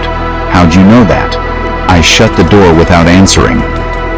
That was 6 months ago. I don't drive Uber anymore. I don't go near the overpass. And sometimes, when I leave the house early in the morning, I find wet footprints on my driveway. A month after the officer visited me, I sold the car. I didn't care about the value. I didn't even want to sit in it again. No matter how much I cleaned it, the back seat stayed cold. Not physically, spiritually. It felt cold, like the air itself refused to touch it. And no matter what I did, the dark-soaked patch kept coming back, even after shampooing and heat drying. It was like that part of the seat remembered her. I thought getting rid of the car would end things, that it would sever whatever thread had tied her to me, but it didn't. The dreams started shortly after. Every night, I'm back in the Uber, the dash glowing faintly, the highway ahead endlessly dark, and in the rearview mirror, she's there, not moving, just watching. Her hair hangs wet and matted across her cheeks, and every time I look up, she's closer. Each night, just a little closer to the front seat. Last night, she was behind me, breathing. I wake up soaked in sweat, with the echo of water dripping still ringing in my ears. Last week, I found something tucked under my front porch. A pair of worn, dirt-caked women's shoes. One was torn, as if ripped during a struggle. The insides were stuffed with wet leaves. No note. No explanation. Just sitting there like a silent accusation. I haven't shown anyone. What would I even say? "Hey, remember the ghost passenger I told you about? I think she dropped these off." But it wasn't just the shoes that got to me. It was what was beneath them. A scrap of faded paper. Looked like it had been ripped from a journal. In shaky, water-smeared handwriting it said, "He's still out there. He drives at night." I don't know what that means, but I haven't taken a rideshare since. And every time I see a car pull over on the shoulder of a highway, I wonder, is it a driver picking someone up or letting someone out? A few nights ago, I got a call from an unknown number at 3:12 a.m. I let it ring. The voicemail was just dripping water. No voice. Just drip, drip, drip. I moved apartments yesterday. I changed my number. I blocked every rideshare app, but I still check my rearview mirror every time I drive, and I don't think I'm alone. Have you ever had that feeling when you pick up a passenger that something isn't right? Like you've stepped into a story that doesn't have a clear ending? That's exactly how it started the night. I accepted a ride request from a man named Timon, name I'd remember for all the wrong reasons. It was early October, a Friday, around 11:45 p.m. The city was quiet, the kind of silence that settles just before the weekend chaos kicks in. My phone buzzed with a ride request from a neighborhood on the edge of town, near an old industrial park. Not many people lived there, and the few who did kept to themselves. The street lights were dim, flickering like they were about to give out. When I arrived, the street was empty except for one figure standing beneath a weak lamp-hymn. A man in his mid-30s, scruffy beard, threadbare hoodie, and worn jeans. His shoulders were slumped like he carried the weight of the world. I rolled down my window and called his name. "Tom?" He nodded silently and opened the door to get in the back seat. The air inside the car instantly felt colder. He didn't smile or make eye contact, just settled into his seat with his hands folded on his lap. I asked, "Where to?" He gave me a vague address, somewhere on the other side of town, near a residential area bordering a large wooded park. I punched it into the GPS. I'd never been to that neighborhood before. The ride started quietly. Tom never said a word, just stared out the window, eyes empty and unfocused. It was the kind of gaze that chills you because it feels like it's looking through you. I tried to keep the conversation going, asking about his day, the neighborhood, anything. Nothing. He just kept staring. After about 15 minutes, the temperature inside the car dropped suddenly. My breath fogged up the windshield, even with the heater cranked to max. I looked at Tom in the rearview mirror. His skin looked almost translucent in the dim light, like a shadow of a person. Then, he whispered, "I can't get out." His words hit me like a punch. I blinked hard, not sure if I'd heard him right. "What do you mean, you can't get out?" I asked, trying to keep my voice steady. He turned slowly to look at me in the rearview mirror, eyes dark and serious. "I'm trapped between rides, between places. Every time the car stops, I think it's over. But it's never over." I swallowed hard, my hands tightening on the steering wheel. The streetlights outside started to blur and stretch, distorting into twisted shapes. "Trapped how? Like stuck in a loop?" I asked, heart pounding. Tom nodded. "Exactly. I keep ordering rides, trying to get somewhere, but every time it brings me back here. To this car. This ride. This endless trip." A shiver ran down my spine. The radio flickered to static. Then a voice whispered so softly I almost didn't hear it. "Next stop, forever." I slammed on the brakes, the car screeching to a halt on a deserted road lined with dead, twisted trees. Tom's figure began to fade, his edges blurring into mist. His last words echoed through the silence, chilling me to the bone. "Don't get in. Don't stay. Don't drive." I didn't wait a second longer. I threw the door open and bolted into the night, my heart hammering so loud I thought it might burst through my chest. The engine was still running behind me, the keys left in the ignition like I'd abandoned everything. The silence of that empty road was crushing. No birds, no distant cars, just the cold whisper of wind threading through the dead branches. The next day, I tried to shake off what happened, but nothing made sense. I checked with Uber. No record of any ride or passenger named Tom that night. The address he gave? Just an empty lot that had been abandoned for years. The city felt different after that. Shadows seemed longer, darker. At night, I caught fleeting glimpses in my rearview mirror shapes that disappeared when I blinked. And sometimes, I swear I hear a faint voice whispering from the backseat, inviting me to get in. I quit driving that night. I still jump at every car that pulls up behind me. And every time my phone buzzes with a ride request, I think of Toman, what he said. How his fare didn't end. I don't know what that ride was, or if he was real, but one thing's certain. Some rides don't have destinations. Some fares don't end. And some passengers never really leave. Have you ever made a split-second decision on a road trip that instantly filled you with regret? That gut-wrenching feeling when you realize you're completely alone, lost, and nobody would ever find you if something went wrong? That's exactly what happened to me and my cousin Jake on a sweltering summer afternoon outside Reno. It started as a joke, a quick detour to check out a shortcut, and ended as the most terrifying experience of my life. It was July 2019. Jake and I were on a cross-country drive, a sort of last hurrah before he left for basic training in the military. We'd been making good time, pushing hard through Nevada's endless stretches of highway.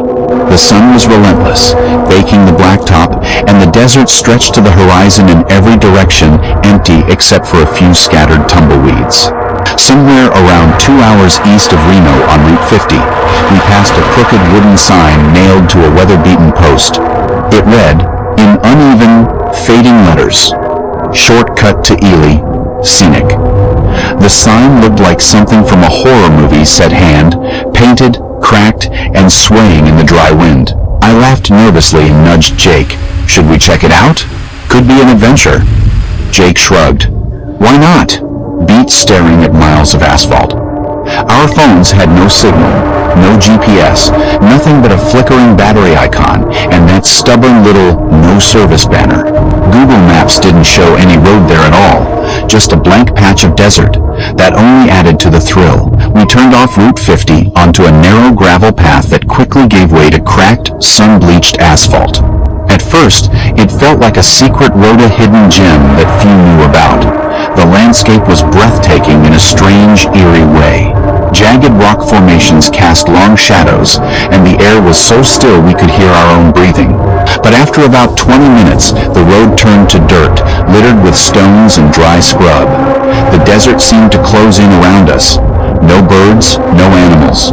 Just the low hum of our engine and the crunch of tires over gravel. That's when we saw the pickup. It was parked at a sharp bend, facing into the brush like someone had abandoned it in a hurry. The truck was ancient-rusted metal, cracked windows, and dirt caked thick on the tires. The driver's door was wide open. Inside there were old, dirty clothes tossed on the seat. And what looked like bones. Jake slowed the car to a crawl, eyes wide. I wanted to turn around, but something, maybe curiosity, maybe fear, pinned me in place. Then I noticed movement. A pale face, gaunt and dusty, peeked cautiously from behind the truck bed. The eyes met ours. They were sunken, shadowed, and utterly still.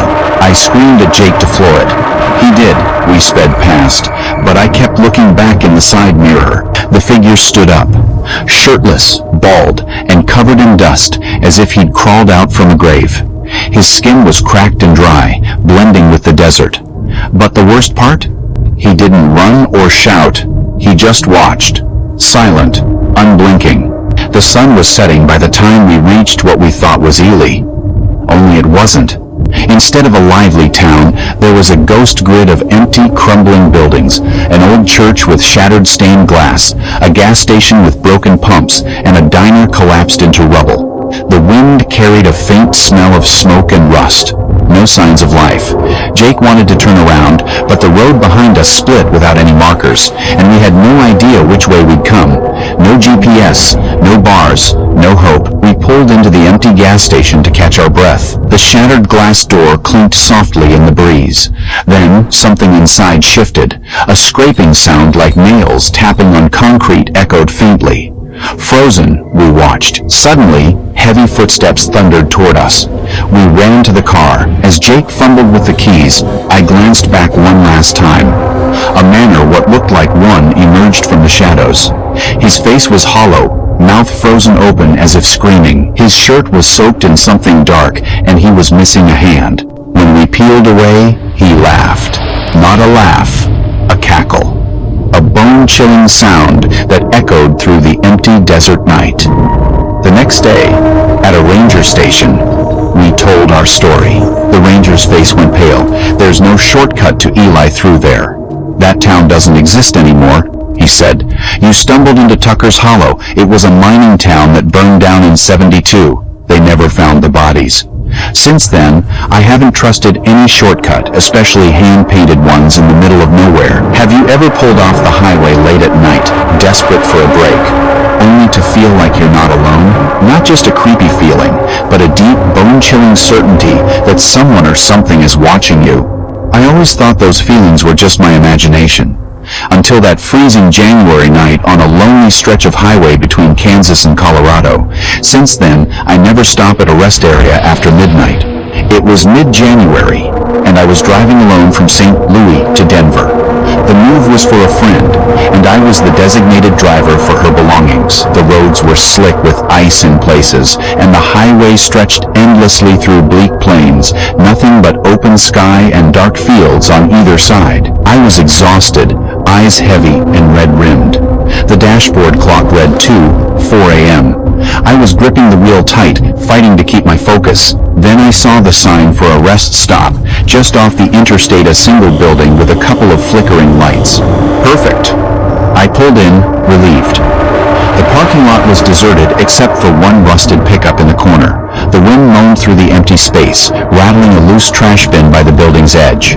Inside, the fluorescent lights buzzed overhead, flickering every few seconds. The air smelled stale, like cold concrete mixed with a faint chemical bleach scent.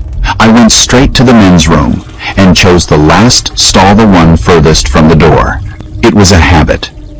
I locked the door, pulled down my pants, and just as I was about to relieve myself, I heard it, breathing, not my own. It was faint, but clear, slow, deep inhales, followed by long, shaky exhales.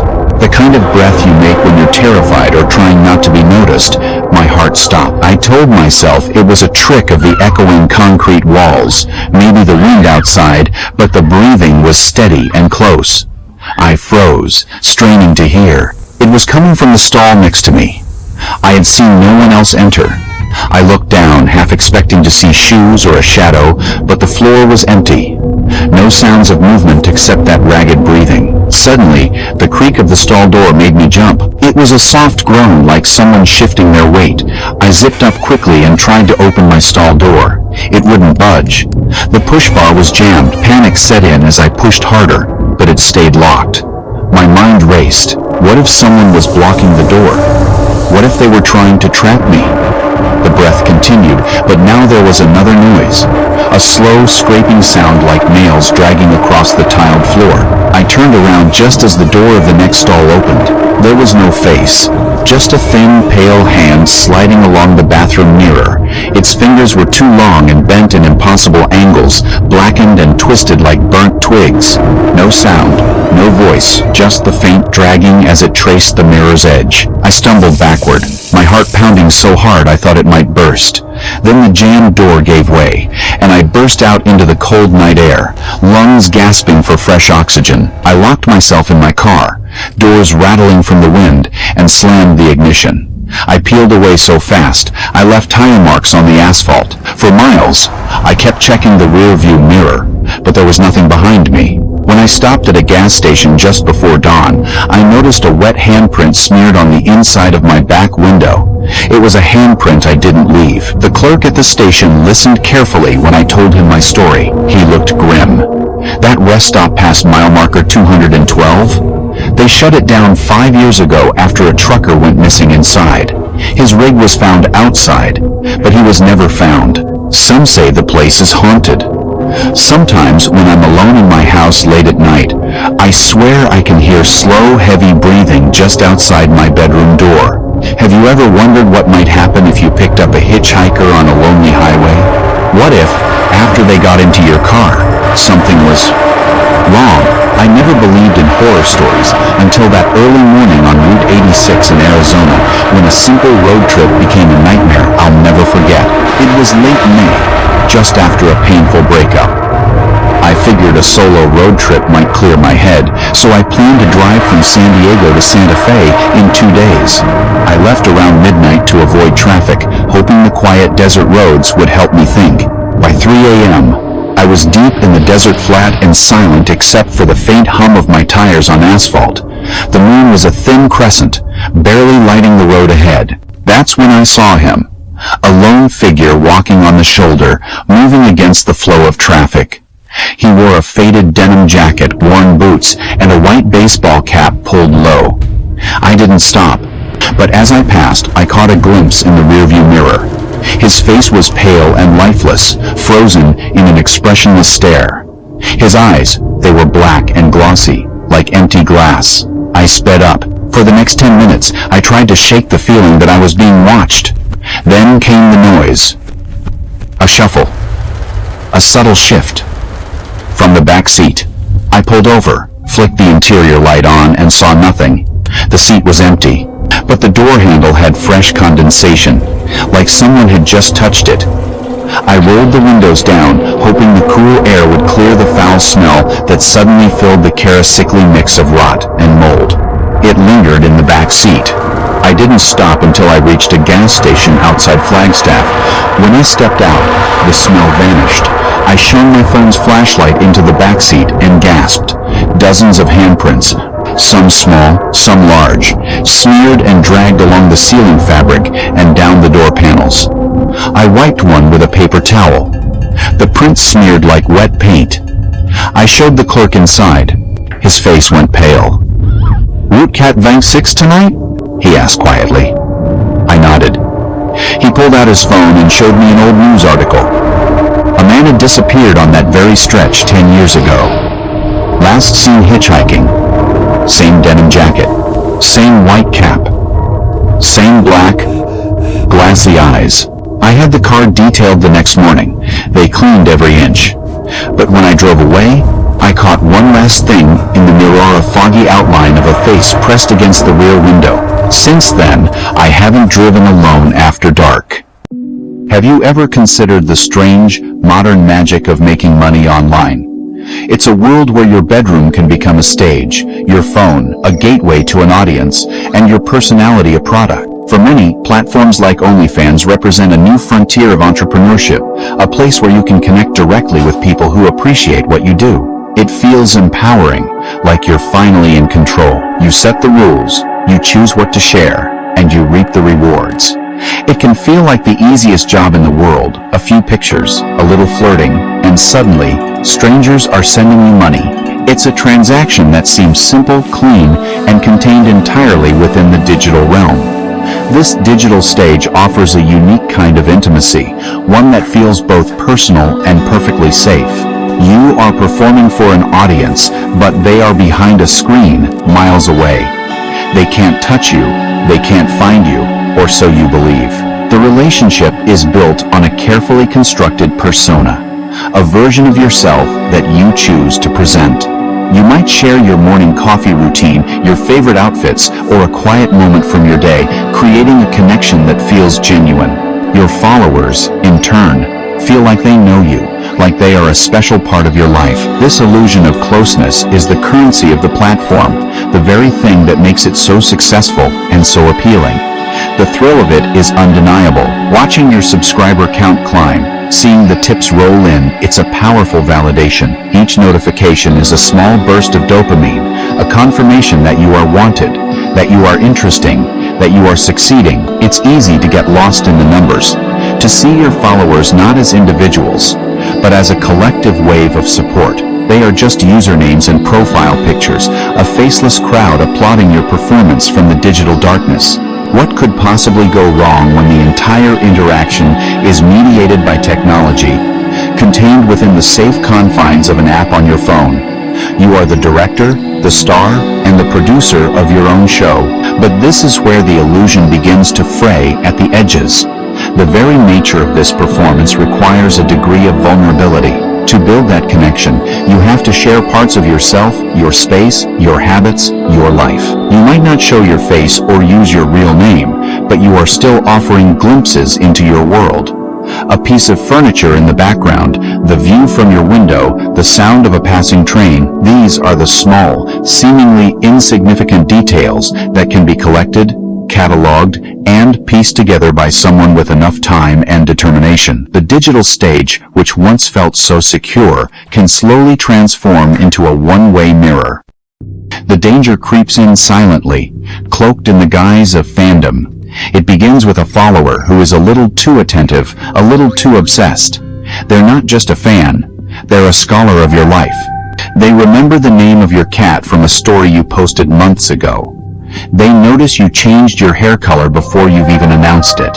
At first, it can feel flattering, a sign that someone is truly paying attention. You might even feel a sense of gratitude for their loyalty. They are, after all, your biggest supporter, the one who tips the most and comments on every single post. They make you feel seen, but you soon realize they are seeing more than you intended to show. The line between admiration and obsession is a thin one, easily crossed in the anonymous landscape of the internet. The person who once seemed like a lonely fan with a harmless crush starts to reveal a darker, more possessive side. Their messages become more specific, their comments more unnerving. They no longer compliment your outfit. They comment on the way you nervously touch your hair or the sad look in your eyes. They are no longer just watching your content. They are analyzing you, deconstructing your every move. The sense of control you once felt begins to evaporate, replaced by a creeping dread that you are no longer in charge of the narrative. This is the point where the digital world bleeds into the physical one. A comment about the weather in your city when you've never mentioned where you live.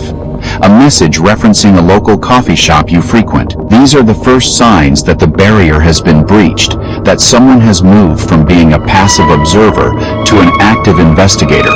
They are no longer content with the version of you that you present online. They want the real thing.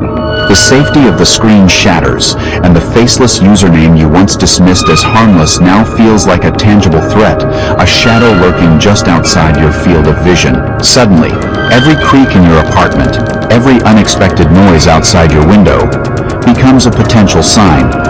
The digital ghost has followed you home. The performance is no longer confined to your phone. Your entire life has become the stage, and you are unknowingly playing a part for an audience of one. The money, the fame, the validation, it all fades away, replaced by a single, terrifying question that echoes in the silence of your room. Who is really watching? And what do they want? The stories you are about to hear are from creators who found out the answer to that question in the most horrifying way possible. At the height of my online success, I had curated a perfect bubble of digital intimacy. My OnlyFans account was a carefully managed performance, a space where I could be playful and alluring without ever crossing the boundaries I had set for myself. No nudity, no explicit content, and absolutely no in-person meetups. It was a business model built on suggestion and fantasy, and it was working beautifully. My subscribers were generally respectful, a mix of quiet admirers and enthusiastic commenters. They were part of a world I controlled, one I could switch off the moment I logged out. I saw them as usernames on a screen, distant and harmless, part of a game where I made all the rules. It was a comfortable, profitable illusion. Among the thousands of followers, one stood out, not for his words, but for his silence. His username was blindwatcher89, a name that in hindsight feels like a chillingly accurate prophecy. He never once left a comment on my posts. He never slid into my DMs with a flirtatious line or a special request. His presence was marked only by the steady, almost unnerving generosity of his tips. For every short video, for every photo set, a notification would pop up, a tip for $100, $200, sometimes even $500. It was an astonishing amount of money, and I rationalized it as the harmless obsession of a wealthy, lonely man, perhaps a tech billionaire with more cash than social skills. I pictured him in a sleek, minimalist apartment somewhere far away, finding a quiet escape in my content. This pattern continued for months, his silent patronage becoming a reliable, if slightly strange, part of my income. I grew accustomed to his digital ghostliness. He was my top earner, the foundation of my financial success on the platform, yet he was a complete enigma. I would sometimes scroll through his blank profile, a default avatar and no information, and wonder about the person behind the screen. Was he old? Young? What did he do for a living that allowed for such casual extravagance? His silence made him a blank canvas onto which I projected my own assumptions, all of them safe, all of them distant. I told myself his lack of communication was a sign of respect, a quiet appreciation from afar. I never once considered that he wasn't watching from afar at all. The illusion of safety I had so carefully constructed was about to be shattered by a single, simple message. It arrived on a Tuesday morning, a day like any other. I had just posted a new video, a soft, artistic piece filmed in black and white. I was wearing a new satin robe, feeling elegant and serene as I moved through my sunlit apartment. It was a piece I was proud of, something that felt both intimate and tasteful. Less than 10 minutes after the video went live, my phone buzzed with a direct message notification. It was from him, blindwatcher89. His first ever message. My heart gave a little flutter of curiosity. Finally, the silent watcher was going to speak. I opened the message, and the words on the screen made the air in my lungs turn to ice. "You look amazing in blue." That was it. 6 simple words that dismantled my entire sense of security in an instant. I stared at my phone, reading the message over and over, my mind racing to find a logical explanation. The video was explicitly black and white. There was no color information in it at all. But I was, in that exact moment, still wearing the robe. And it was a deep navy blue. How could he possibly know that? My first thought was that it was a lucky guess, a 1 in a million shot. Or maybe I had worn the robe in a previous color photo and forgotten about it. I frantically scrolled through my entire post history, my fingers trembling slightly. Nothing. I had never shown it before. It was brand new. I tried to push the feeling of dread away, to rationalize the irrational. He was a superfan, I reminded myself. Maybe he had an encyclopedic memory of every item of clothing I owned, and was making an educated guess based on my style. It was a flimsy explanation, but it was the only one that allowed me to breathe. I didn't reply to his message. I didn't want to engage, to give him the satisfaction of knowing he had rattled me. I put my phone down, made a cup of tea, and tried to go about my day. But the message lingered in my mind like a dark cloud. A knot of anxiety had formed in my stomach, a cold, hard feeling that I couldn't shake. The digital wall between me and my audience suddenly felt terrifyingly thin. The next day, the fragile sense of denial I had built was completely obliterated. Another message from Blind Watcher ID 9 appeared. This time, it wasn't a compliment. It was a command disguised as a suggestion. "You should really close your curtains more," it read. "You're too pretty for the whole street to see." My heart didn't just sink, it plummeted. I dropped my phone on the couch and scrambled over to the window, my hands shaking as I yanked the curtains shut. The message confirmed my worst fear. This wasn't a guess. He wasn't just watching my videos. He was watching. The screen was no longer a barrier. It was a window he was looking through, from somewhere horrifyingly close. My apartment was on the 4th floor, a detail I thought gave me a degree of privacy. The only building directly across from mine was another residential complex, but it was a considerable distance away.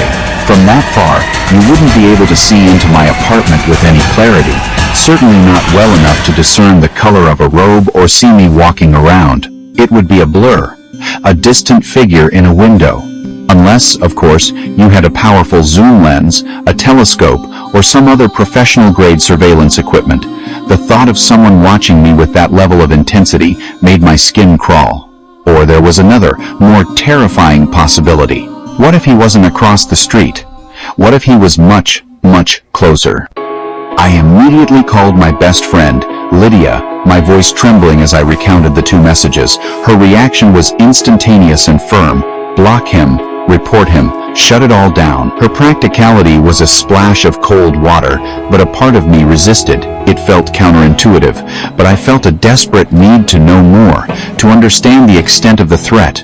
Blocking him felt like closing my eyes while a predator was stalking me. I wanted to see him coming. I needed to know how he was doing this. So, against Lydia's advice, I kept the line of communication open, choosing to watch and wait. I didn't reply, but I obsessively checked his profile, hoping for some kind of clue. That's when I noticed the change. His username, the familiar and creepy Blind Watcher ID 9, was gone.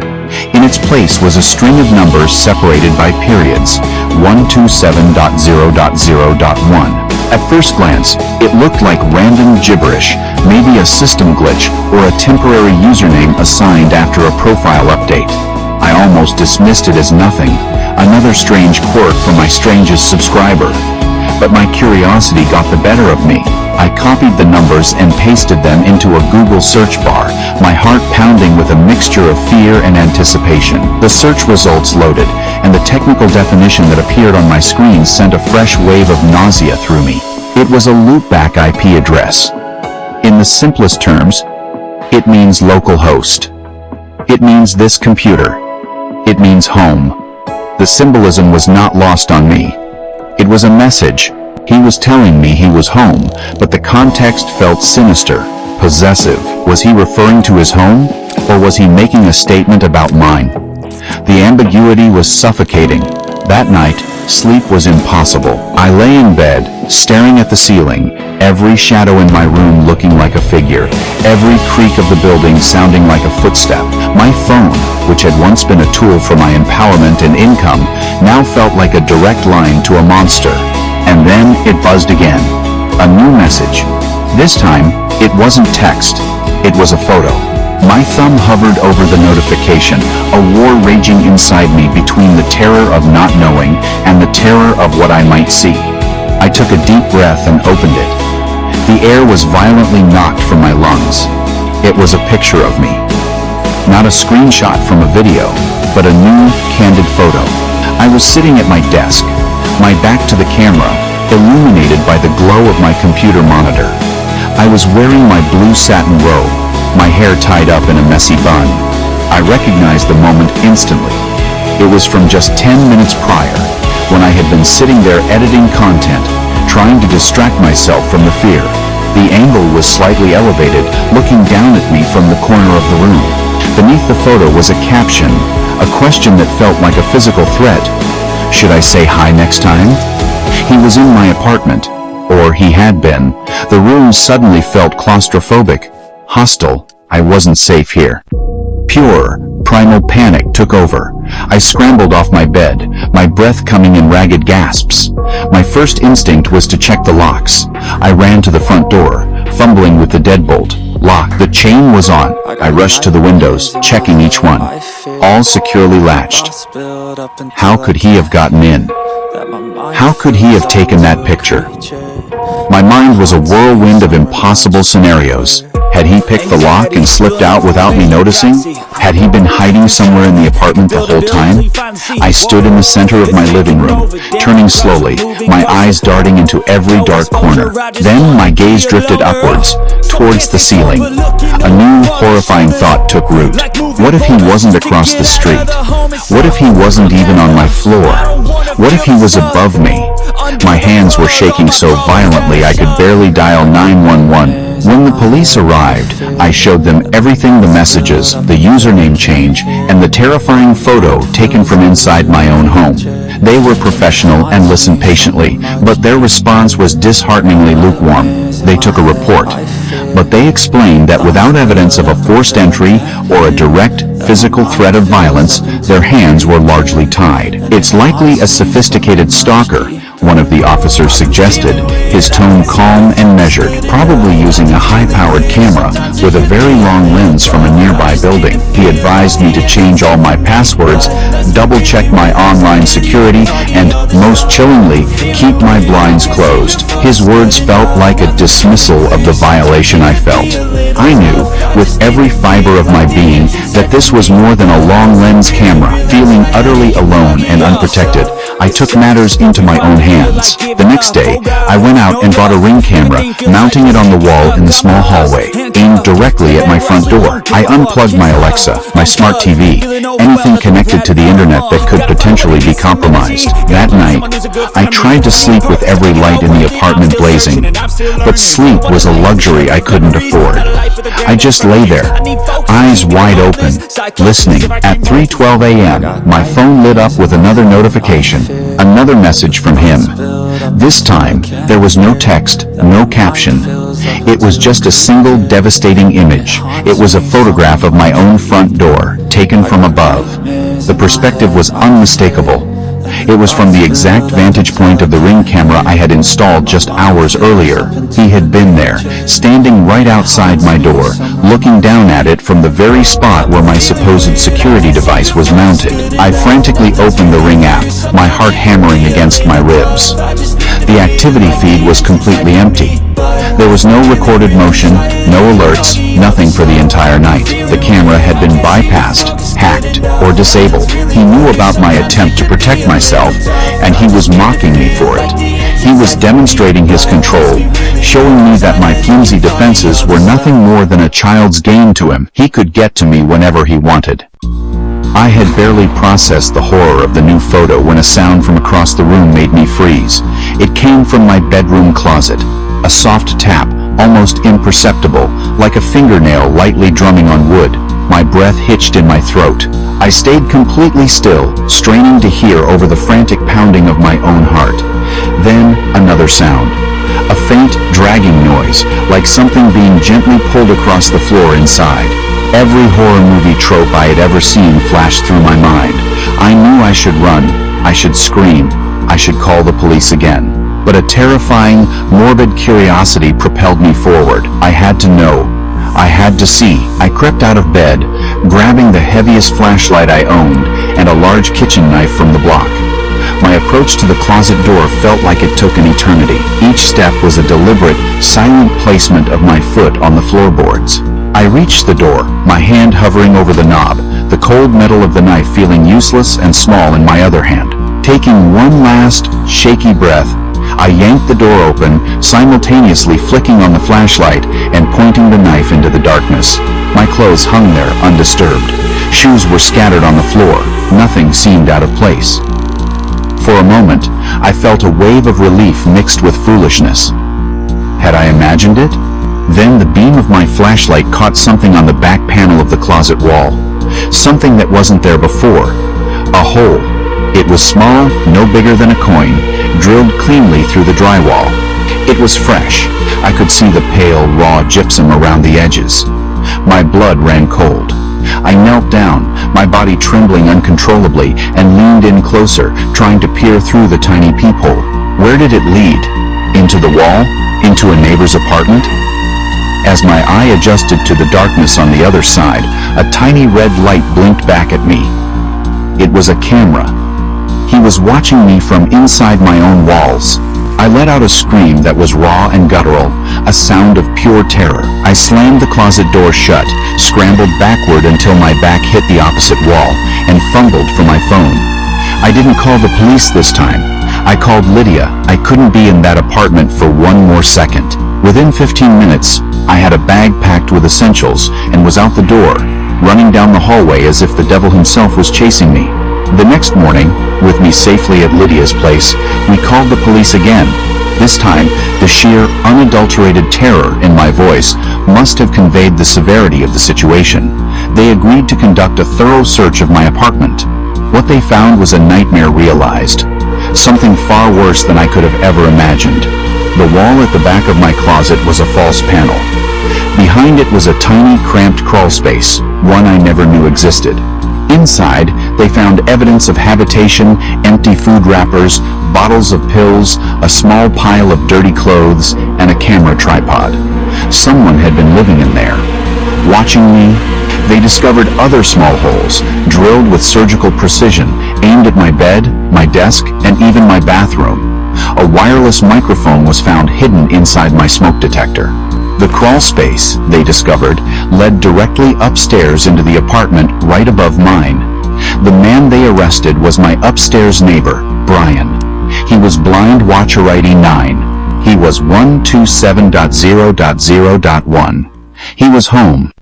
Have you ever followed someone online so closely that you started to feel like you knew them? Not just their content, but their soul?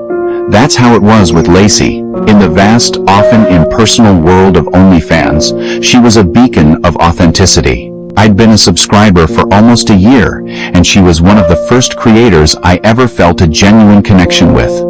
She didn't just post glossy, impersonal photo sets. She shared her life.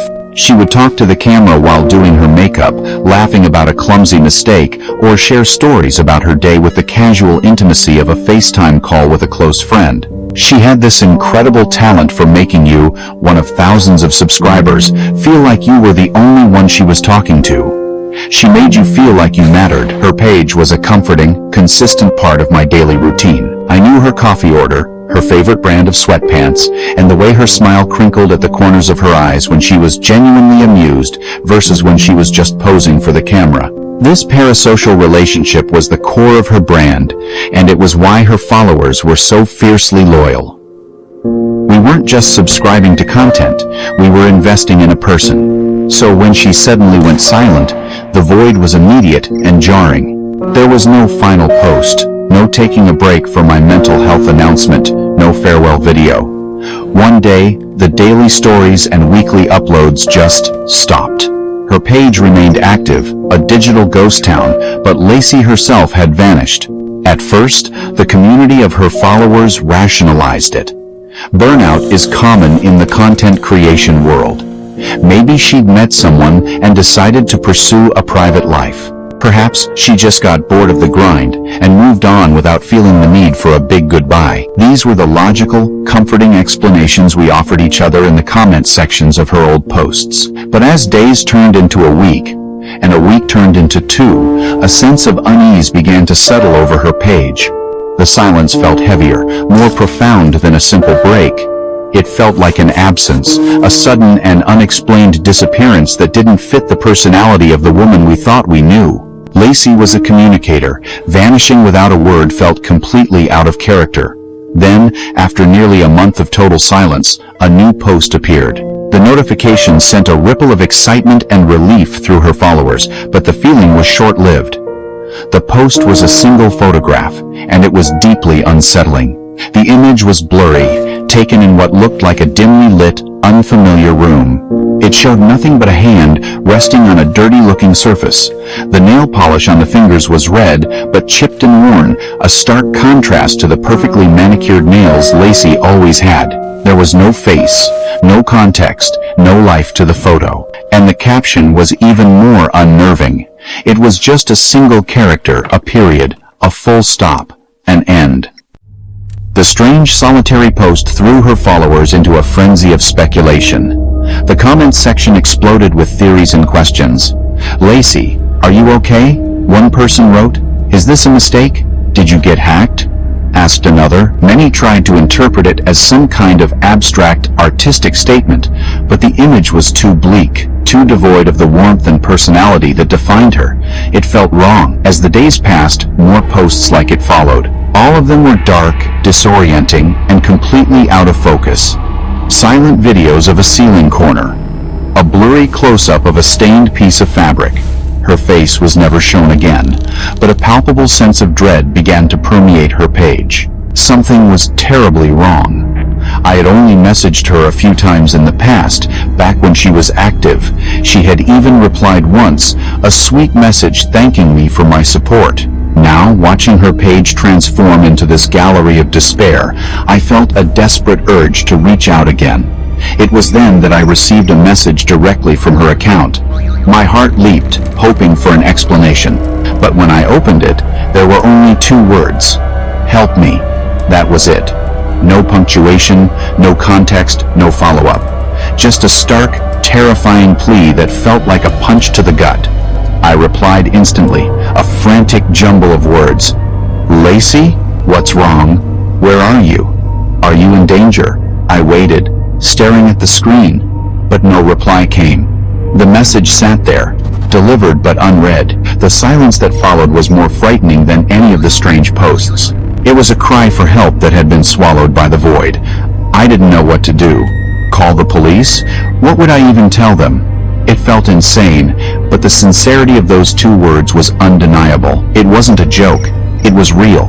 The very next day, a new video was uploaded to her page. This one was different.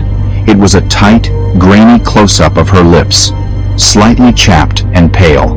The audio was filled with static, but underneath it, I could hear her whispering.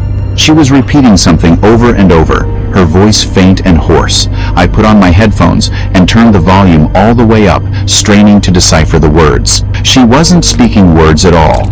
She was repeating a series of numbers. I grabbed a pen and wrote them down, replaying the clip again and again. With a sense of dread, I opened Google Maps and began plugging in the numbers. They were coordinates. The pin on the map landed in a remote, desolate area deep in the forests of Oregon. It was an unincorporated patch of land near an old, disused logging road, about a 3-hour drive from where I lived. I stared at the satellite image, a dense canopy of green with no visible signs of civilization. A chill ran down my spine. This had to be a prank, some kind of elaborate alternate reality game she was playing with her followers. It was the only explanation that made sense.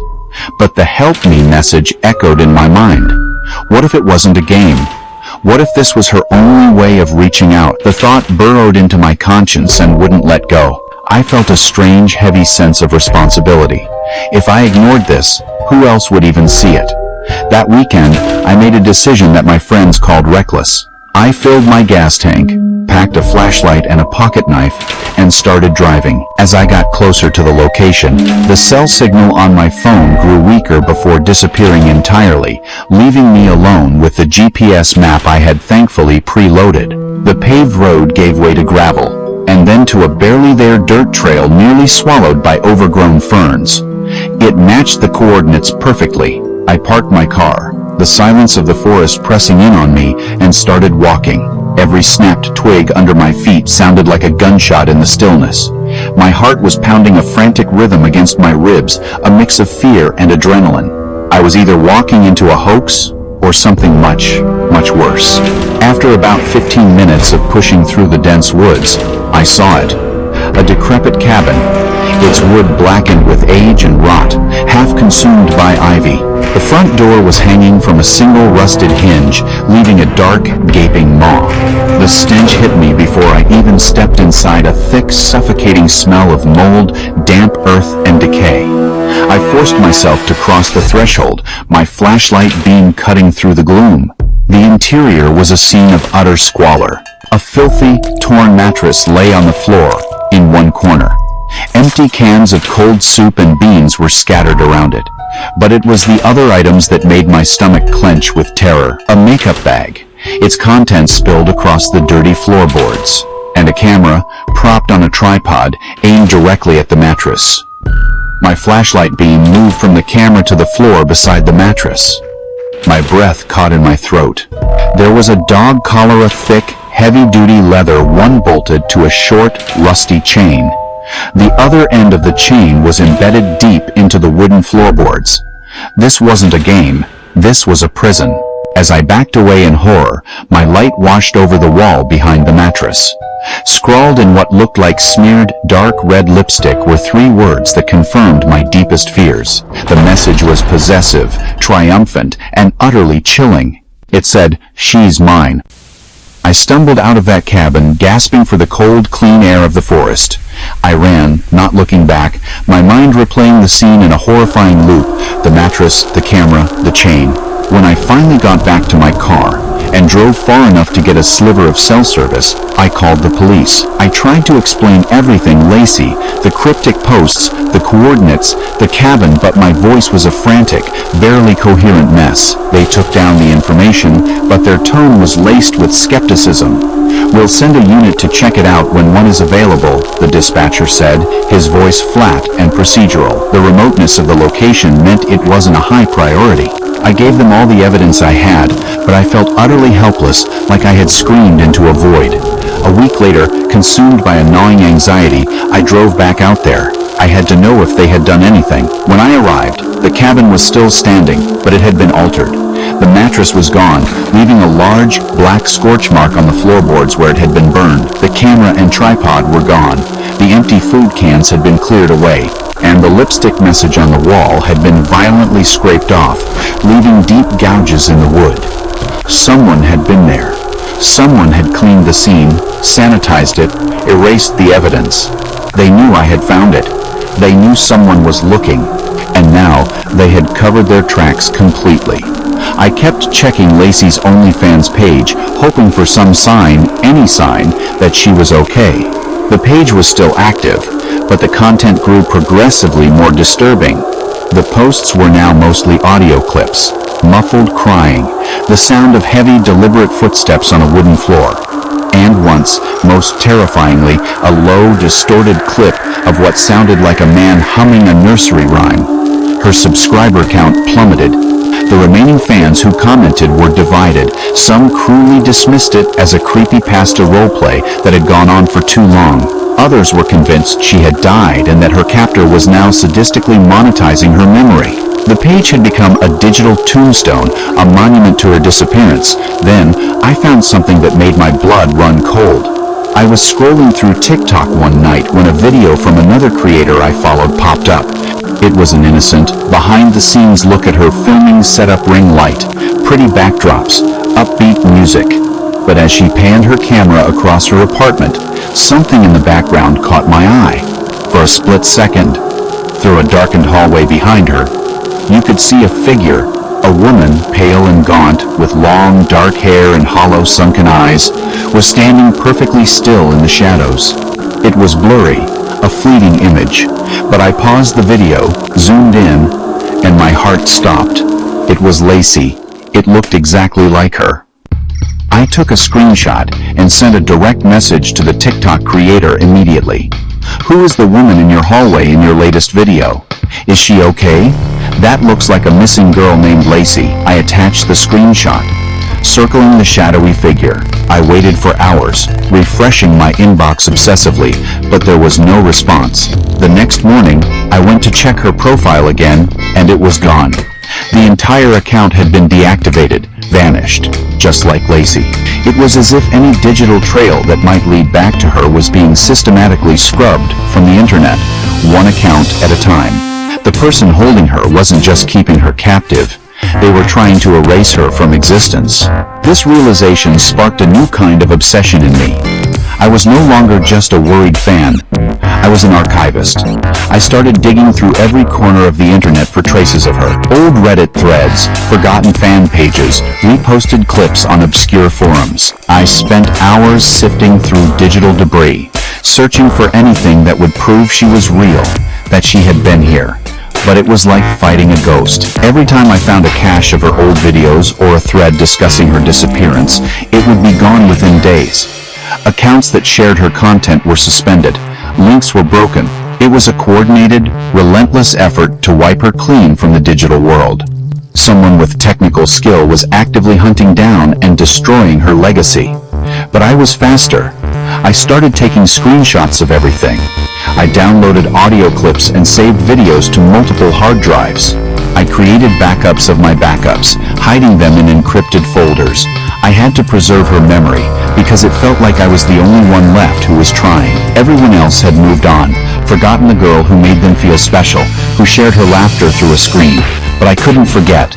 I remembered her voice. I remembered her smile, the real one. I remembered the way she would call her followers babe in a tone that felt so warm and genuine. She existed, she mattered, and I refused to let her be forgotten. I still don't know if she's alive. Part of me hopes she found a way to escape, but the systematic erasure of her presence online suggests a darker, more permanent outcome. The feeling of helplessness is a constant weight, but my fight to keep her memory alive continues, fueled by a chilling, persistent reminder.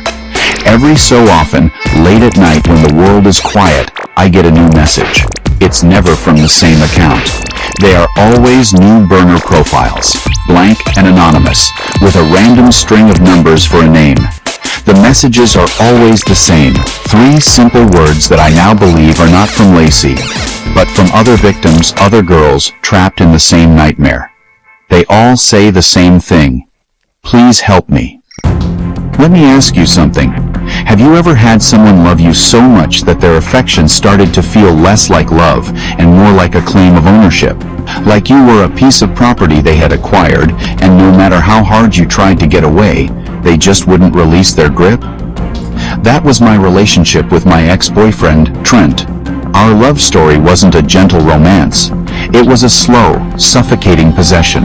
Even now, more than a year after I finally found the strength to leave him, he found a way to violate me in the most profoundly public and private way imaginable. He put me on OnlyFans, turning my most intimate moments into content for strangers, all without my knowledge or consent. I want to be perfectly clear. I have never had an OnlyFans account. I have never willingly posted anything remotely intimate on any corner of the internet. In fact, after the breakup, I became something of a digital ghost. I deactivated my Instagram, barely used Facebook, and kept my online presence to an absolute minimum. This retreat was partly a defense mechanism, a way to heal from the emotional wounds Trent had inflicted. But it was also born out of a deep-seated paranoia he had instilled in me. During our time together, he was relentlessly manipulative and controlling. A warden disguised as a doting boyfriend, he would constantly check my phone, question my friendships, and subtly isolate me from the world until he was the center of my universe. When I finally broke up with him, it was like escaping from a high-security prison. The freedom was intoxicating but terrifying. During our last bitter argument, he spat a threat at me that I dismissed at the time as the pathetic ramblings of a rejected man. "You'll regret this," he seethed, his eyes cold and hard. "I'll make sure of it. I'll make you famous." I laughed it off. Famous for what? I was a private person, a nobody in the grand scheme of things. What could he possibly do? The threat seemed empty, just another one of his desperate attempts to exert control. I thought that by walking out his door, I had finally escaped his influence for good. I couldn't have been more wrong. The haunting began subtly, about 2 months after I had settled into my new, solitary life. It started with a series of strange emails landing in my personal inbox, seeping through the digital walls I had built around myself.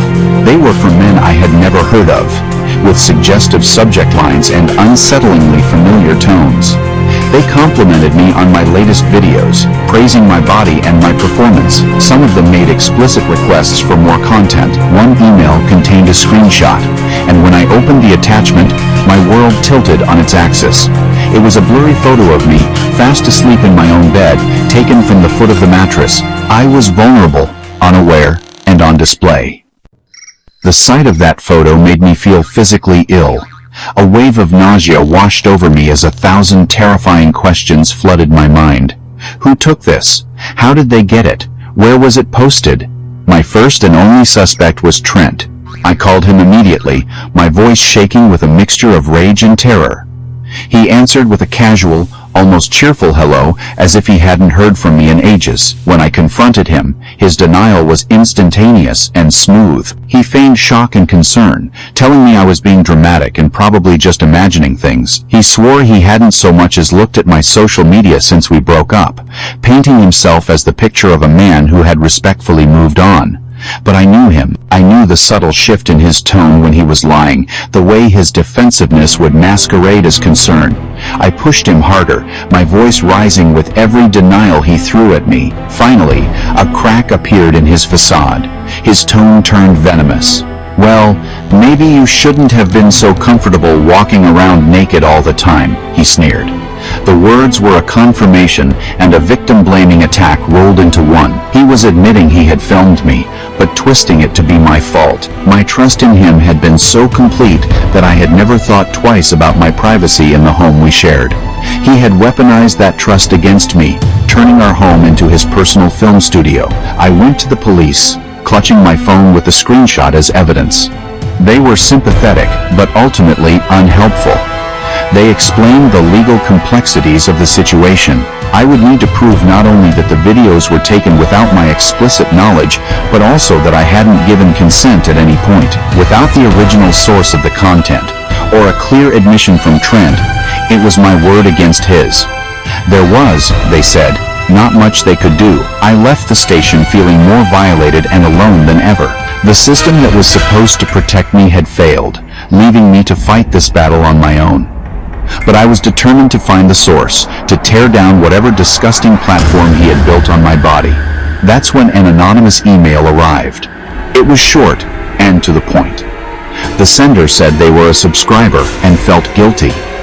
They gave me a link and a username. The username was a nickname, a pet name that only Trent had ever called me. It was a cruel, intimate detail designed to twist the knife. With my hands trembling so badly I could barely type, I went to the OnlyFans website and paid the subscription fee to access the account. I had to see it for myself. When the page loaded, my breath caught in my throat. It was a gallery of my private life. Dozens of videos. All of me. Me stepping out of the shower. Me changing my clothes. Me stretching in bed in the morning. All filmed with a hidden camera. All stolen moments from when I thought I was safe. The violation wasn't just in the videos, it was in the fiction he built, captions in my voice, making me complicit, my image, my words, all stolen.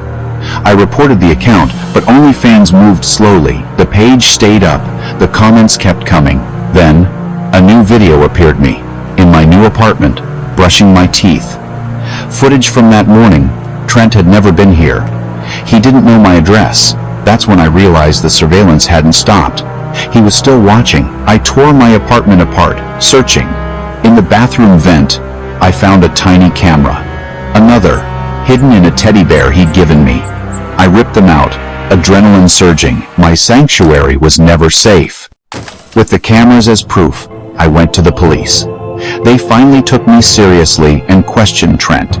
But he spun a new story, claiming I'd agreed to everything, forging messages to back up his lies. The police hesitated. The case muddied again. OnlyFans, after weeks, finally took the account down. Relief, but hollow. The videos were already everywhere, downloaded, re-uploaded, deep-faked, archived on forums. My image was scattered across the web, out of my control. The violation multiplied, impossible to erase. Weeks after the account vanished, a package arrived, no return address, just a USB stick. Against my better judgment, I opened it. More videos. Footage of me after I'd found the cameras, crying, searching, breaking down. He'd still been watching. More cameras, more invasion. That was it. I fled, new city, new number, no social media, living like a fugitive. The fear never left. Every room, every stranger with a phone, every shadow felt dangerous. The messages kept coming, not from Trent, but from the audience. You looked so sad in your last video. Why'd you stop posting? Smile. My life was no longer my own. Ever had a fan who wanted to be you? At first, it's flattering until it's not. My OnlyFans was performance art, carefully controlled. Then at Sierra Clone appeared. She tipped on every post, left poetic, obsessive comments, and sent endless questions about my life and routines. It wasn't curiosity, it was study. She wanted to replicate me, detail by detail. My boundaries blurred as she dissected my persona. She wasn't just a fan, she was trying to become me. I ignored her, hoping she'd fade. Instead, she escalated. She sent a photo, same outfit, same pose, same green wall as my bedroom. Then a video, her, moving and speaking exactly like me. My voice, my laugh, perfectly mimicked. I'm practicing, she wrote. I want it to feel natural. Fear replaced unease. I blocked and reported her. Relief was brief. The next day, a new account. At Sierra Real, her message, you can't block your reflection. My identity was no longer just mine. A thick blanket of paranoia settled over me. I felt like I was being watched, not just online, but in my real life. The line between my persona and myself had been breached, and I scrambled to reinforce it. I spent hours poring over my own content, looking for clues I might have accidentally given away. I scoured my old posts, checking for street signs reflected in my eyes, unique architectural details visible through my windows, or any mention of local landmarks. I started blurring the backgrounds of my photos more heavily and ran every image through a metadata scrubber to ensure there was no location data attached. I became a digital security expert overnight, trying to lock down a fortress that already had a traitor inside its walls. Despite my best efforts, the feeling of being exposed only grew stronger. The final straw, the event that pushed me from fear into full-blown panic, came in the form of another photo from her. This one was different. It wasn't a picture of her copying me. It was a picture of my apartment. The photo was taken from the perspective of someone standing in my hallway, looking into my living room. You could see my gray couch, the glass coffee table with a stack of magazines on it, and the blue fleece blanket I always forgot to fold neatly over the armrest. It was an image of my private sanctuary, taken from inside my home. I ran to my front door, my heart pounding. It was locked. The deadbolt was thrown. But then I noticed the mail slot. It was old and slightly bent.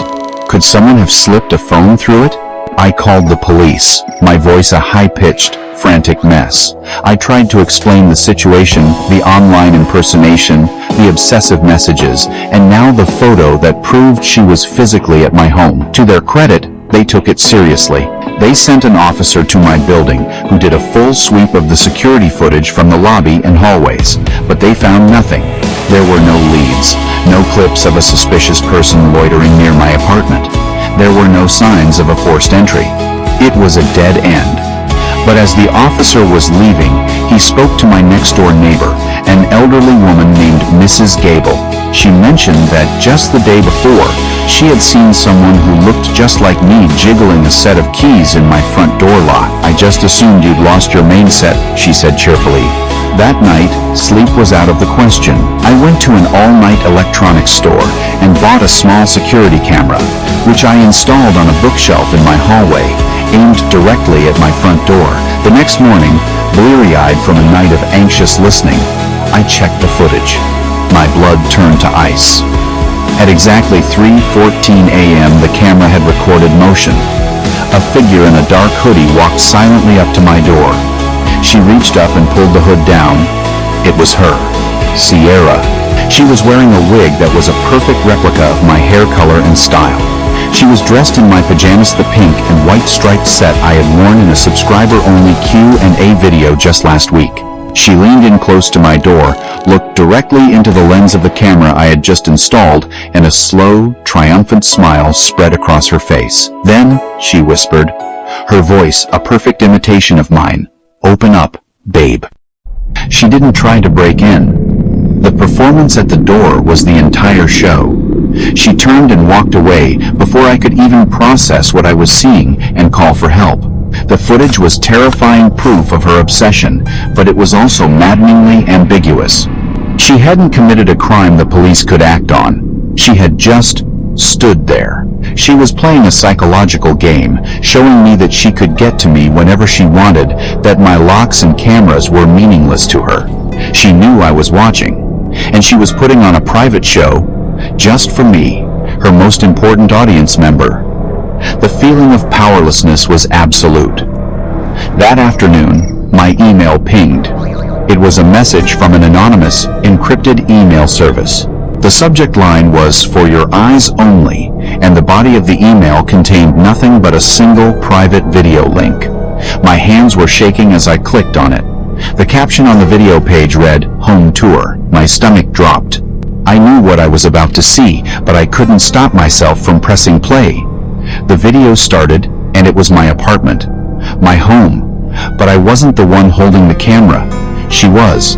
The video was filmed like a twisted parody of a lifestyle vlogger's apartment tour. She walked through each room, her voice my voice, providing a cheerful, chirpy narration. "And this is the cute little kitchen where all the magic happens," she said, panning across my countertops, my coffee maker, my dish rack. "I just love this mirror I hung up over the sink. It's perfect for checking your makeup," she cooed, waving at her reflection. She lingered on the most personal details, showing off the chipped ceramic mug I drank my tea from every morning, the stack of books on my nightstand, the worn-out slippers by my bed. She was presenting my life as her own, every object a prop in her grand performance of being me. The tour ended in my bedroom. She sat down on the edge of my bed, the camera held up to her face in a close-up, just like I did in my own videos. She looked directly into the lens, her eyes wide and eerily vacant. She leaned in close, so her whisper was intimate and clear.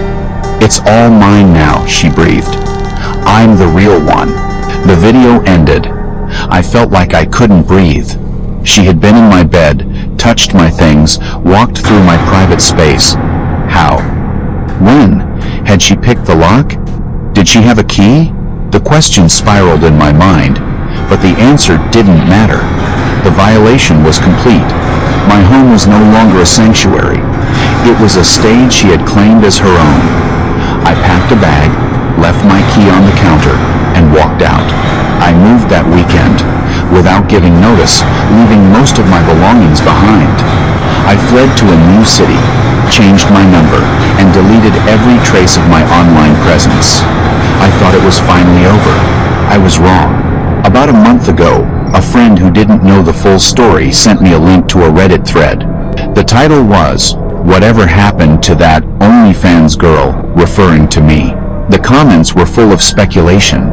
Some people thought I had died. Others Users joked that I had been replaced by an AI deepfake.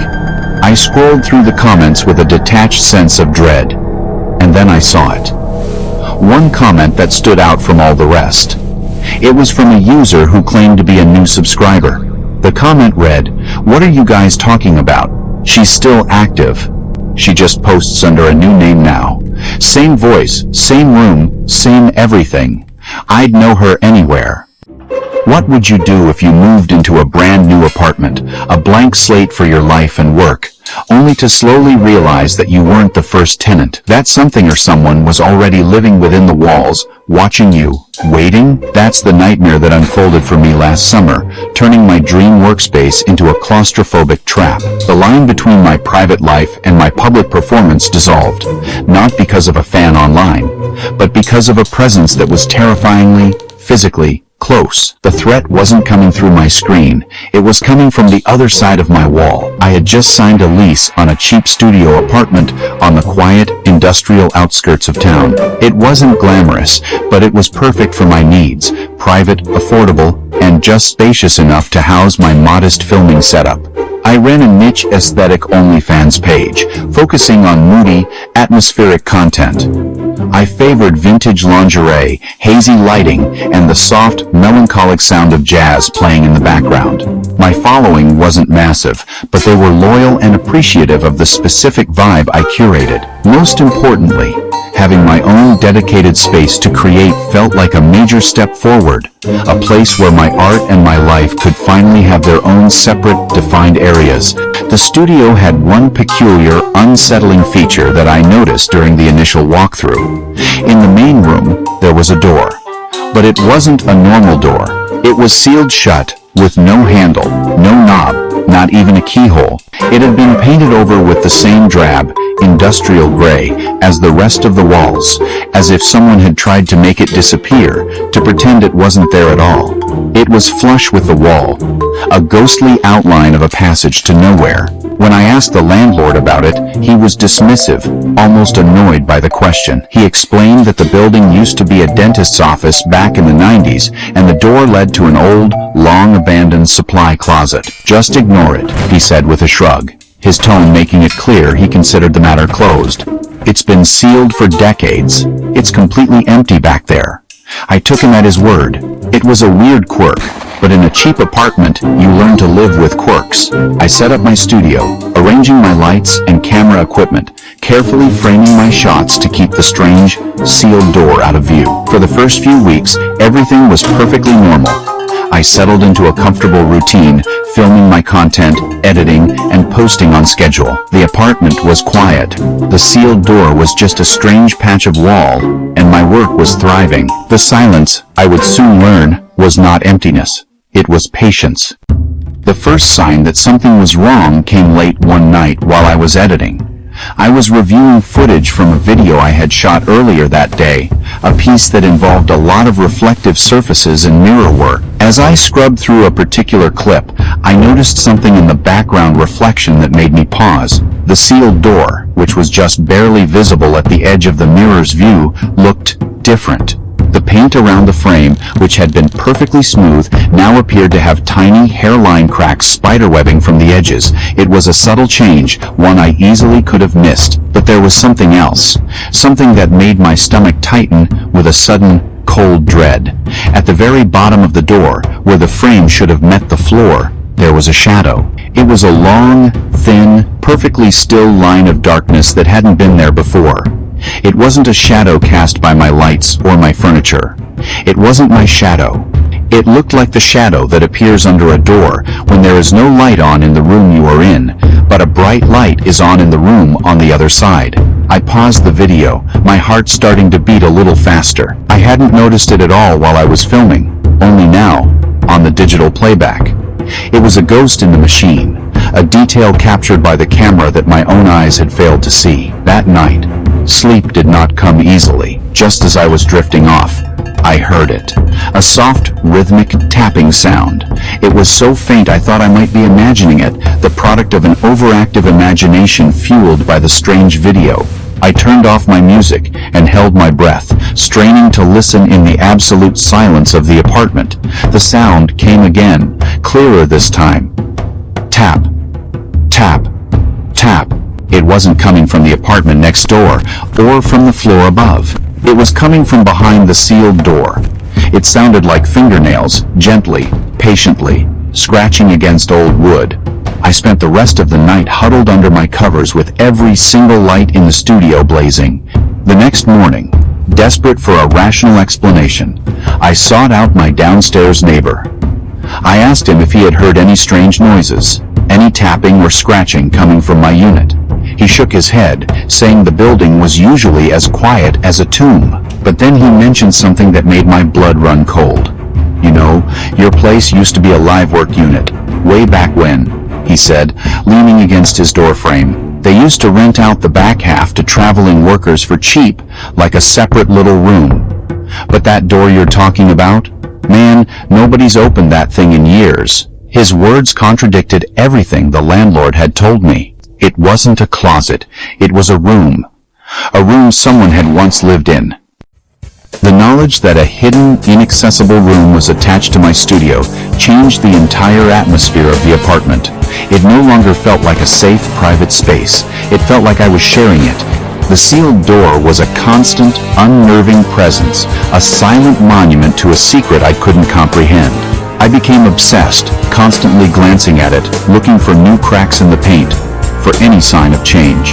My paranoia grew so intense that I went out and bought a small security camera, the kind people use as a nanny cam.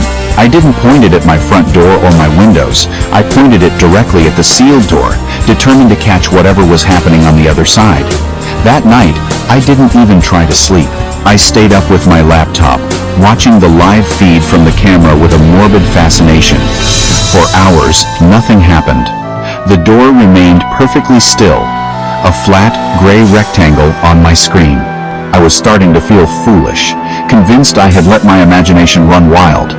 Then, at exactly 2:47 a.m., the camera feed flickered. The screen went to static, a mess of black and white digital snow, for about 3 seconds. When the picture returned, clear and stable, my heart stopped. The door that was sealed shut, the door with no handle, was now slightly ajar. Just an inch. A sliver of pure, absolute darkness was visible in the gap. I stared at the screen, my mind refusing to process what my eyes were seeing. It was impossible. I slowly got up from my chair, my legs feeling like they were made of lead, and crept towards the door. Every instinct screamed at me to run, to get out of the apartment, but I had to see it for myself. When I reached it, my hand trembling as I reached out to touch the cold surface, I found it was completely shut, flush with the wall, just as it had always been. But there were new marks on the frame that hadn't been there before. Long, curved gouges in the paint and the wood beneath, like something had clawed at it viciously from the inside, trying to get out. The next day, my terror found a new avenue. I got a notification from OnlyFans, a brand new subscriber.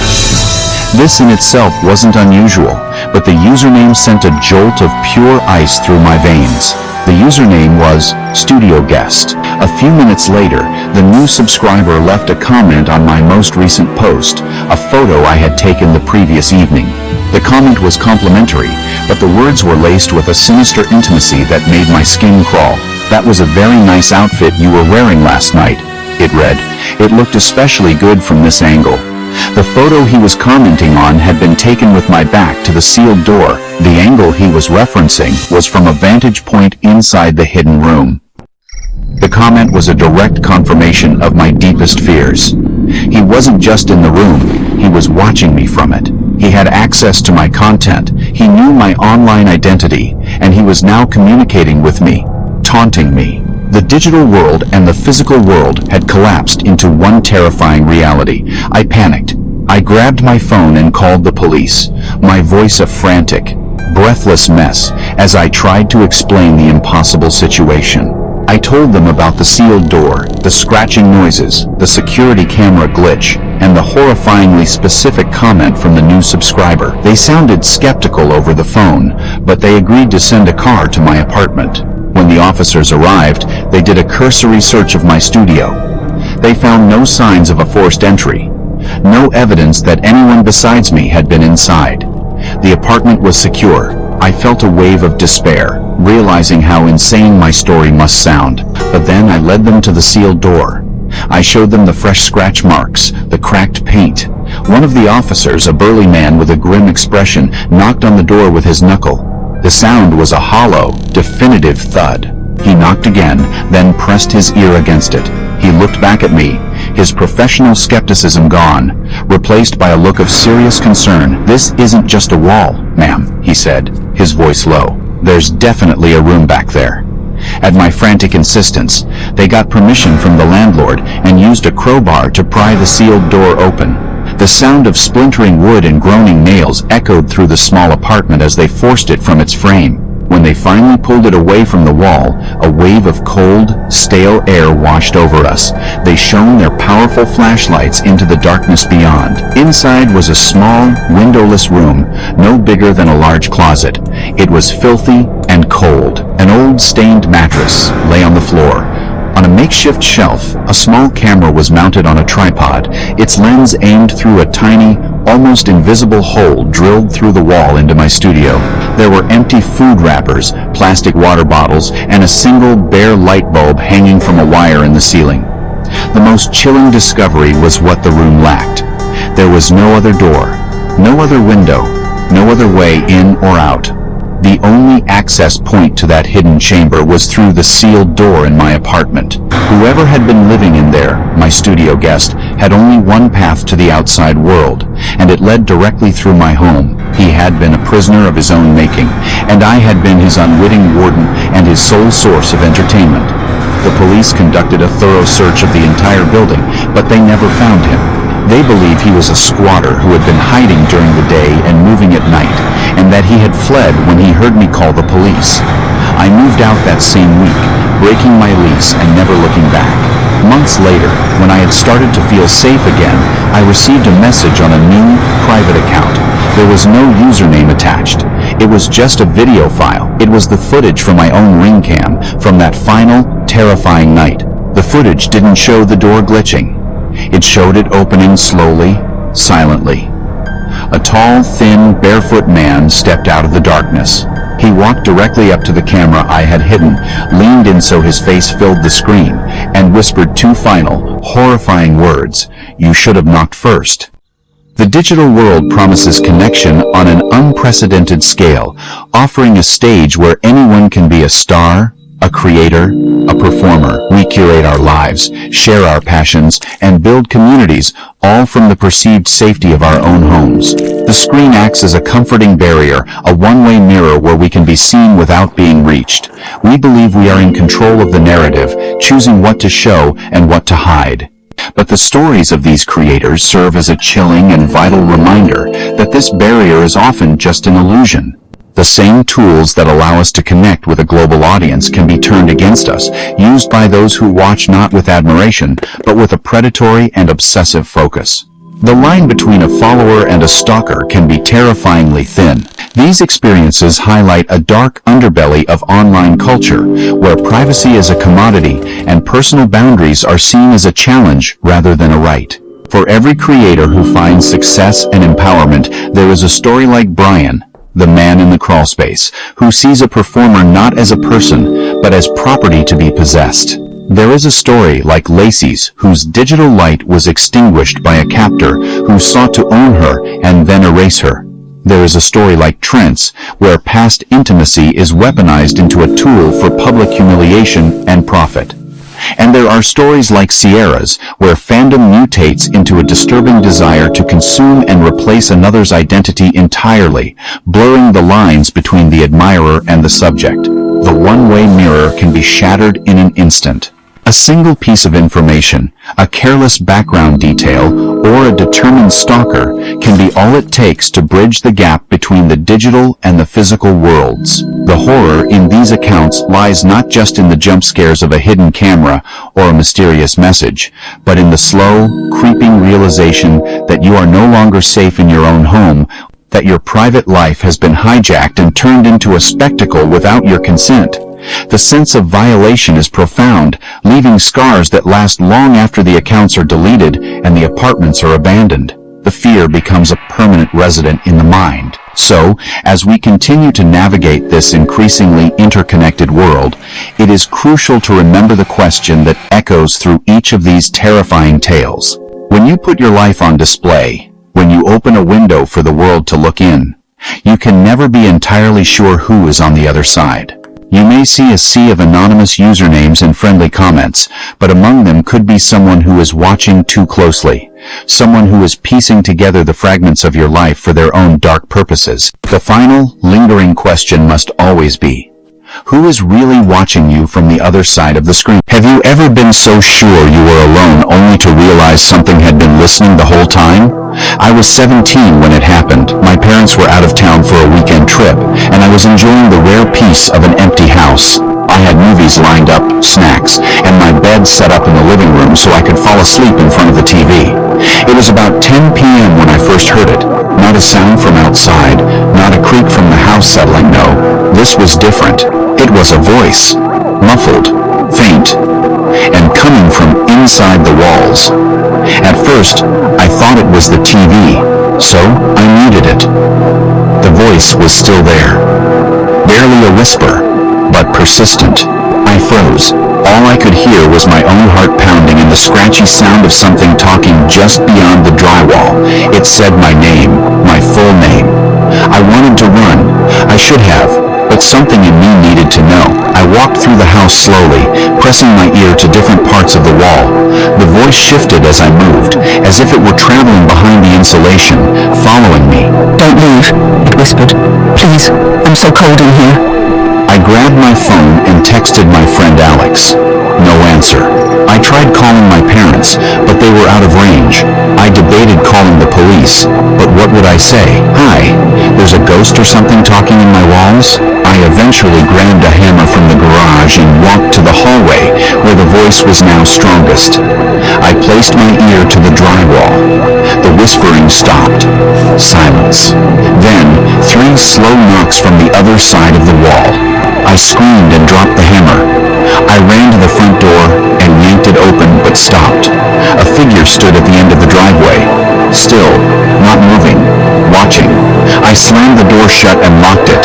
I didn't sleep that night. I sat in the corner of the room with a kitchen knife and all the lights on. The whispering came and went, sometimes soft and pitiful, sometimes angry and hissing. When my parents got home the next evening, they found me on the floor, pale and shaking. I tried to explain, but they didn't believe me. A few weeks later, a plumber came to fix a leaking pipe in the wall near the hallway. When he opened it up, he found something horrifying. Behind the paneling was a tiny compartment, like a crawl space. Inside was a mummified baptismal, frail, curled up. The forensic team estimated the person had died in there more than 20 years ago. No one had ever checked. They never identified the body. I moved out 2 months later and never spent another night alone in that house. But sometimes, when I close my eyes at night, I still hear it. "Don't leave, I'm still here." Have you ever heard a knock on your window? When you live 14 stories above the ground? I wish I was joking. I wish this was just some urban legend I read online, but I lived through it, and every time I think about it, my stomach knots up like it's happening all over again. It was last summer. I had just moved into a high-rise apartment in the city, one of those modern buildings with floor-to-ceiling windows and sleek designs. My parents had helped me move in, but I stayed alone that first weekend. I loved it quiet, clean, and most importantly, mine. That Saturday night, I was up late watching a movie on my laptop. It was past 1 a.m. when I heard the knock. At first, I thought it came from the hallway door. I paused my movie, pulled off my headphones, and waited. Knock, knock, knock. But it wasn't the front door. It was coming from behind me. From the window, my stomach dropped. That window led to a sheer drop, overlooking a narrow alleyway. No balcony, no fire escape, No ledge wide enough for anyone to stand on. I slowly turned around. Nothing was there, just the city lights and my own reflection in the glass. I forced a laugh, trying to shake it off as my imagination. I even walked up to the window and looked out, trying to be brave. My heart was racing, but I didn't see anything. I turned off the lights and went to bed. At 3:12 a.m., I woke up to the knock again. Knock, knock, knock, 3 perfectly spaced taps. I sat up in bed, sweating. The window was on the opposite wall, still shut. But now I could feel something like I was being watched. I grabbed my phone, turned on the flashlight, and aimed it at the glass. Again, nothing. But then I saw it, a handprint, pressed against the outside of the glass. Fresh, smudged, human. I screamed and scrambled back. I called building security and begged them to come check. They were polite but skeptical. When they finally showed up 15 minutes later, they found nothing. No footprints, no sign of forced entry, and no handprint. They must have thought I was crazy. The next night, I made sure the blinds were shut tight. I left the TV on low, trying to drown out the memory of that sound, but it didn't matter. At 2:46 a.m., the knocking started again. This time it was faster. Knock, knock, knock, knock, knock. I didn't open the blinds. I just lay there, frozen. The knocking didn't stop. It went on for 7 minutes straight. Not once did it slow down. The next morning, I was a wreck. I called my mom crying. She insisted I was just stressed, maybe hallucinating from lack of sleep. But I know what I heard. I know what I saw. On the 4th night, I installed a camera facing the window. I didn't sleep. I just waited. And right on cue, just before 3 a.m., the knocking started. When it ended, I checked the footage. What I saw still haunts me. The video showed my living room, dimly lit. At 2:57 a.m., a shadow passed across the window on the outside. It paused, then something humanoid leaned forward and tapped 3 times on the glass. Its face was pale, its eyes sunken, its mouth stretched into a grin too wide to be human. Then it vanished. The camera glitched. A second later, it was gone. I moved out 3 days later. I never found out what it was. No one else in the building reported anything. And when I tried to show the video to my friend, the file was corrupted static. No sound, no image. But every once in a while, late at night, I still hear it. Knock, knock, knock. Even when I'm nowhere near the 14th floor. Story 3. The room that wasn't there. Have you ever lived in a house so old it creaked even when no one moved? I used to think the sounds were just part of its charm. That was before I found the door. It was 2 summers ago. My parents were out of town for a week, leaving me to house sit. It was a colonial-style house built in the 1,800-stall ceilings, narrow hallways, drafty floors. I grew up there. I thought I knew every inch of that place. I was wrong. The 3rd night they were gone, I was walking upstairs to grab my charger. As I reached the top step, I heard something slide behind the wall, like a chair scraping the wooden floor. But the room behind that wall was empty. In fact, there wasn't supposed to be a room there at all. Curious, I knocked gently on the wallpapered section of the hallway. It echoed. That wasn't right. I pressed my ear to it. Silence. Then I swear, I heard something faint, like breathing. Just once. Then nothing. The next morning, I brought up a flashlight and started tapping on the walls, section by section, and that's when I found it. A rectangular outline, almost invisible under the old wallpaper. I peeled it back and uncovered a thin wooden door with a rusty latch. No handle, just a pull ring. I'd walked past that spot for years and never noticed. I hesitated. Something in my gut told me not to open it. But curiosity won. Inside was a narrow staircase descending into darkness. Now here's the part that still messes with my head. The door was upstairs. So where the hell could stairs down lead to? I stepped in. The air was musty and cold, like a basement that had been sealed for decades. The stairs creaked under my weight, but I kept going. At the bottom was a room maybe 8 by 10 feet. The floor was wood, the walls were brick, and in the middle sat a child's rocking horse, dusty and still. The moment I stepped in, my flashlight flickered. Then it died. I stood frozen in the pitch black. And that's when I heard the voice. A whisper. A child's whisper. Right behind me. Play with me.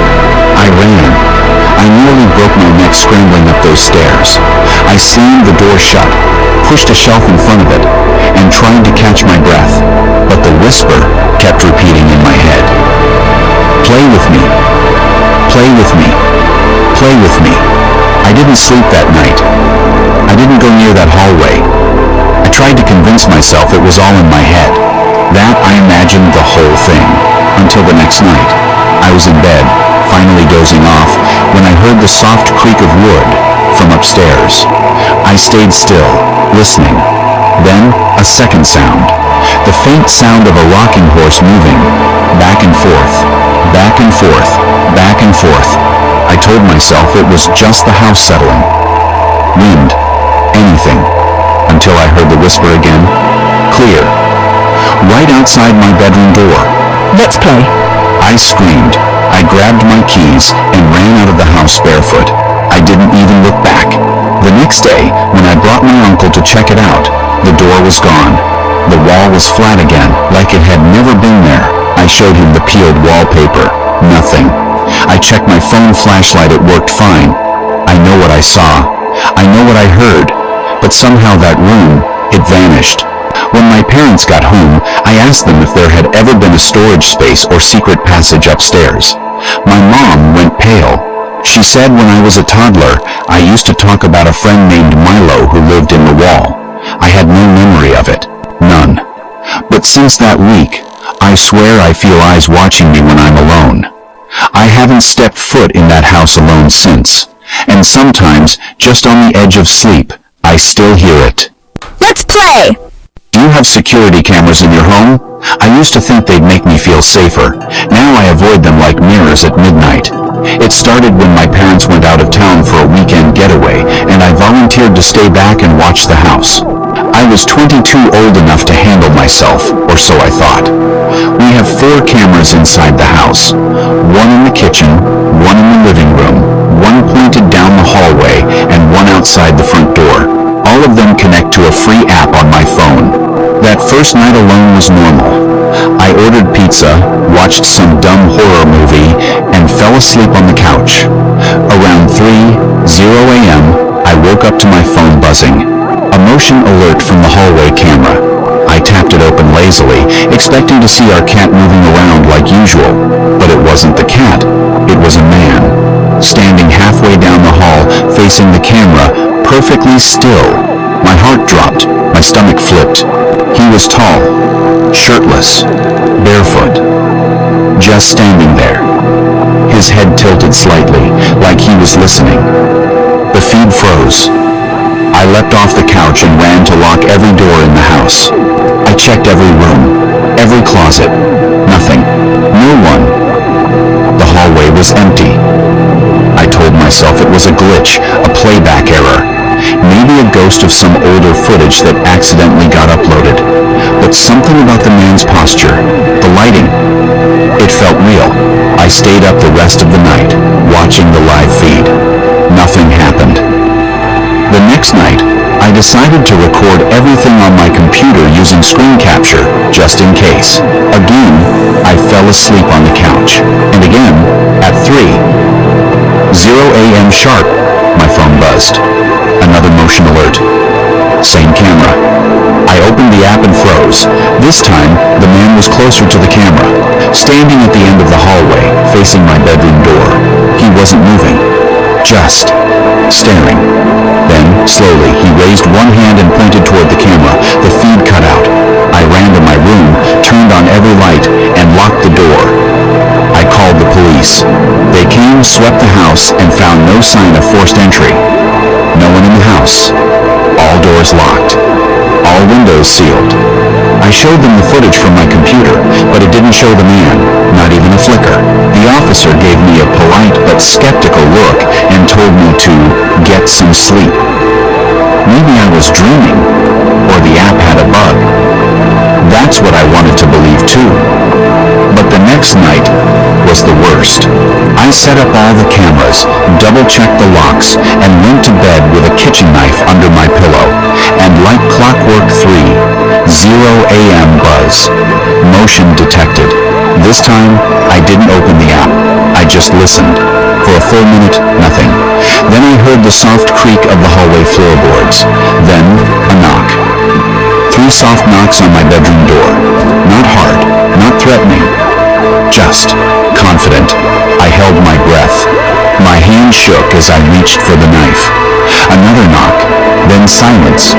I waited until sunrise before I opened that door. Nothing was there, but the hallway smelled strange like rust and old sweat. That morning, I deleted the camera app. I took down every camera. I couldn't take it anymore. When my parents came home the next day, I played it cool. I didn't want to sound insane, but that night, my mom asked me something that sent chills through me. "Hey," she said, frowning. "Did you bring a friend over while we were gone?"